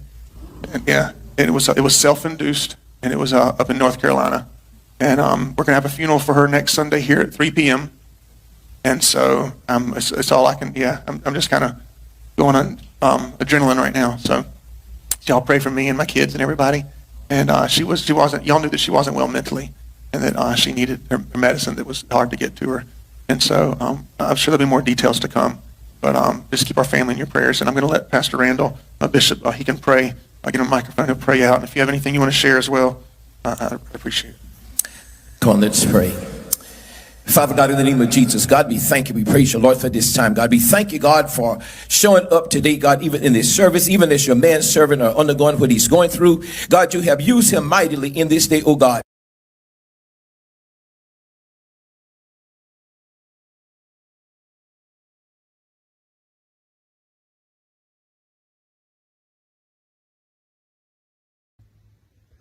Hey everybody, I just want to let you know that I'm alive and well, and life's been kind of crazy the couple past weeks, months, years, but I've kind of had to keep my circle really small for the past couple weeks just because I'm going through a lot and it's hard and it's my cross to bear. It's the thing that God has put in my life to deal with, and I don't want to bring a lot of people into it. I'm so thankful to God for a strong family and the friends that God has put in my life to be there for me at this time.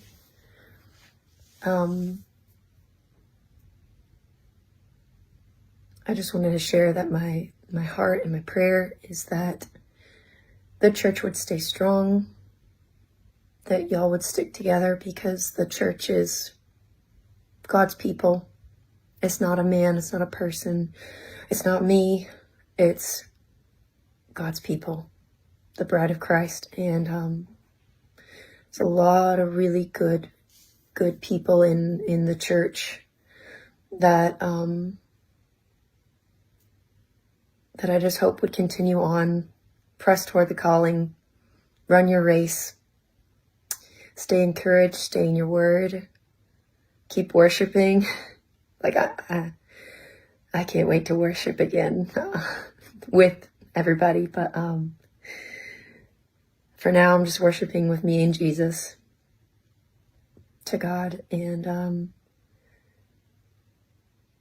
I don't think God would be pleased with me if I just jumped right into missions and women's events and creative directing and worship leading and stuff. I think when your world is shook up, you need to take a pause. And I can only pray that more people will take a pause and I'm trying to get my priorities straight right now. And that's making sure that my heart doesn't have any unforgiveness, bitterness, resentment, just forgiveness and hope for the future and peace. Because you can't put a price on peace from God. So thank you for all your prayers and support. Know that I have to keep my circle really, really small right now. I'm used to having a really big circle, so it's hard because I want to reach out to everybody and tell you how much I love you and I miss you. But this is the best way that I know how. So I love you all. I miss you. Thank you for your love and support over the last couple years. And some of you, up to 18 years walking with me as my friends. And for right now, I've just had to put everything on pause to get myself right. And I think God's happy with that. So keep praying for me. Thank you. And I love you. I'll be praying for you. God bless you. Bye. Real quick, look, found their wedding picture. Oh my God. Look how young they both look. Wait, he doesn't look even, wow, he looks even young. Wait a minute, that's not her, that's him. Wait a minute. Because they said his first wife looked like her, right? Is that his first wife? What's her maiden name? What's Mica's maiden name? I think that's his first wife. Is that? If that is, dude, wow, I thought that was her. Oh my God, Amanda, so Kyler wasn't joking. She looks like that could be her younger. I was going to say, because I was like, wait, he doesn't look younger than her. I was like, he looks so young. Why does he look so young in this? That's his ex. Holy crap. Yeah, they look a lot alike. I honestly thought that was her. Wow. And then, is that, hold on a second. Yeah, John and Nancy. Oh my God, I thought that was her too. Dang it. Okay. All right, I'm going to continue with that video. I thought those was her. I was like, oh, there's a picture of their wedding picture. Oh my Lord. All right, let's continue this. Can you picture one? Oh wait, I played the wrong one. Here we go. Hey everybody, I just wanted to share the chorus of a song that came to my head the other day. I was just kind of battling thoughts of just kind of like human thoughts, things that you want to do. And it's just a fleeting thought, and then this song came to my mind because it says, bless those who curse you, pray for your enemies, things like that. And so I just wanted to sing this really quick and see if it encourages you. I hope it does. But it says, I pray for your healing. The circumstances would change. I pray that the fear inside would flee in Jesus' name. I pray that a breakthrough would happen today. I pray miracles over your life in Jesus' name, in Jesus' name. So pray for those who curse you. Bless those who curse you. Speak well of those who are not speaking well over you, because God sees all, God hears all, He knows all. And if you keep your heart right and His will be done, not yours, it's all going to work out. So I hope it encourages you today. So I just thought of something as I'm listening to a song called Trouble by Kane. And I just wanted to give you a dare today. I dare you to do something either good for yourself or someone else, because like the second greatest command, love your neighbor as yourself.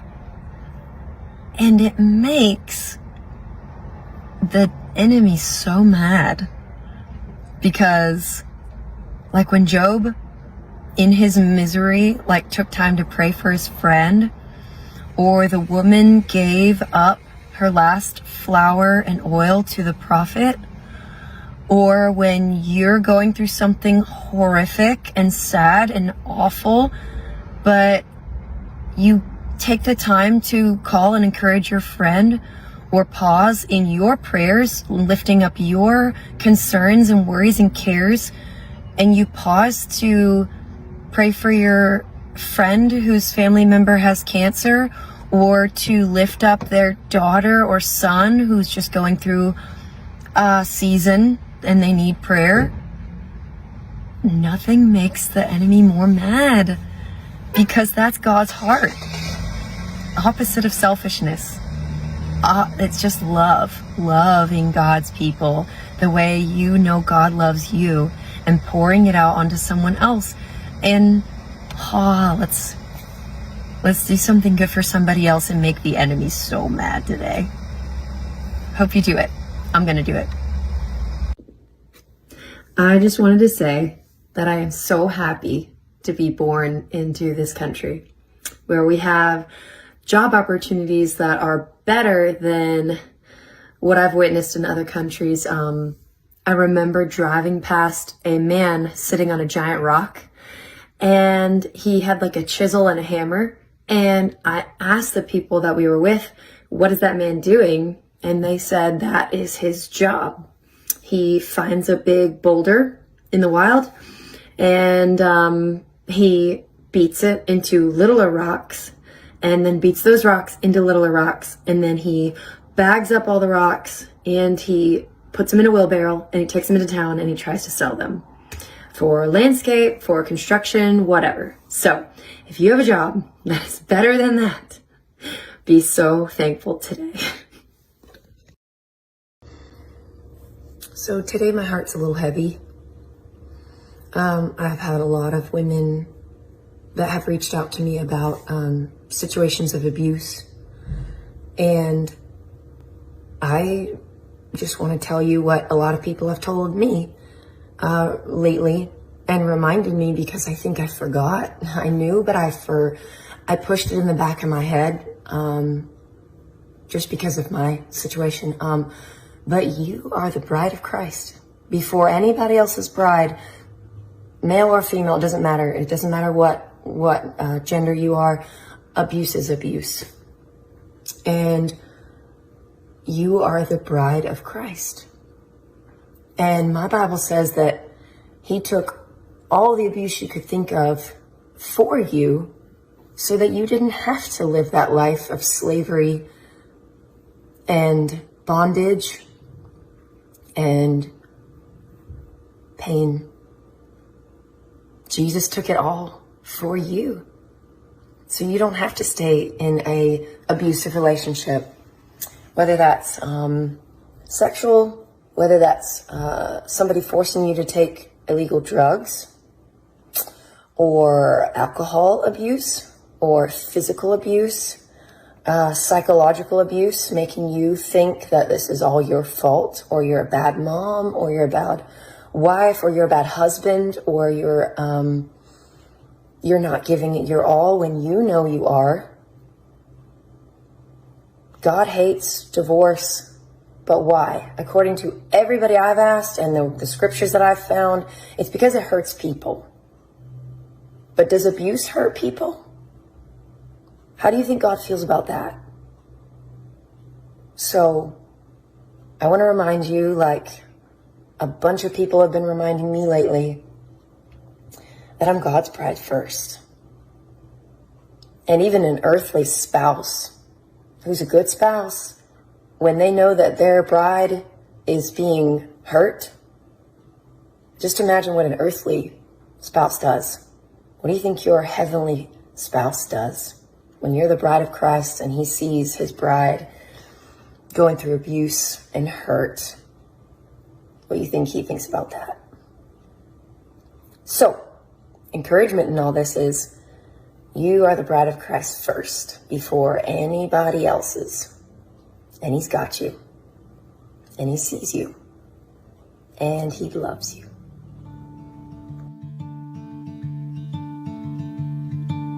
I didn't know what my heart was in for till you stepped into the room. And I didn't show, but I wanted to know everything I could about you. See, I was told the dreams were made to be believed in, so I put every single dream in you. But you set the bar so high above the sky, and you nailed it to the floor. 'Cause for some odd reason I'm done believing in this one thing I adore. What is loving anymore?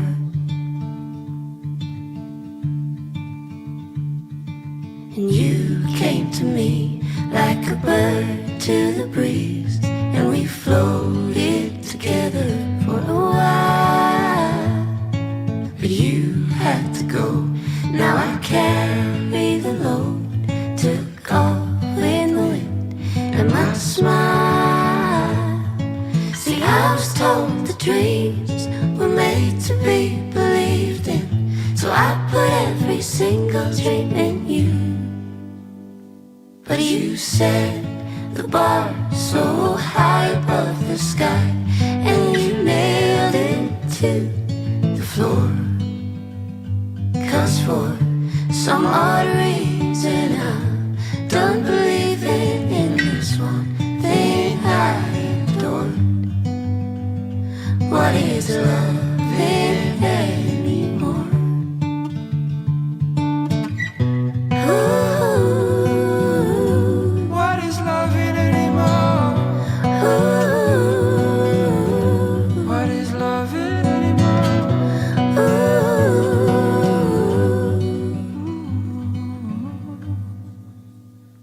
But you set the bar so high above the sky, and you nailed it to the floor. 'Cause for some odd reason I'm done believing in this one thing I adored. What is loving anymore?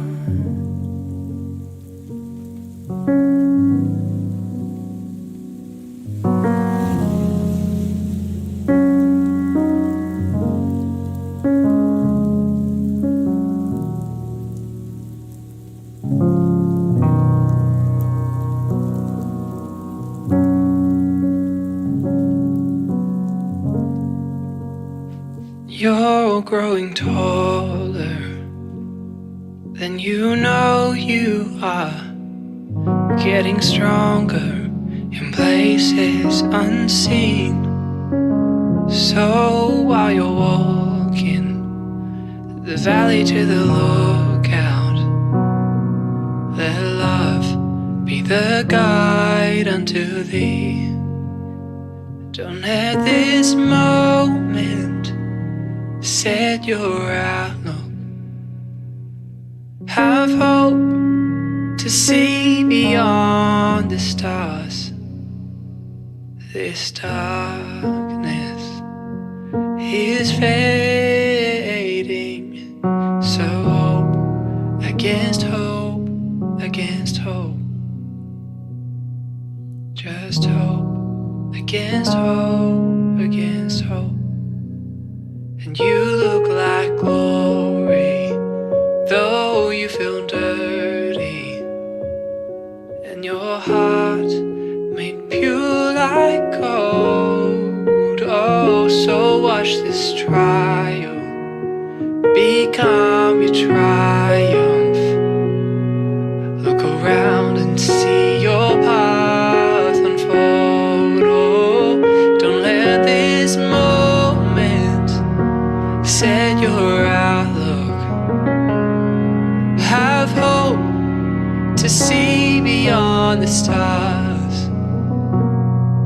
This darkness is fading, so hope against hope, against hope. Just hope against hope, against hope. There's no reason to run, don't hide from my love. You are glowing with beauty, my child. Oh, come hide in my arms and let it all go. We're moving on again, on into greater things. Just be still, be still and know that I, oh God, am here with you. Don't let this moment set your outlook. Have hope and see beyond the stars. This darkness is fading, so hope against hope, against hope. So hope against hope, against hope. So hope against hope, against hope.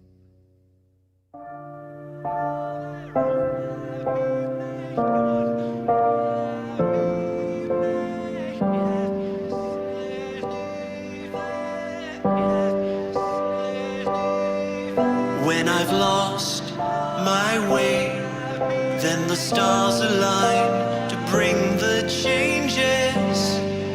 'Cause it can't, no it can't be bad forever. You are the proof, are the evidence that it can't be bad. No, it can't be bad forever. When you're lost, you find. When you're lost, you find. When you're lost, you find your way. Eventually, another door will open. When you're lost, you find. When you're lost, you find. When you're lost, you find your way. Eventually, another door will open. The red sun has set on a life I've missed, but it can't, no it can't, it can't be bad forever. When you're lost, you find. When you're lost, you find. When you're lost, you find your way. Eventually, another door will open. When you're lost, you find. When you're lost, you find. When you're lost, you find your way. Eventually, another door will open.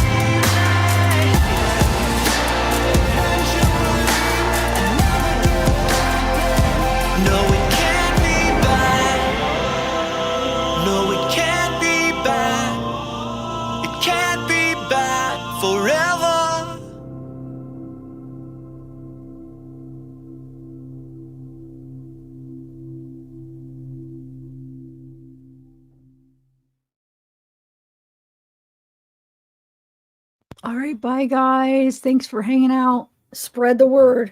Justice for Mica. Seriously, this needs to be spread.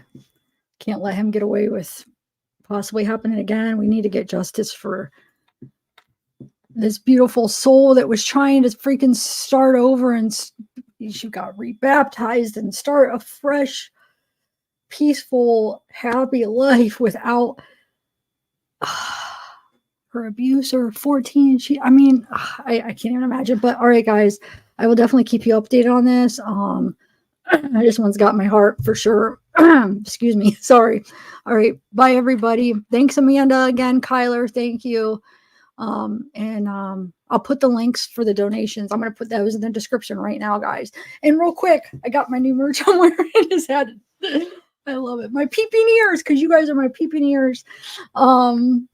But anyway, well, I'll do the other thing later. All right. Bye, guys. Oh, wait, hold on. Who gifted a membership? I just saw that. Darksky, how have you been? Nice to see you. Thank you. All right. Bye, guys.